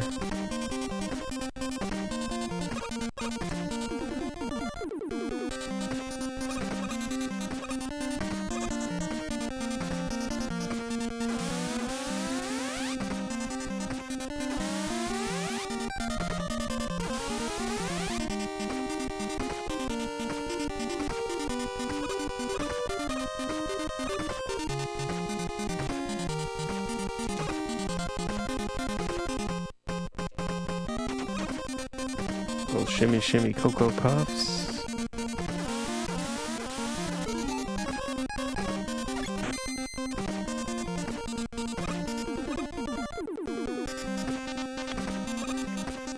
Are we done with RC Pro-Am? For now, yeah. I mean, that's always a childhood favorite of mine.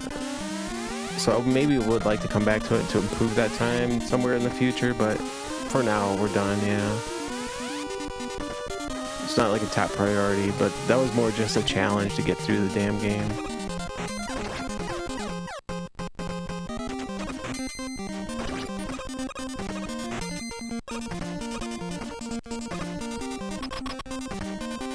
Oh wait, dude, I picked the wrong...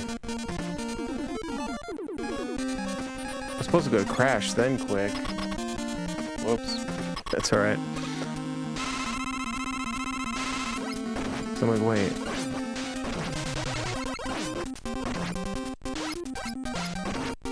We're gonna die. Now I have to fight Quick Man with the Buster. That went out of order.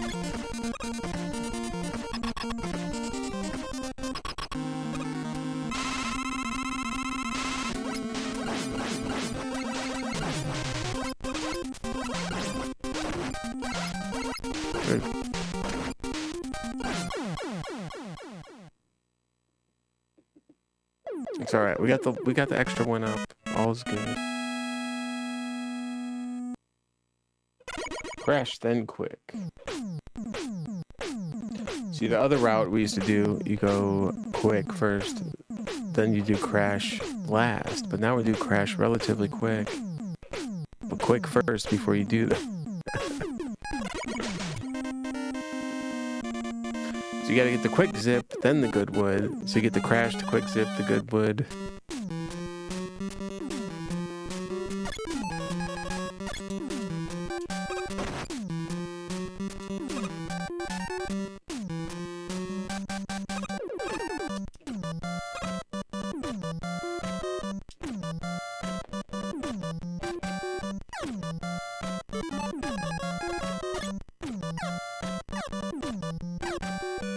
Yo, my time, what's up?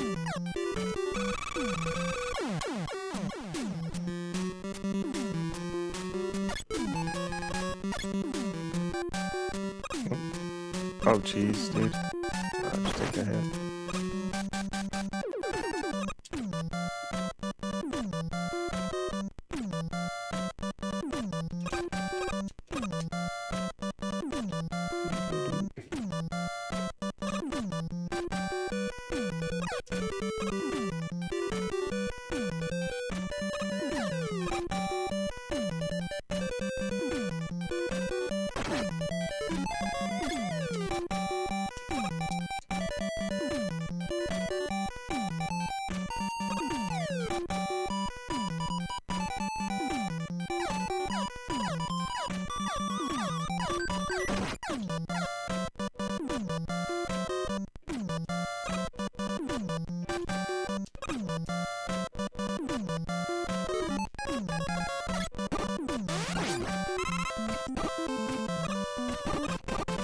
Pretty good climb.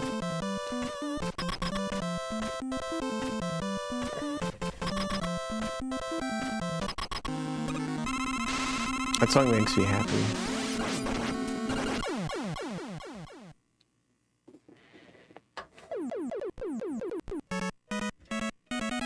Yo, Lucha Jim, thank you. What's going on? Yeah, cheers.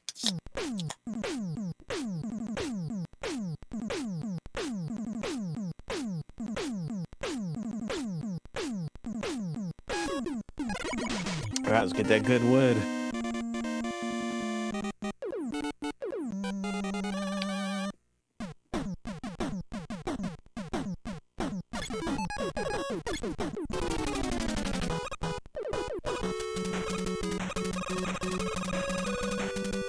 Home Alone 2 and Super Pitfall. I've actually never played Super Pitfall. Home Alone 2, that was a really fun speedrun. I did like that one a lot.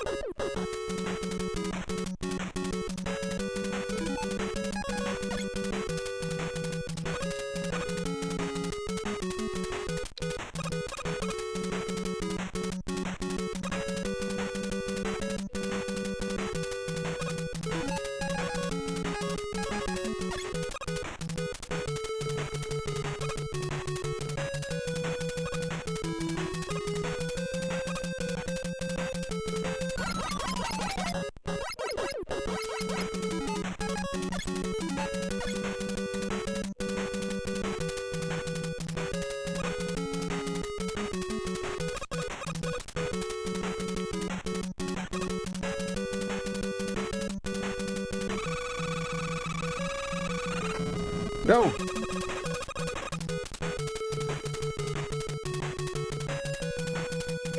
I did it.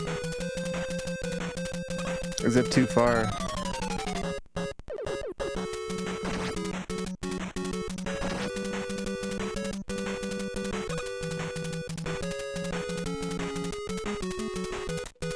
Wait, how do we get out of here?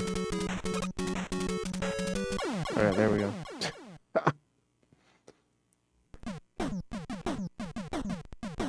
Now we have to actually game over. It's the only way out of it. We're stuck in a glitch state.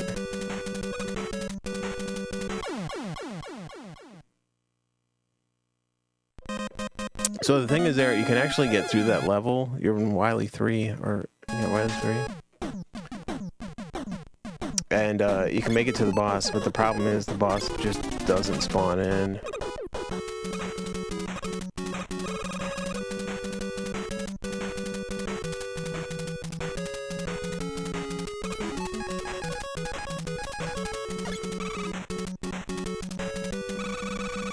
I had the zip like set up perfectly, and somehow I just forgot how to get out of it.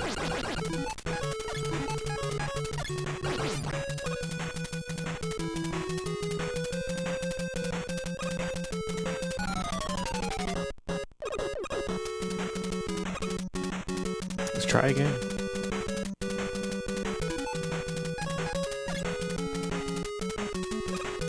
Whoops. No.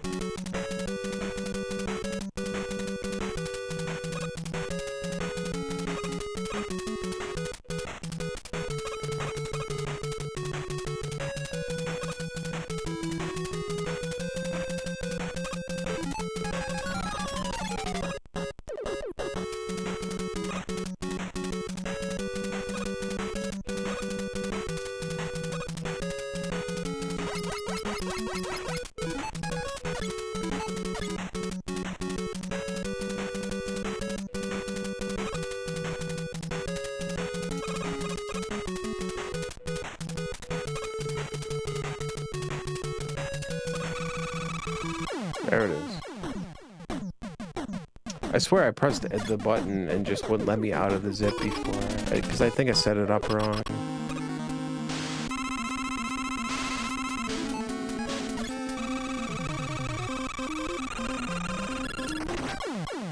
Bam.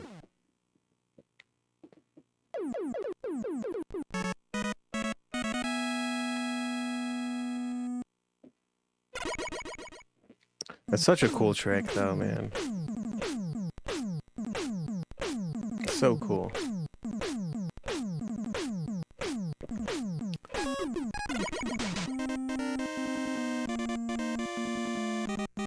You know why it's cool? Because I'm the one doing it, and like I have no idea how it works, dude.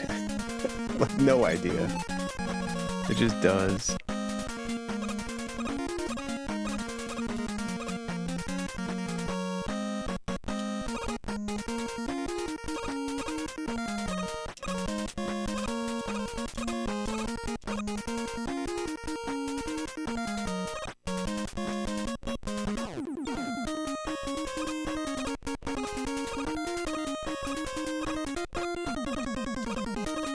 Yeah, if you do it too much, you end up in Mega Man 3.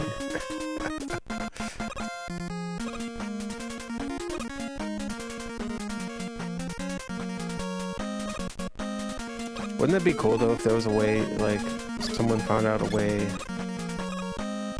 like, to do that, but like make the boss spawn so you essentially then skip all the way to Wily 3. Makes you think like maybe there's something there, and I'm sure numerous people have looked into it and it simply doesn't work, but I would like to think the possibility is still there.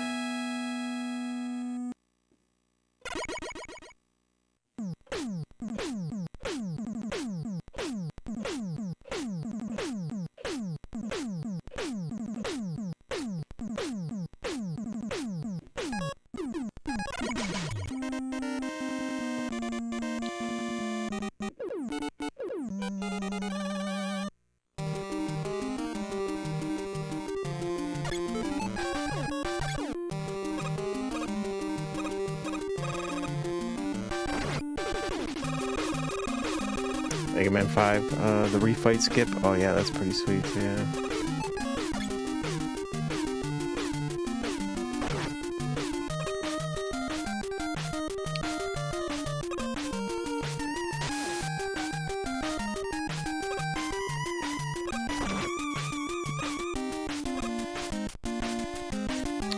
Yeah, Mega Man 1 glitches, I want to learn.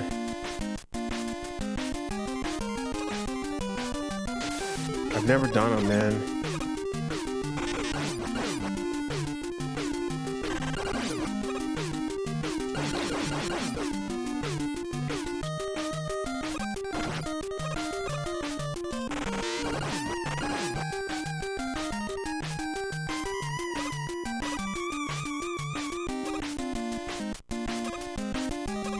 Go, cheers, Mad Moxie.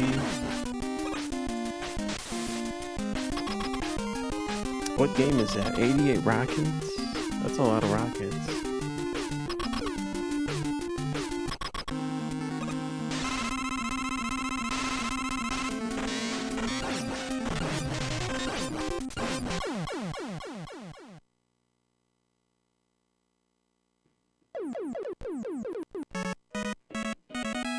I adore Mega Man 1 as well. The zipless Mega Man 1 run is one of my favorite speed runs.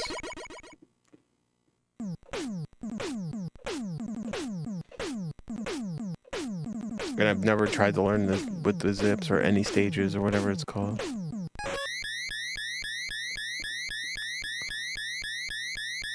But there's something so, like, beautifully unrefined about that game.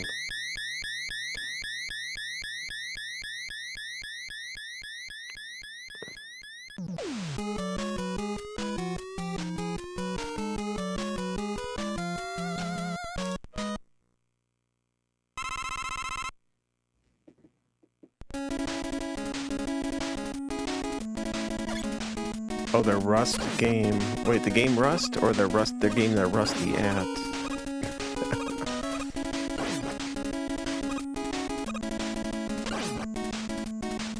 The rusty game they're rusty at.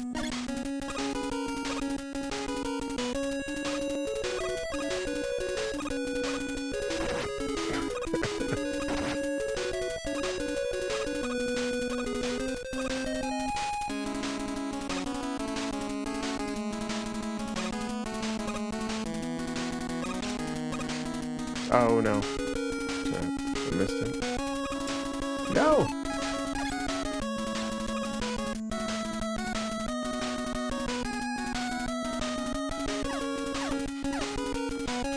Alright, we're gonna play it safe here.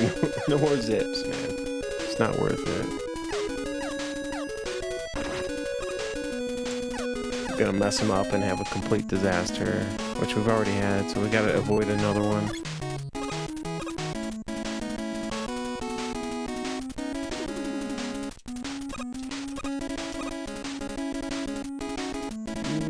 Bloop, bloop, bloop, bloop.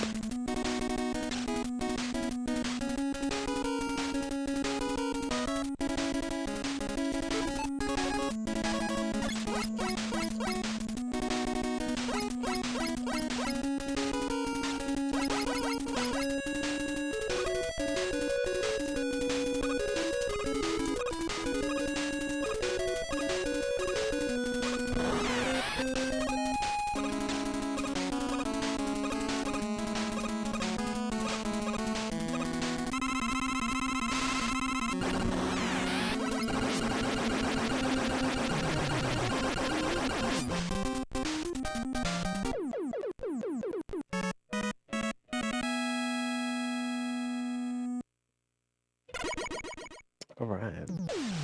Yo, that was the song So Nice. It was so nice, we got to play it twice.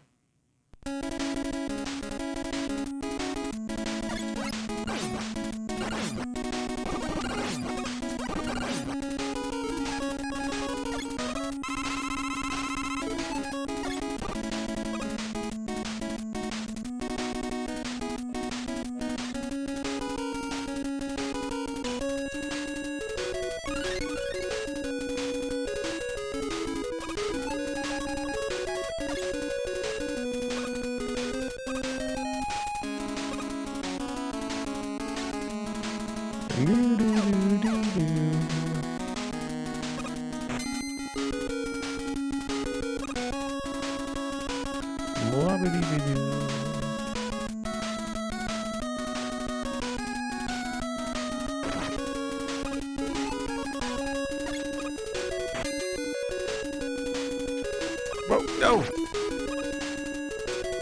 Oh my goodness, dude. Alright, we take that hit.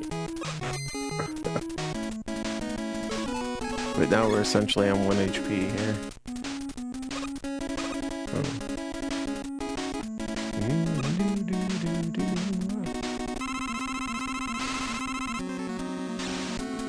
Yo, Onyx, good morning.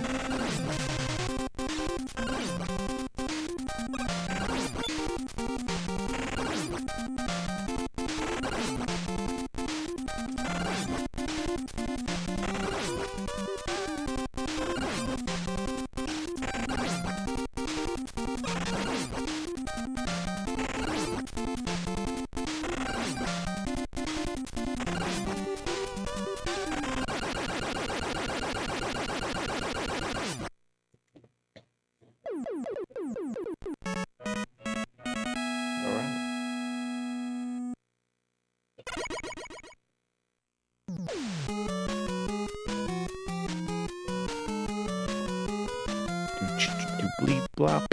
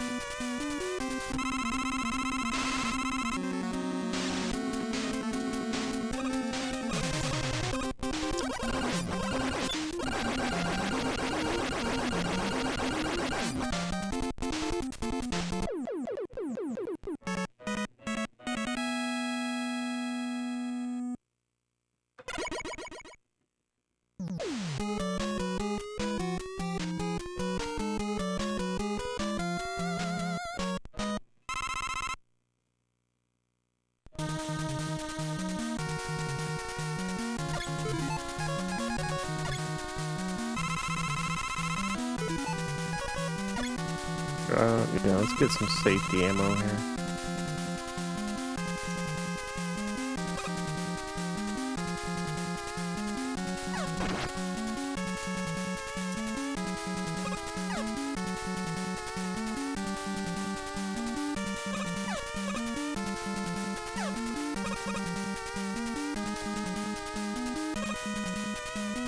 Oh, what?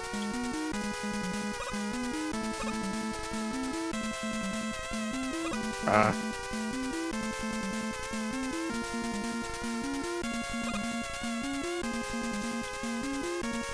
can't tell if I was a pixel off there or if I threw the item a little too early.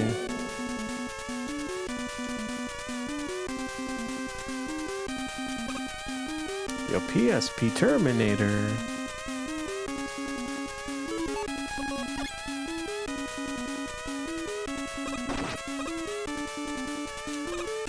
Yo, cheers, dude. Thanks for the 3 months.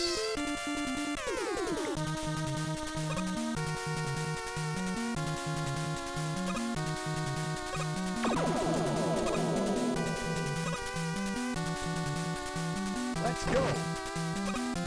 Oh. Alright, we got. Whoa, gotta play that little safe there. Dude, I almost died like 3 times right there.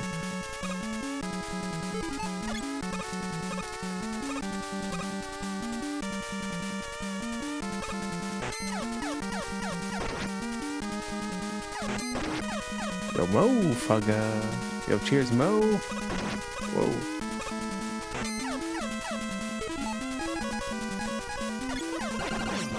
Wow. Alright, I'm gonna just use the E-Tank right here.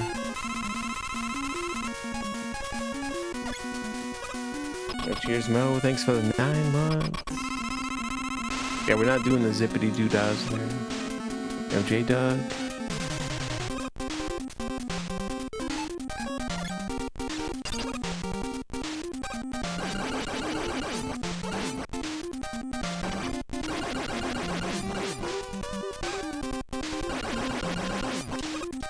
Oh, that's too low.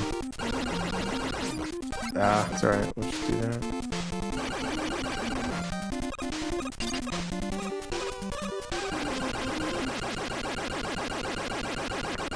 What's up, Chico Cat? Yo, cheers, Terminator and Mo. Thank you, thank you.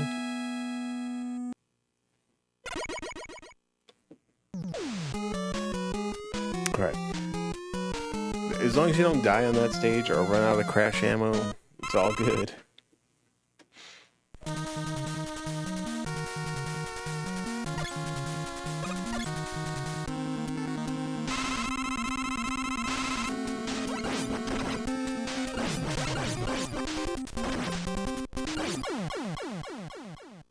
Oh, should probably get some of this health too.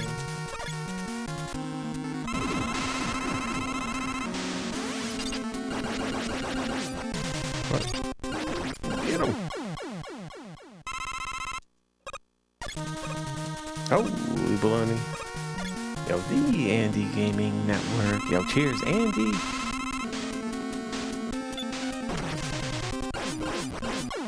Yo, what's going on, everyone? Welcome in.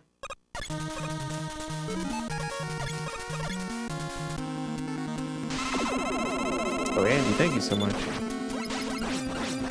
Yo, I hope you guys are having a great weekend.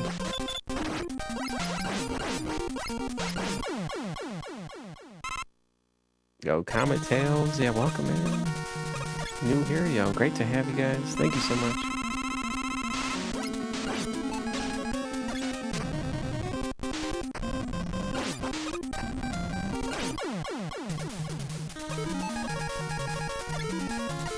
Oops. Yo, tuned to key.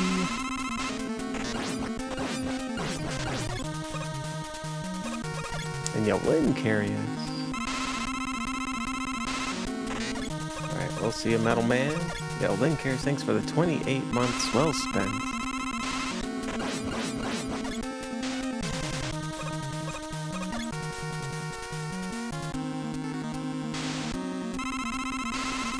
Oh, Andy doing some Mortal Kombat speedruns. Oh, nice. Wait, OG Mortal Kombat 1? That's my favorite.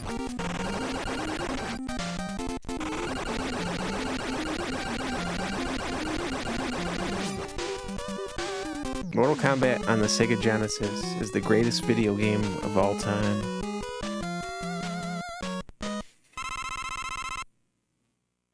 Alright, best song in the game.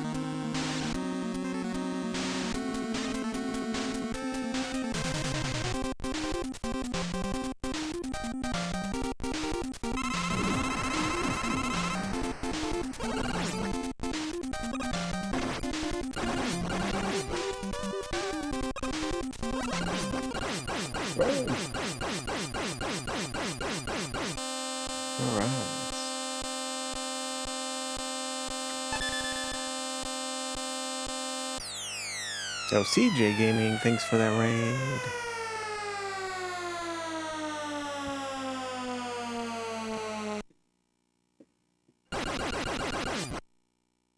Let's go. Yo, cheers, CJ Gaming. How's it going? Welcome in, everyone. Yeah, well, thanks all for the GGs.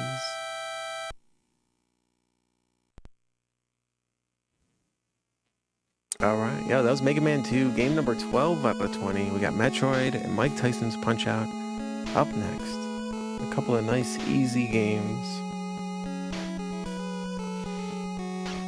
And, yeah, Ninja Gaiden after that gets pretty easier. Rygar, we got some Super Dodgeball, Mario 3, Ninja Turtles, and Legend of Zelda.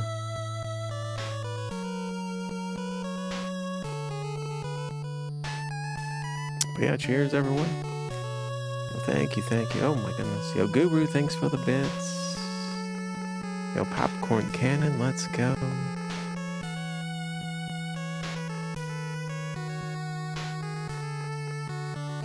Yo, CJ, a Christmas stream, nice. Yeah, I hope the Christmas stream went well.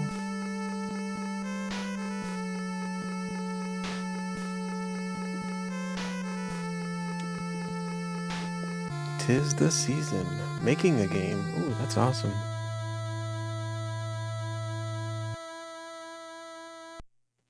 All right. Let's go.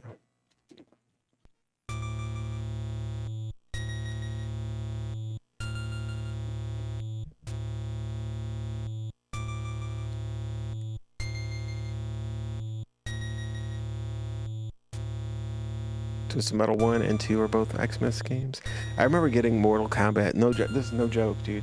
I remember getting Mortal Kombat for Christmas, and it was one of those things, like, straight out of the Christmas Story, where I remember me and my brother wanted this game, like, so bad. And then we opened up all our presents, and we didn't get it, right?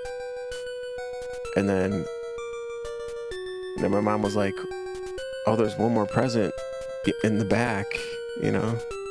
Check all the way back there. Lo and behold, it was Mortal Kombat on the Sega Genesis. After we were all, you know, being little shits the whole time for not getting that game. It was sitting back there, just like the Red Ryder BB gun.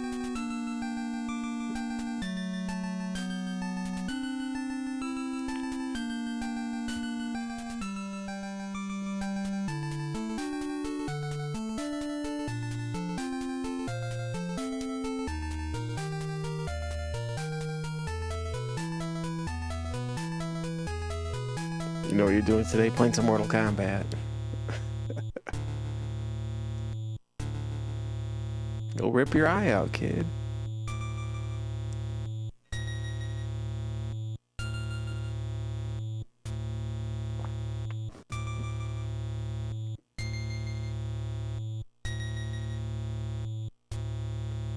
Yeah, man, and I was like that kid in the commercial, like holding up the game, like screaming Mortal Kombat. How old? I don't know. I gotta do some math here. What year did that game come out? It was probably the year after it came out on console.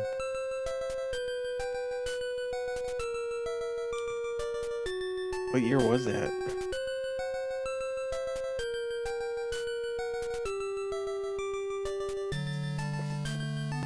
I don't know. I was probably 12, maybe 13.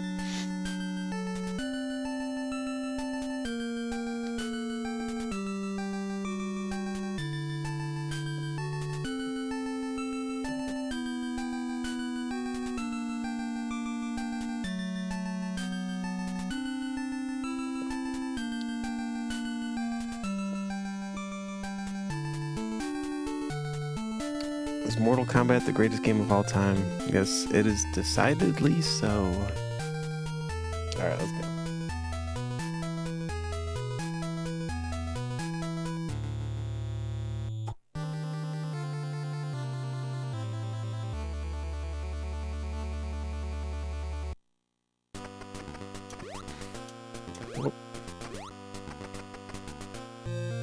Third grade, yeah, so I was probably, let me think of grade-wise. I was probably in, what, fourth or fifth grade. I honestly don't know. 93 console release. So, yeah, it was probably the year after that. So I probably got it in, like, 94 or whatever. Or 95, so I was, like, 12 or 13.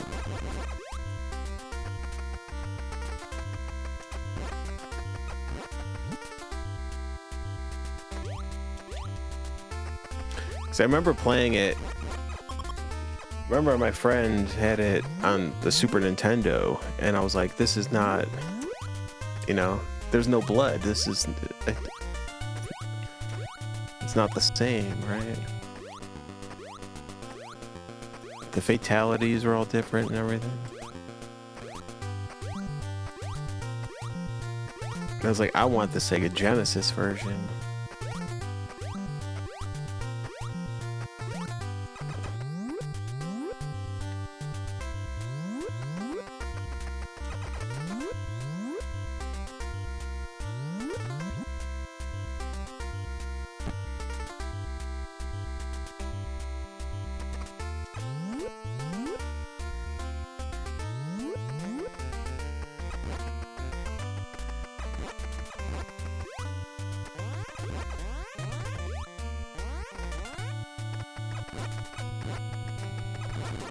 Whoa. Alright, get up there. Get those missiles. Yo, team kills. Thank you.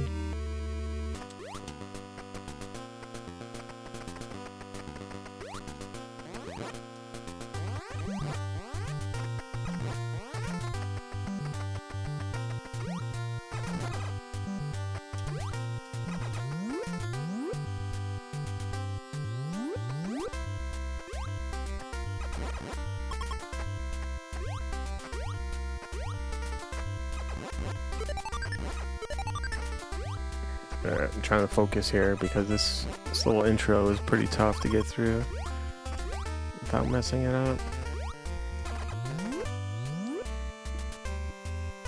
Playing Pit Fighter, oh my goodness.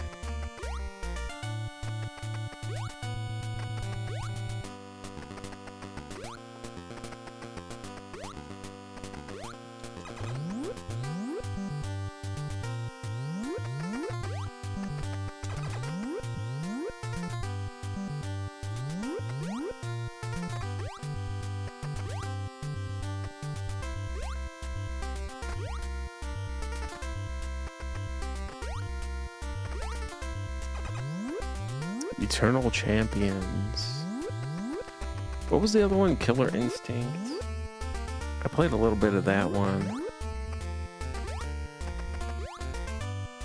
One thing I remember about Killer Instinct, it had the like sweet black cartridge on the Super Nintendo. Alright, got the E-Tank.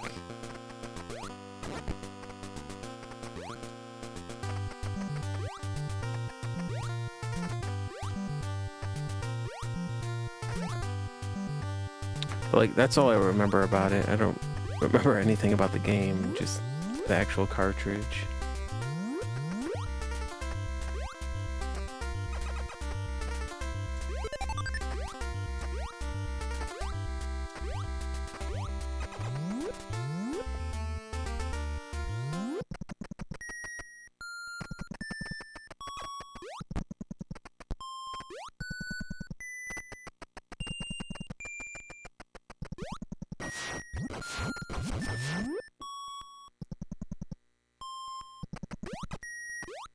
Alright, get those bombs.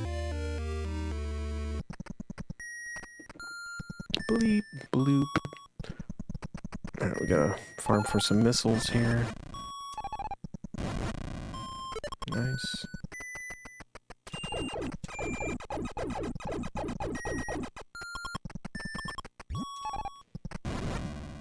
Oh, give me those. Oh, Big Dave, good morning.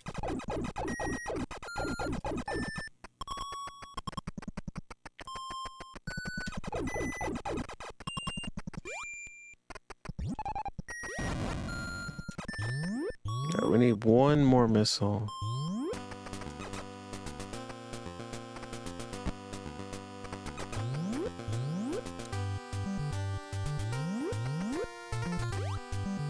Oh.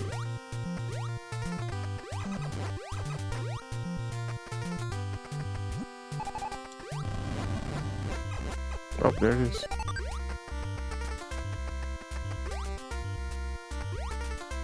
Oh.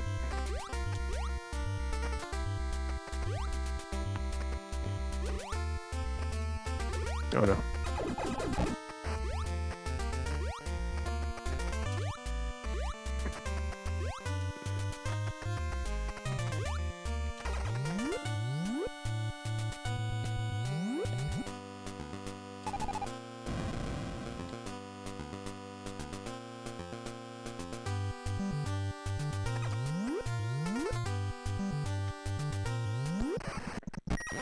Bloop, bleep, blop.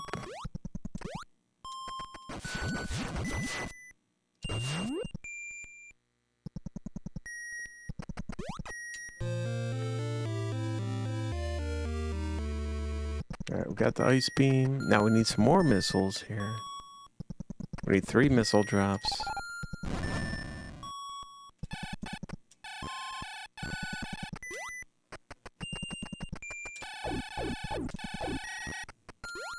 Oh, give me the health.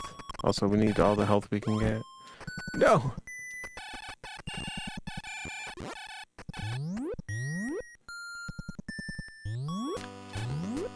Alright, let's go for the zip here.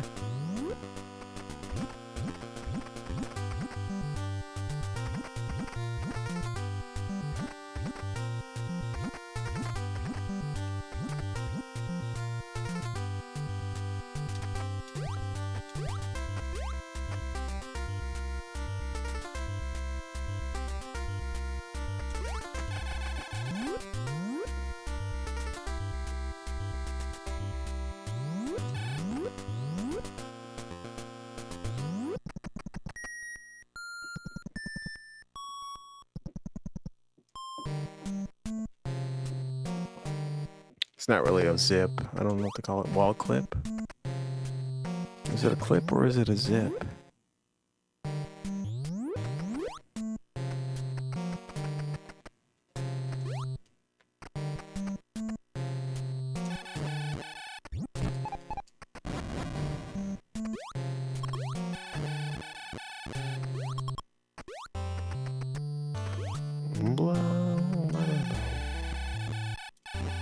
As long as it's not a rip.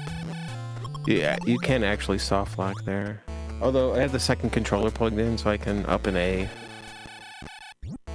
on the second controller, which essentially just like sends you back to the beginning of the game with saved progress.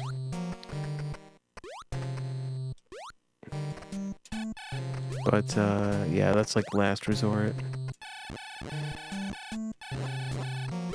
Alright, there we go. Alright, we need one more missile. Don't forget the last missile here.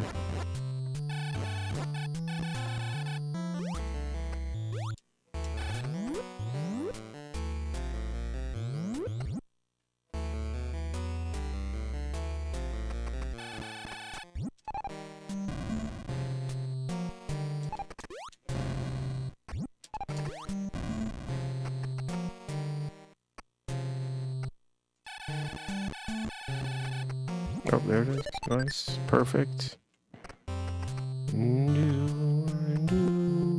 Do.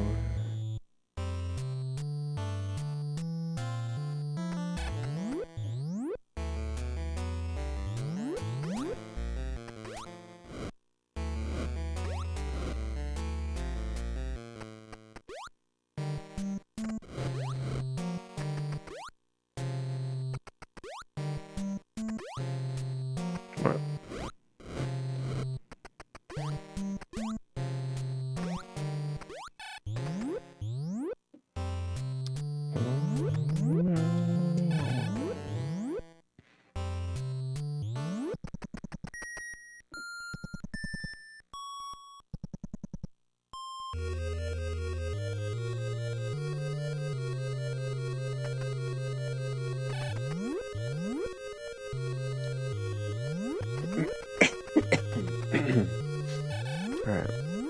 We got health, we got missiles, we're good to go.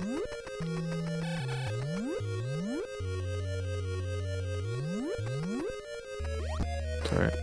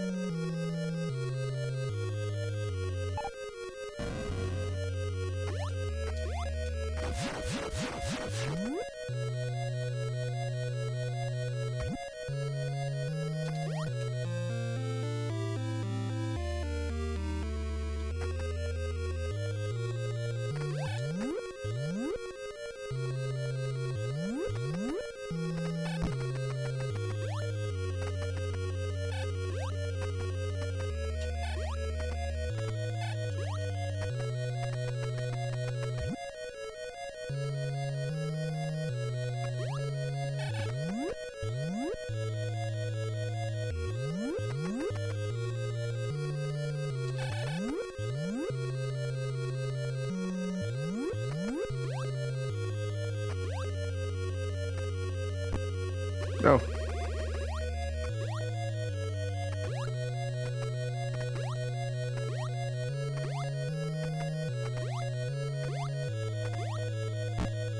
Oh no.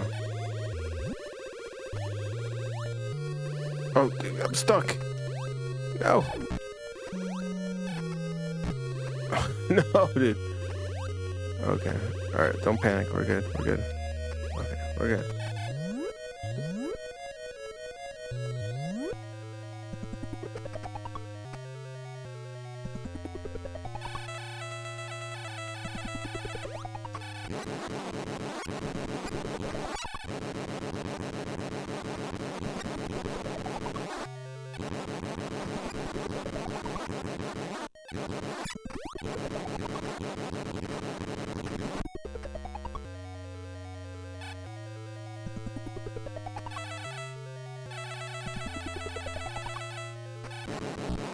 Oh no.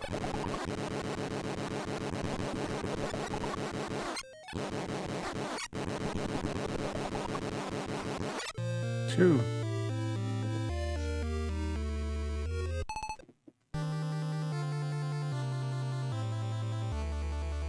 So we up an A on the second controller here. That sends us back to the beginning of the area. We're gonna do that again.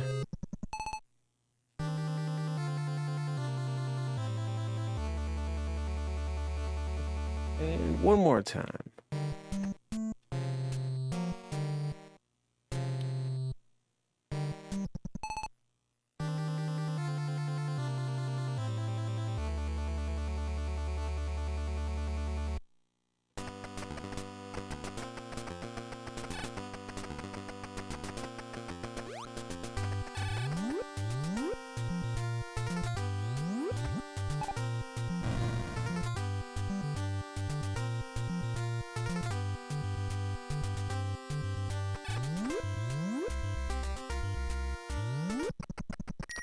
Blop, bleep, bloop.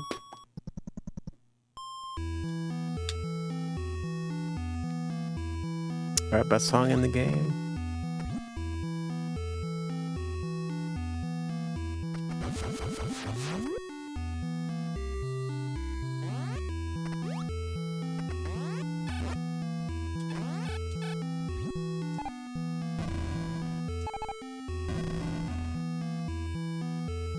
What's up, Pilly Pal?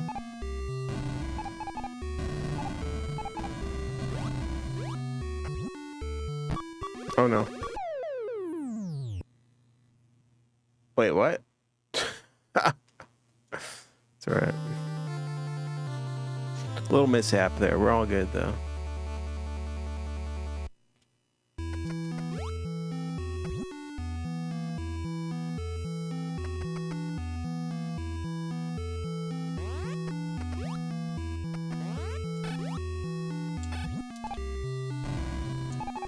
Oh, Diamond Barbarian.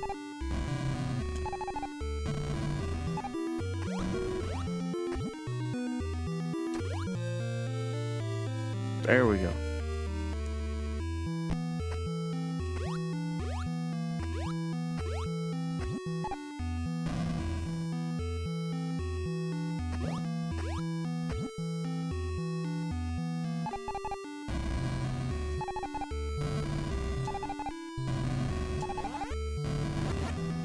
Oh, baloney.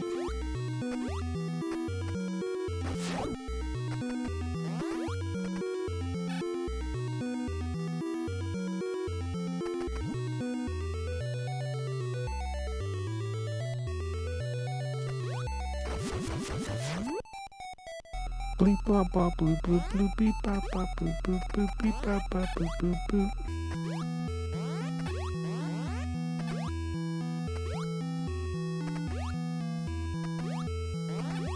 Whoa.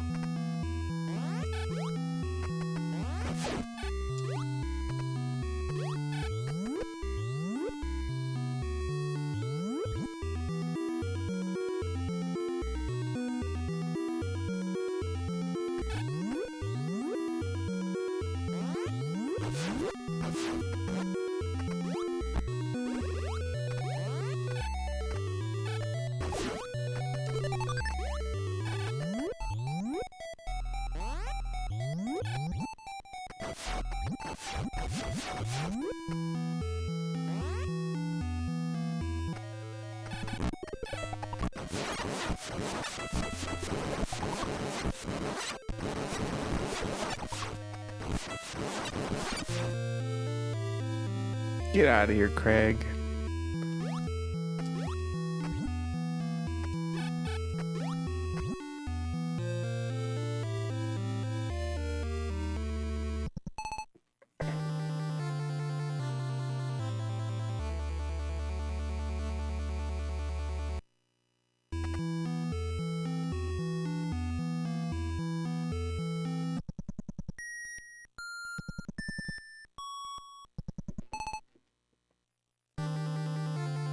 Open the A, baby. Let's go.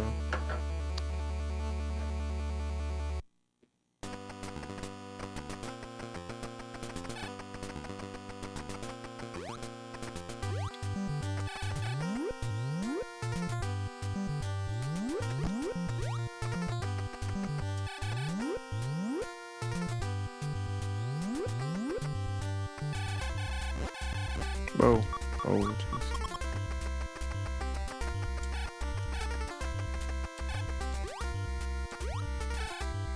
I don't think I can get that.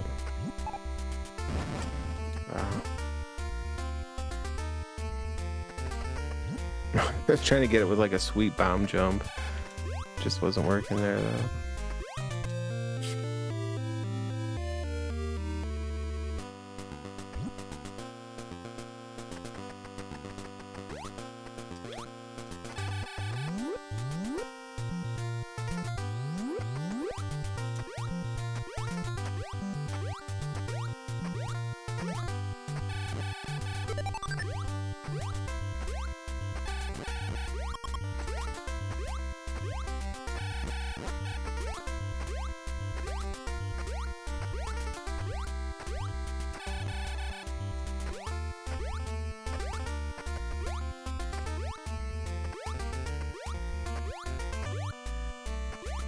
Oh, get up there.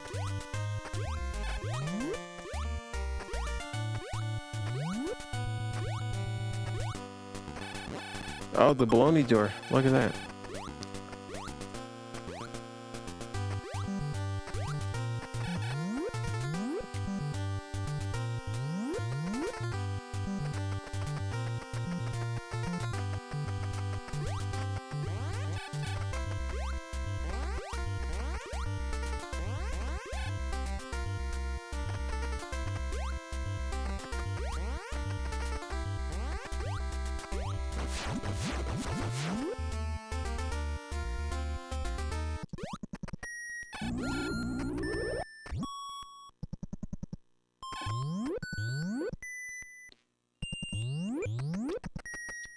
What's behind it? Yeah, what if you can actually get in there and it just like takes you right to Mother Brain or something?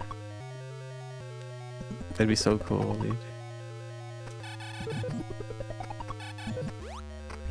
Oh no.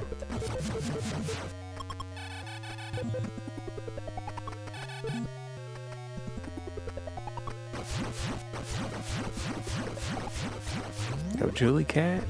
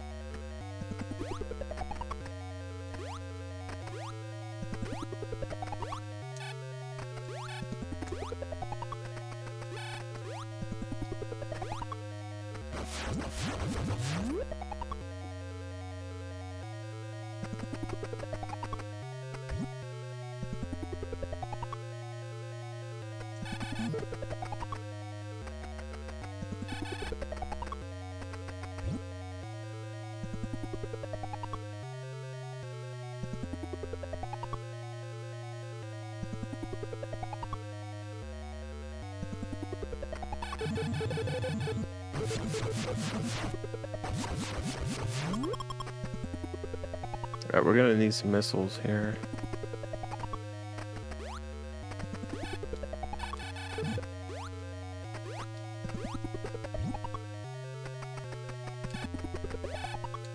Whoa.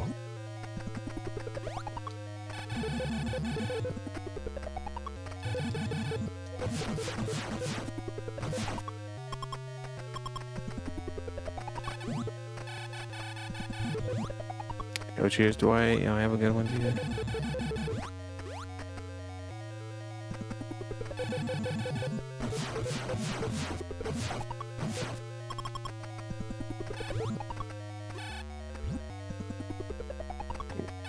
I might want to reset this room here, we'll see.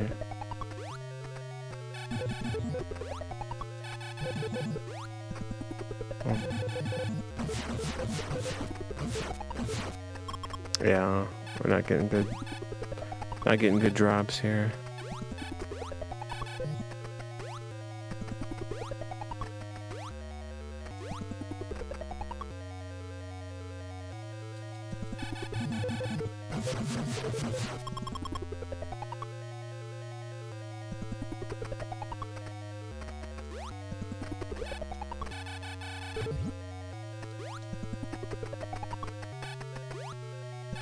Oh.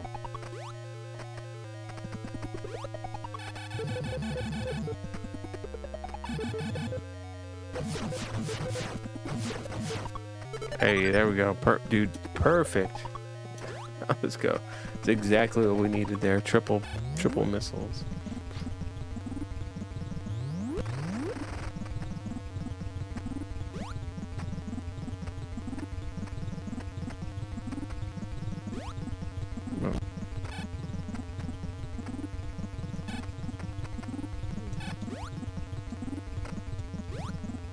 Oh, get up there.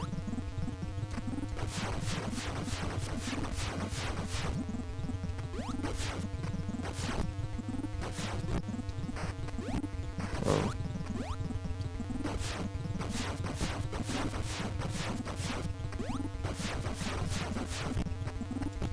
Yikes, dude.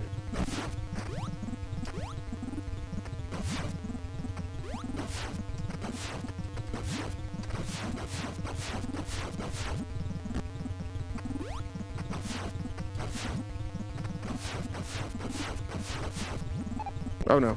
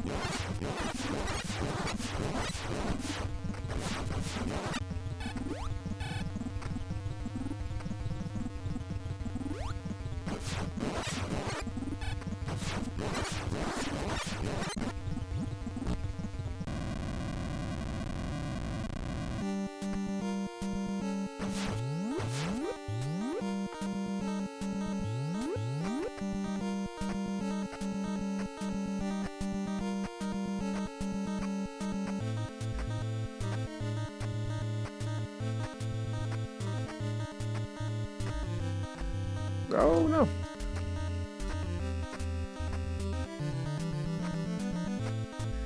Get up there.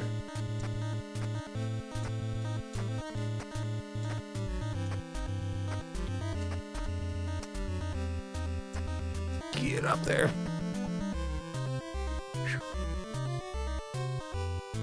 Alright, hurry up.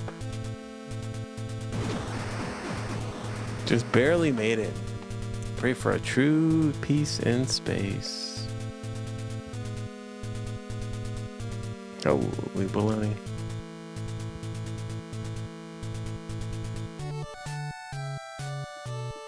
Oh, there she is.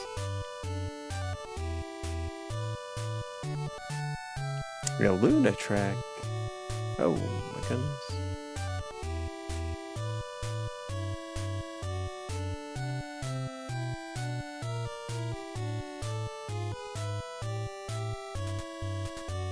Yeah, Luna track, thanks for the raid. How's it going, dude? Thank you, thank you.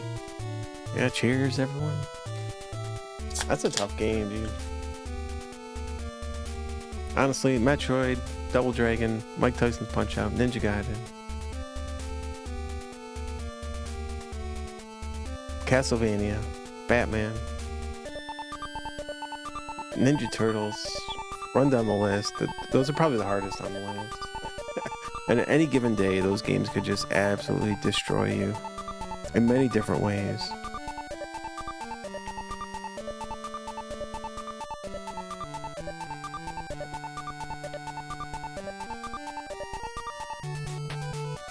Alright, yo, cheers. Thank you guys so much.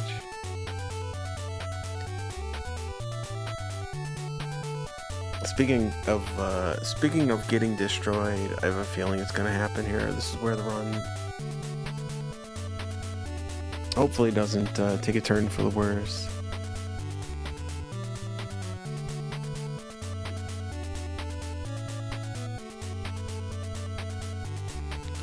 Okay, OG Genesis with the stereo sound. Some Space Harrier, yo, nice.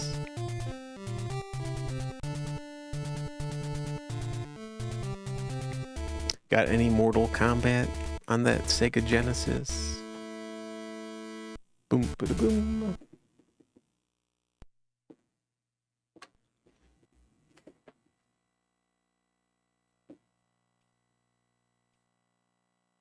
Wait, this is under Punch Out.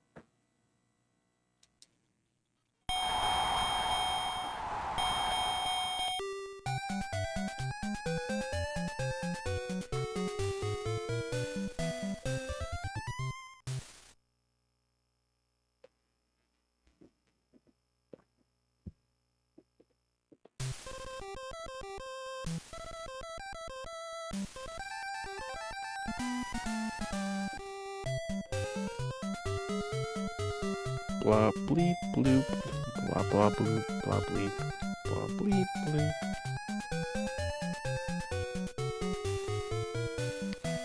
Dooba dooba dooba dooba doop.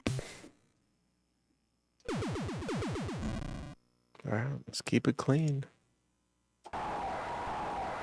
Let's go, Glass Joe.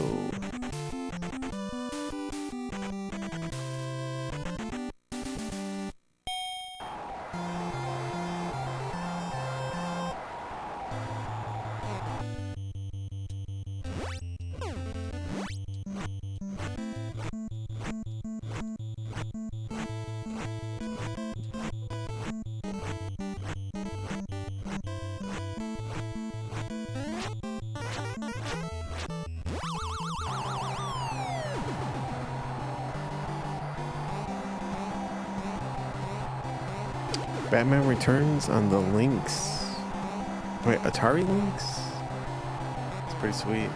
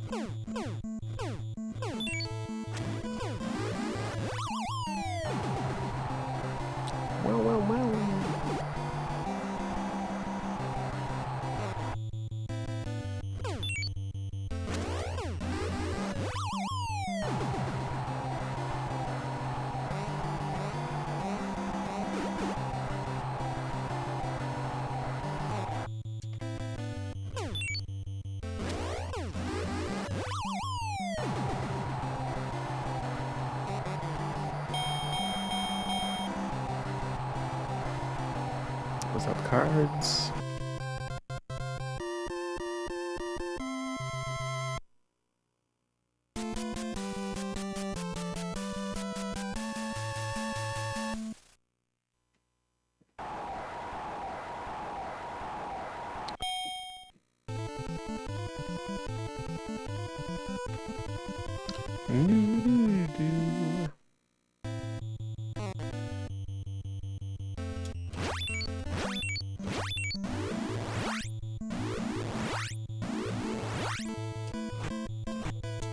What?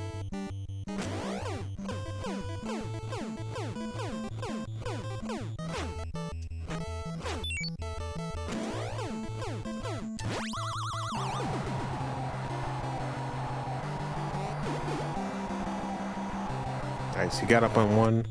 Got the star. Got him. So yeah, I think like a lesser known thing about this game is that if any opponent gets up on one,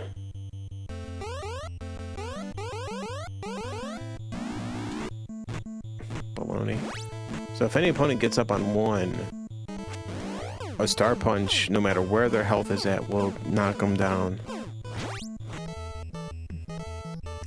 Now, whether you can land that star punch or not,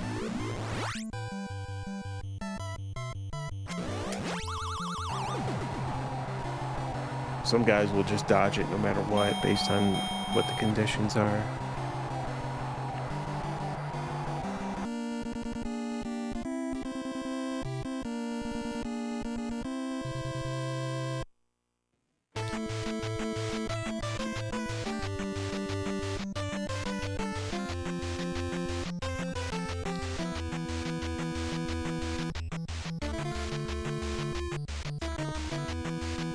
Blop, blop, bloop. Bleep, blop, bloop. Boop, bop, beep. Shoo-ba-doo-ba-dee, bop, boo.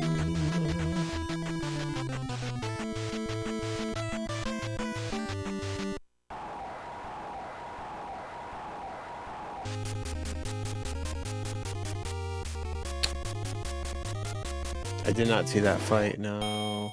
I wish I would have paid better attention because I would have liked to have watched it.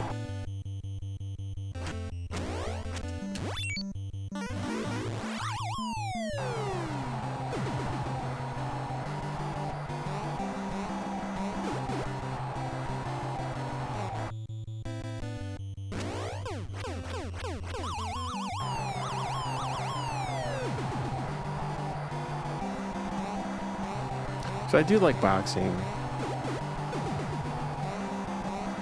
I really like boxing growing up. I never got into UFC or mixed martial arts. It's just not for me. I like boxing.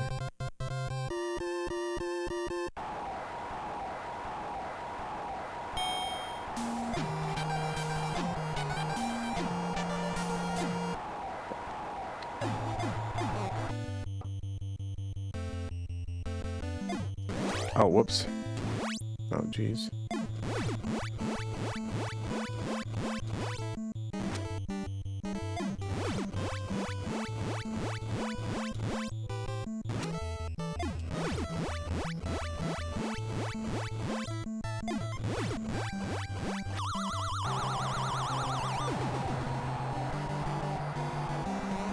I mean, but like, to be real, it's like you like boxing when Tyson was knocking dudes out in 30 seconds, you know? Same thing as like, I like baseball in the 90s when dudes were hitting 70 home runs a year.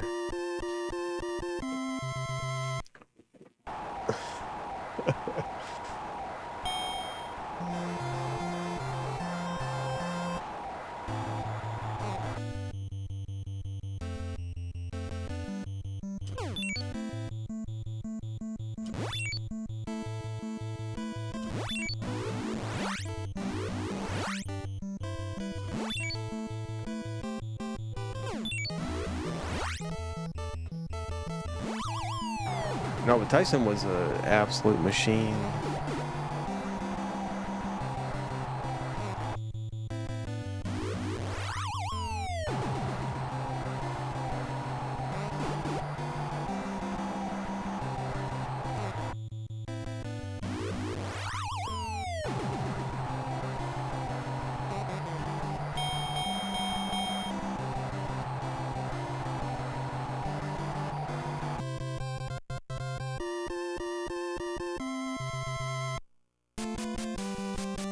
I don't know, just like, you know, a little conspiracy, but like boxing is probably one of the easier sports to fix. I mean,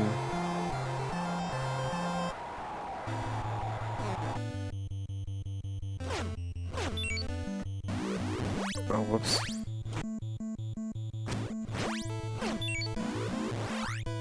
Oh, I messed that all up.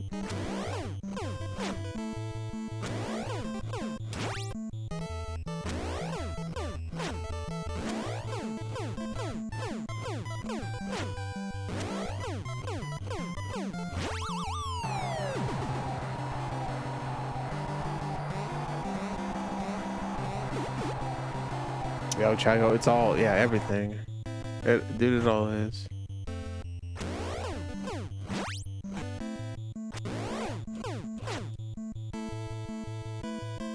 And like now, like that, even like betting is now like normal everywhere and not illegal in like a lot of states. I think that the case is even more so.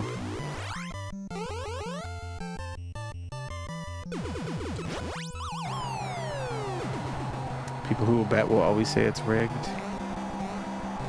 That is very true. But here's the question you have to ask then why bet if you know it's rigged?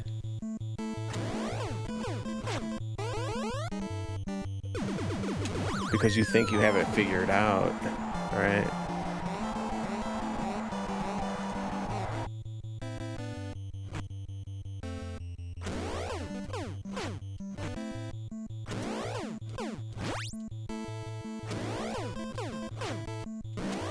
You think you can beat the system.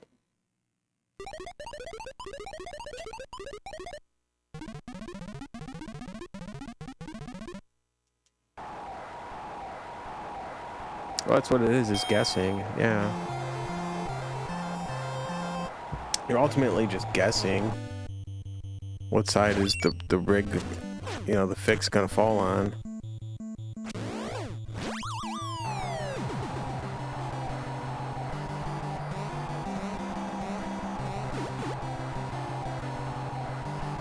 Greed. It's always greed, yeah.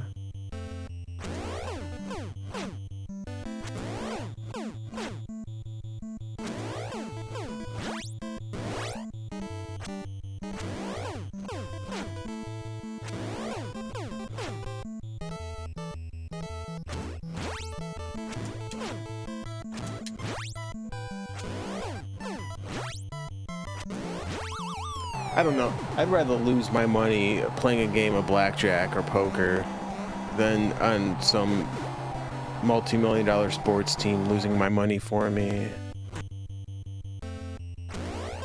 You know what I mean?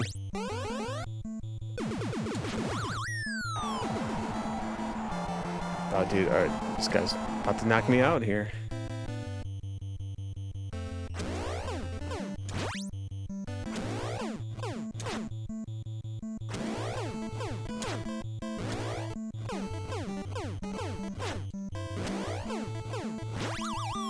Alright, we got it, dude. We have to counter this bull charge. We absolutely have to counter this thing. Oh wait, no, we got him. Never mind. We got the totally knockout. I don't know why I'm panicking there. I thought he was about to get me.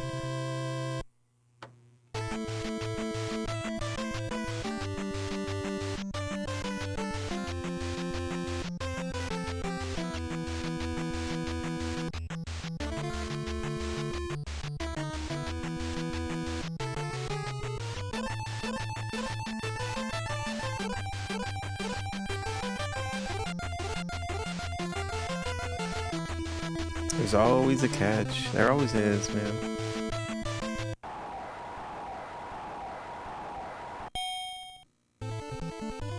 Yo, Diamond Barbarian, thanks for that good luck.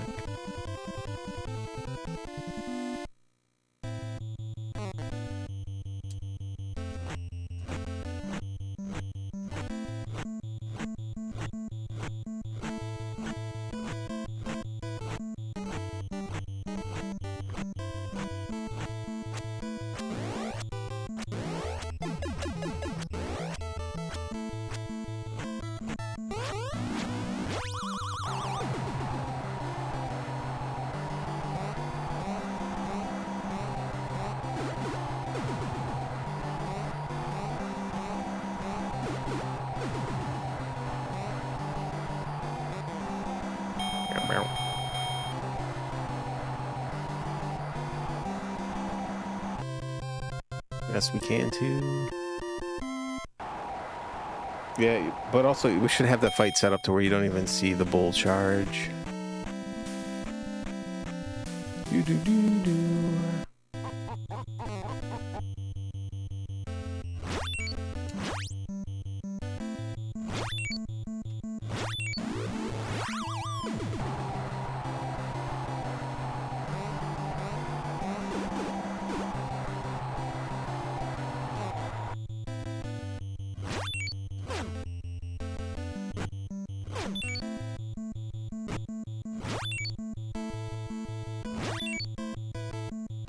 Oh.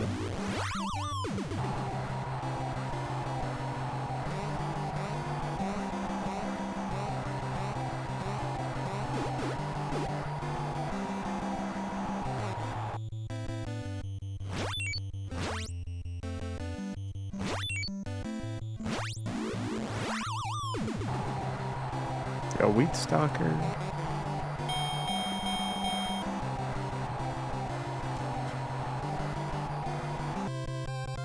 Totally knocked out. That's good.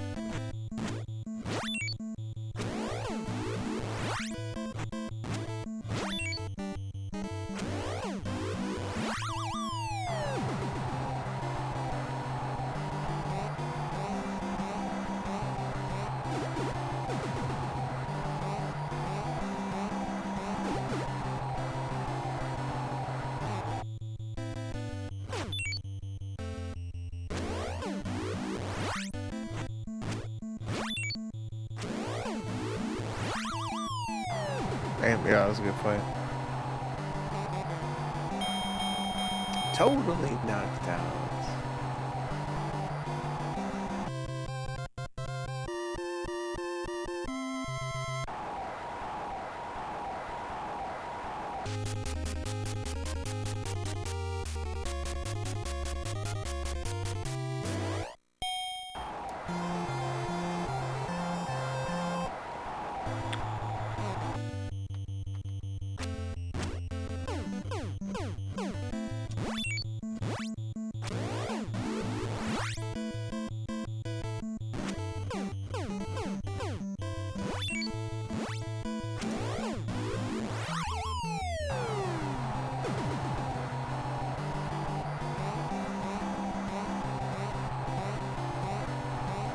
Yo, meow minks.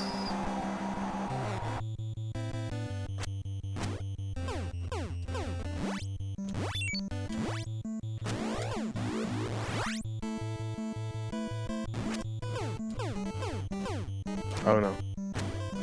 Sorry. I missed a star there.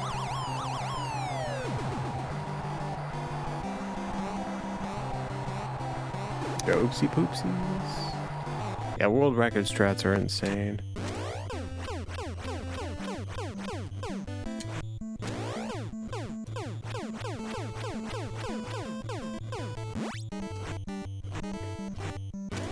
It's like a series. Well, the frame perfect tricks in this game are not all frame perfect because you can buffer a lot of inputs, but a lot of them are frame perfect. And like a lot of world record strats are not only rely on good RNG, but are frame perfect on top of that.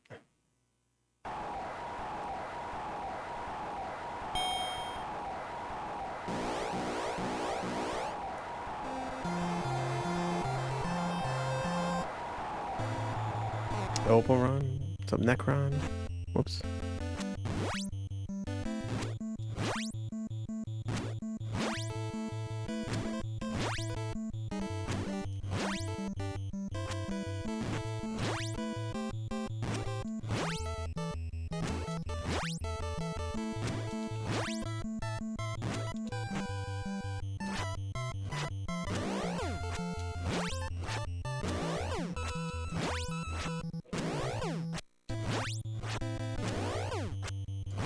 Oh, that was actually a good first round.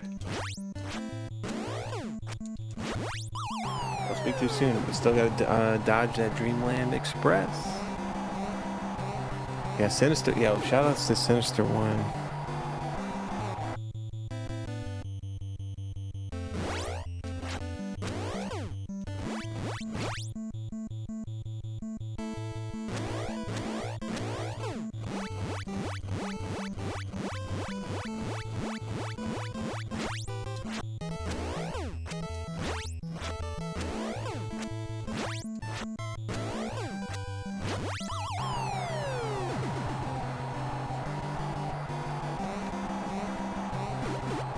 I remember seeing videos of Sinister One playing this game before I even knew what Twitch was.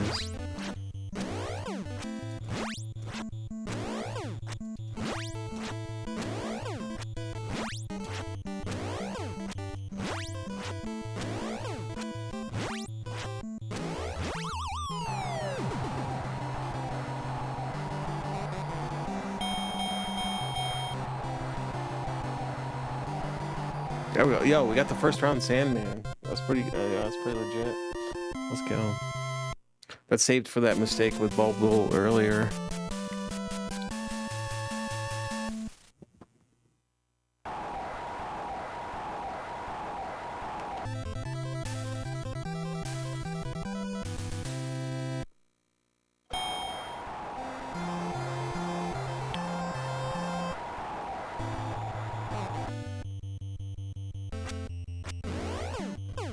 Whoops.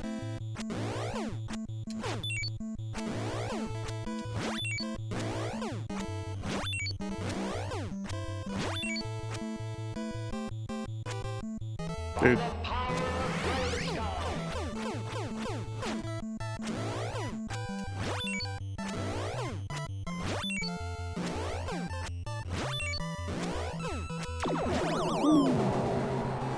Sonic, thanks for the good luck. Mega Man Zero, thanks for that power. And Chili Peco, thanks for the 17.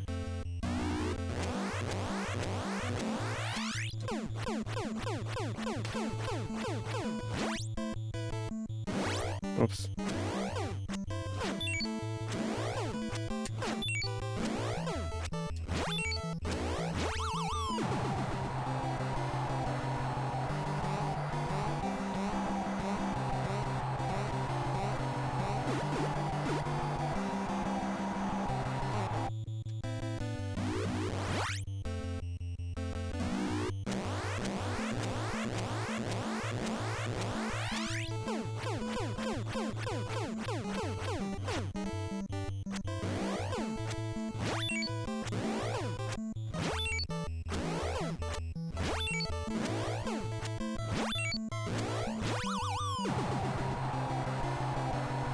Yo, cheers, Chili Peco. Thank you, thank you. All right, totally knocked out.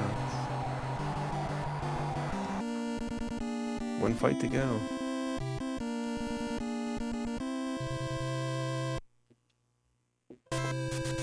Last night we found a small but great champ. His name is Little Mac. Yo, Daddy, come back home.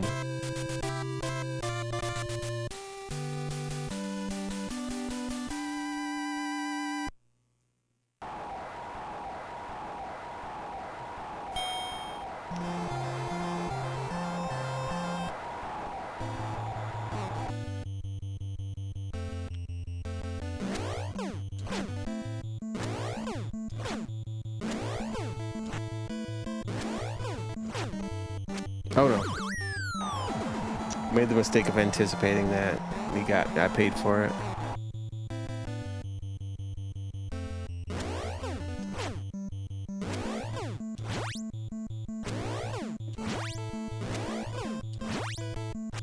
Oh, again, dude, he got me.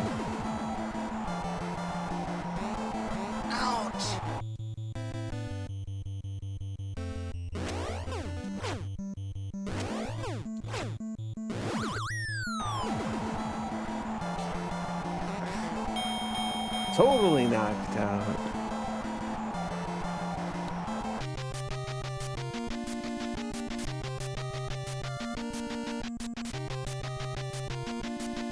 Alright, we get to put in the code.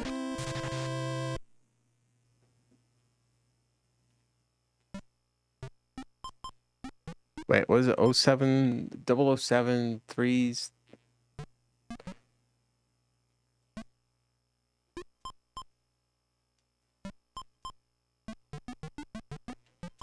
Was it 36373? 373? 363? I can never remember this, dude. Give up or retire. That's it, man.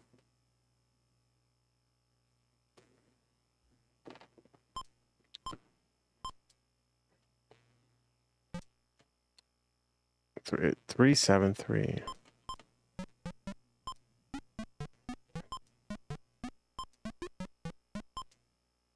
5963.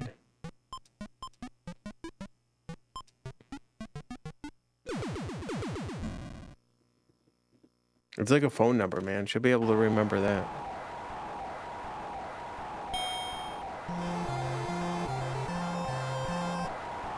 Whose phone number? Wouldn't that be funny if that was actually someone's phone number?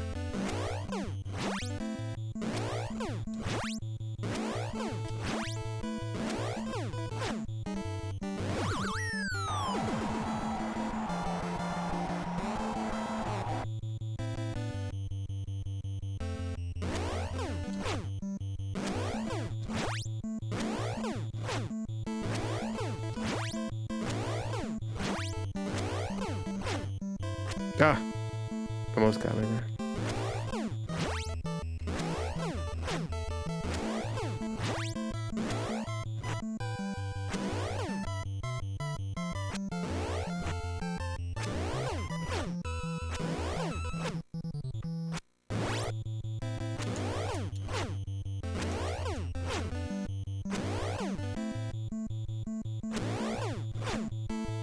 All right, we gotta play for the. Oh.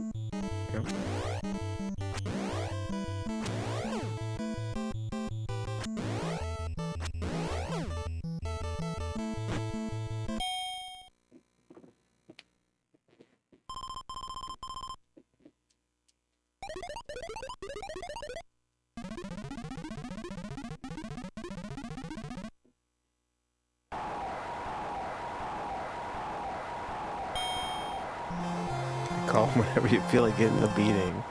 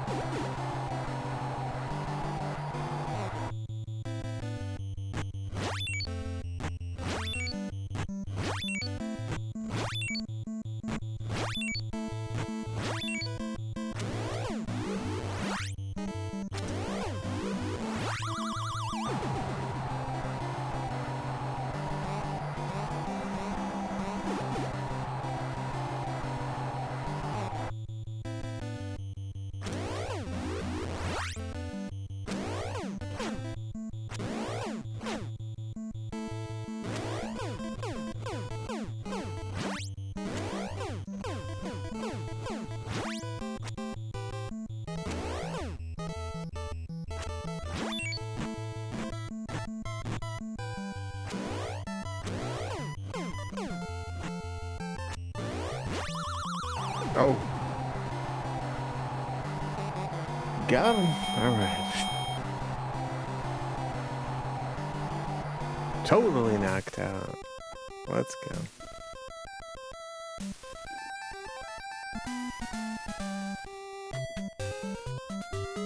I've never seen such finger speed.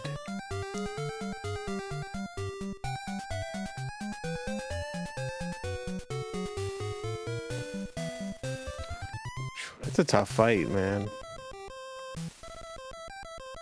I can't remember who said it, but everyone has a plan until you get punched in the mouth. Sums this game up perfectly, man.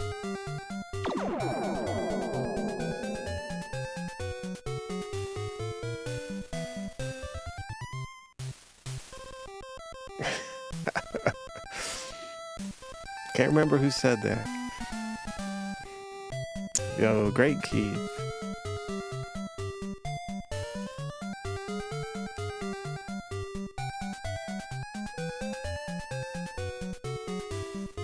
Yeah, 1 and 2. 1 and 2. Wait, what?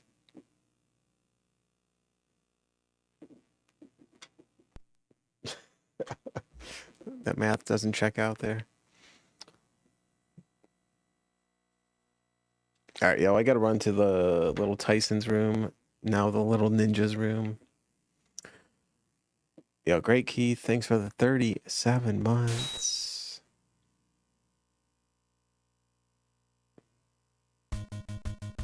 Oh, cheers, great key. Thank you, thank you.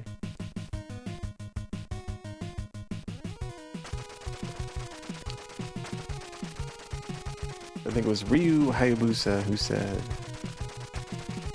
everyone has a plan until you get slashed with the dragon sword.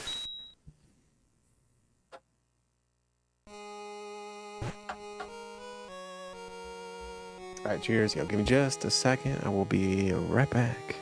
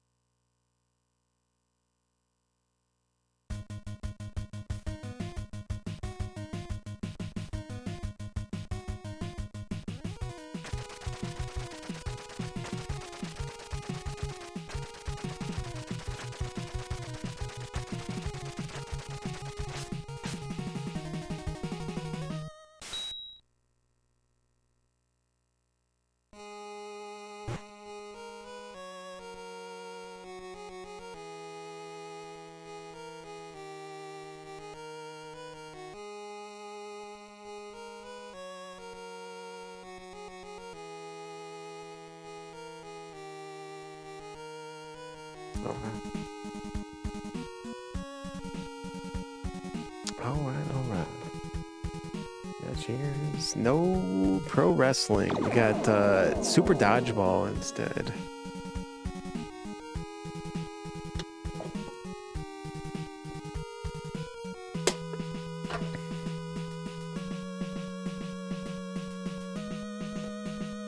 Alright, be always brave. I will get my revenge.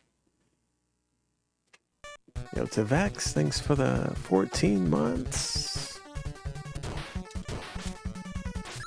Yo, cheers. Thank you. Whoa, get up there. What?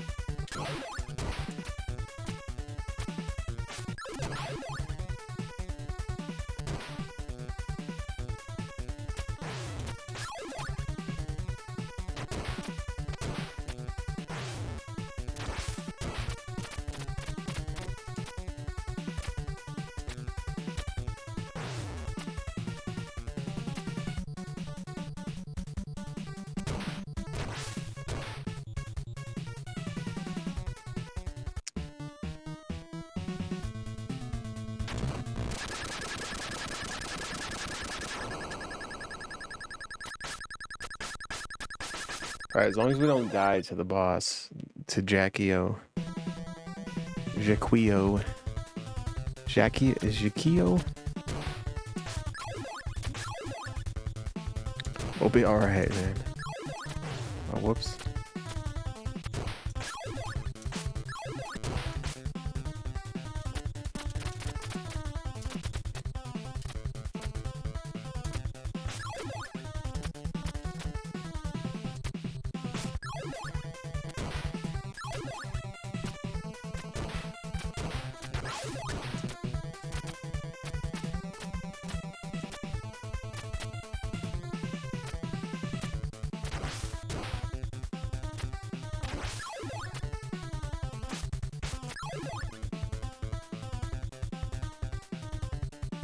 Jackie Onassis. Yeah, I want to be Jackie Onassis.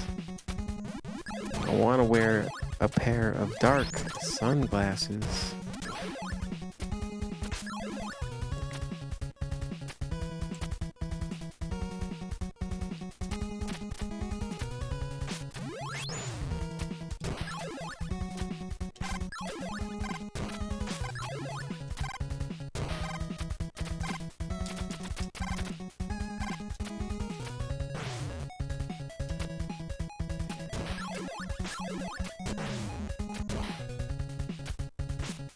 Oh no.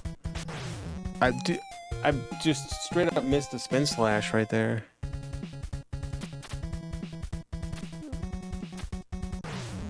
Oh jeez.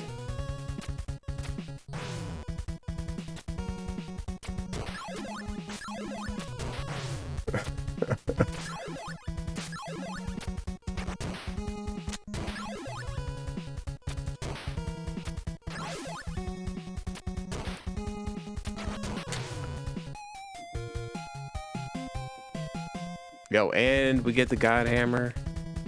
Good old-fashioned baloney hammer. Are you kidding me?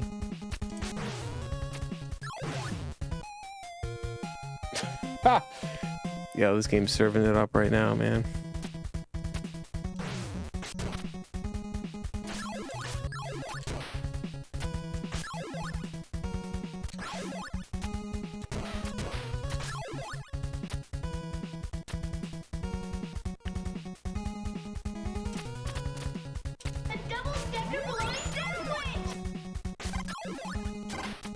Yeah, there's that pattern with that dude on the bridge there, and he'll throw a hammer, and it just so happens, even with spin slash and everything, that you just jump, and no matter what you do, it's like he'll hit. Oh, dude, I keep missing that. he'll hit you with it. Oh, baloney.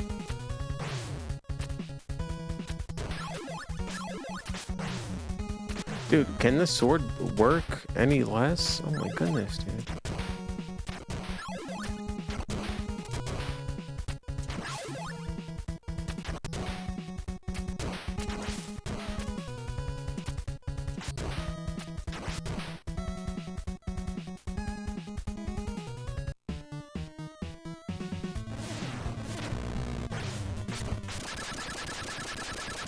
Alright, cheers. Mega Man Deathless Challenge. Oh wait, no, that's not a split.